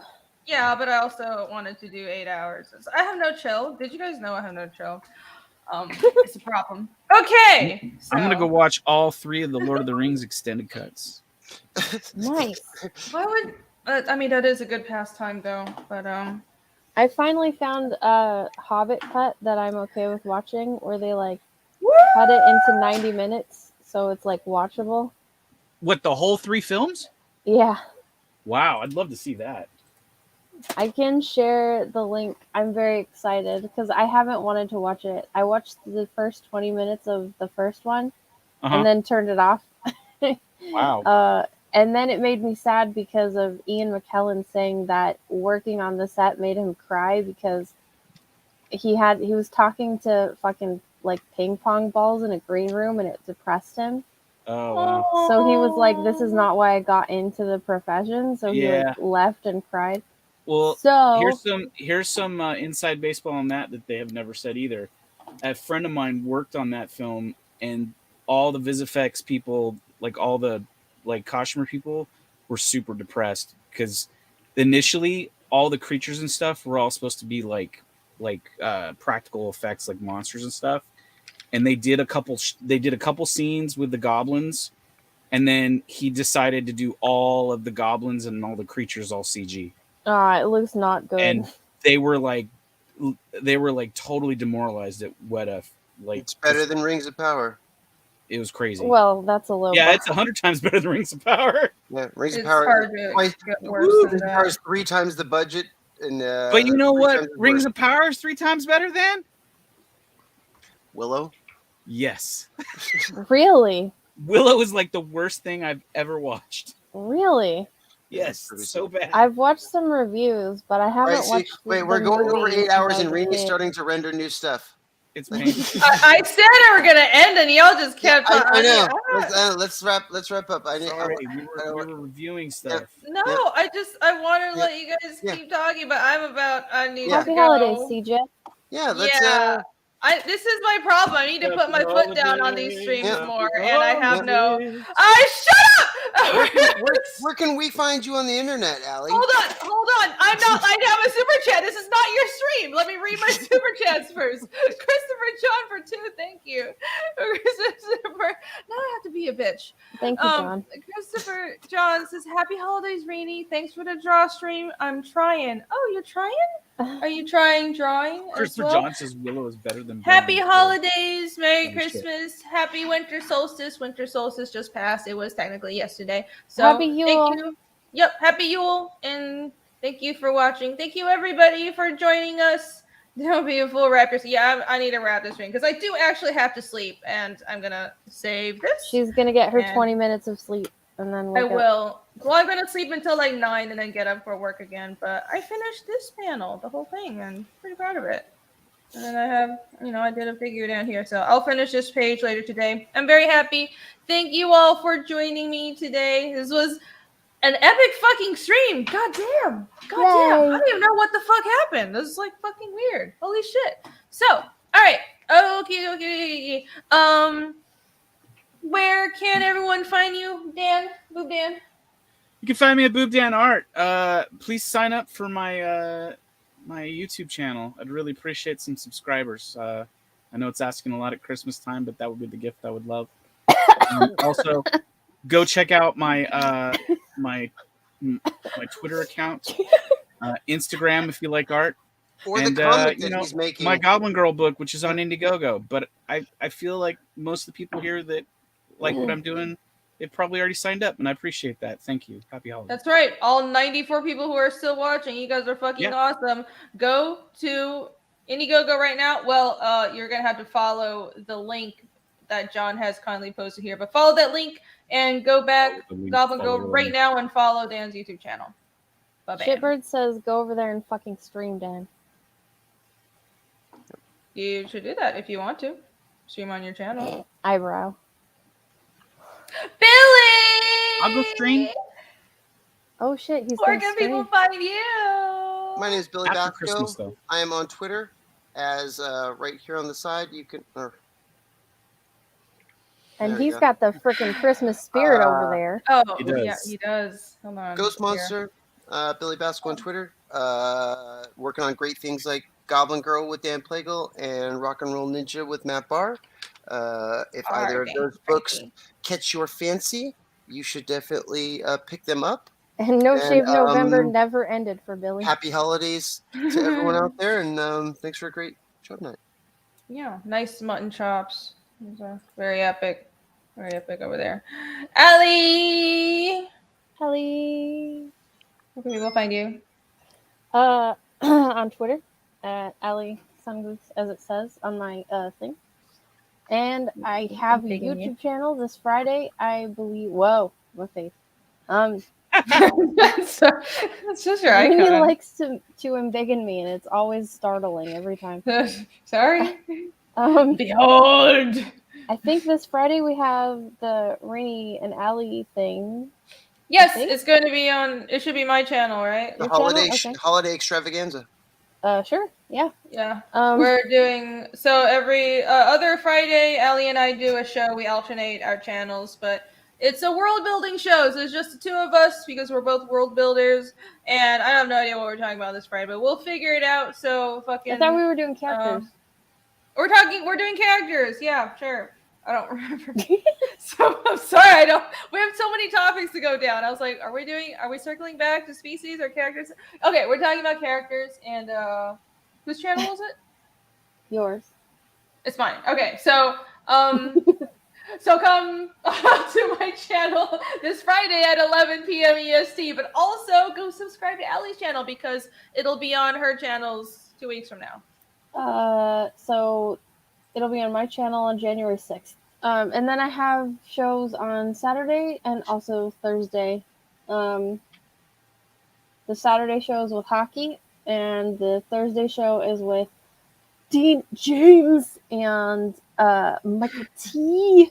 and that shirtless old man, Wilvo, that everyone always complains about.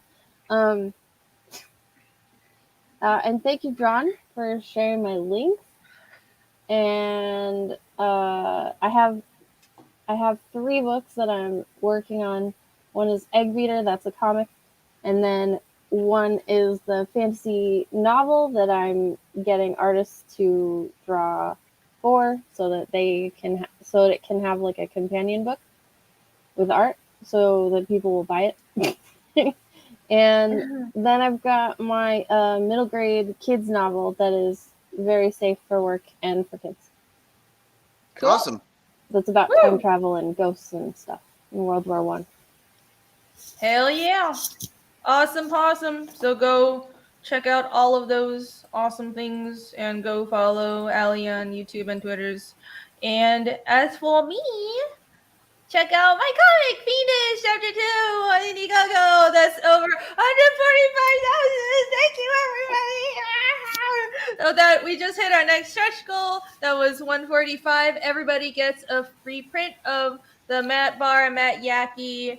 It was originally a back cover. Now it's going to be a mini print for everybody. So everybody automatically already gets that. And the next stretch goal is the big one that we've been gunning for. The world map that I showed you guys earlier in the stream. That comes with the Give Me Everything and a couple of other perks, and you can get it as an add-on. The world map will be printed on canvas if we hit 150K. So it's less than 5,000 more. I'm really hoping we can get there because I want this world map printed on canvas. So it's going to be big. It's like 21 inches by 23 inches. So it's a serious giant thing you can put on your wall and gaze at lovingly that I'm going to and fondle it and stroke it because I love this map. I put a lot of time into it. So if you want to see this upgraded to canvas, then tell everybody about this campaign. It's my fantasy mystery comic. This is what I've been drawing today, and you will not want to miss out. This is chapter 2. Chapter 1 is already out, and you can get a Cash Me Up tier if you miss out on chapter 1 for a discount. I have all kinds of good stuff on here. I have like a Sandy, I have an art book, and I have all kinds of posters and even like I did have a bookmark up. That's not up anymore. But I have a bunch of other like cool stuff you can add on as well. So here are some of the pages that I already colored. I'm over halfway done with the book, so rest assured it will be in your hands summer next year. That's the plan. And we're on track. And here's a cover by Boobdan and Billy. They did a cover as well. So if you like their work today, you can and it has boobs on it. Wow. It does have boobs. And there's my busty magic girl Ragna. So if you like boobs and if you like Boobdan and Billy's art, then you can back this cover. And here's the this is the au natural cover. That's limited. I don't always open this. Yeah, it had to be censored because Indiegogo is ran by prudes. But I usually open this up on Friday nights. Usually when I'm not doing the world building show with Ellie, it's for Red Valkyrie. So when I'm on Red Valkyrie, I'll open this. So check in on Friday nights. That's sort of a on and off thing. This is the main cover by me. So the classic cover. And that is open all the time. So check it out right now, everybody. If you like demons and fantasy and heavy world building, then this is a comic for you. So thank you all again so much for your support. I am deeply, deeply moved, and I have been made so happy tonight. This was fucking epic. Thank you guys all for joining me for this stream. And you can follow me at Rini Draws on Twitter. And of course, this is my YouTube channel. So please hit like and subscribe. And I'll see you all on Friday. Good night, everyone. Bye-bye, everybody. Bye. No, I'm not going to do 8 more hours. I need like an outro song now. Okay, everybody say bye. Happy holidays. Happy holidays. Bye.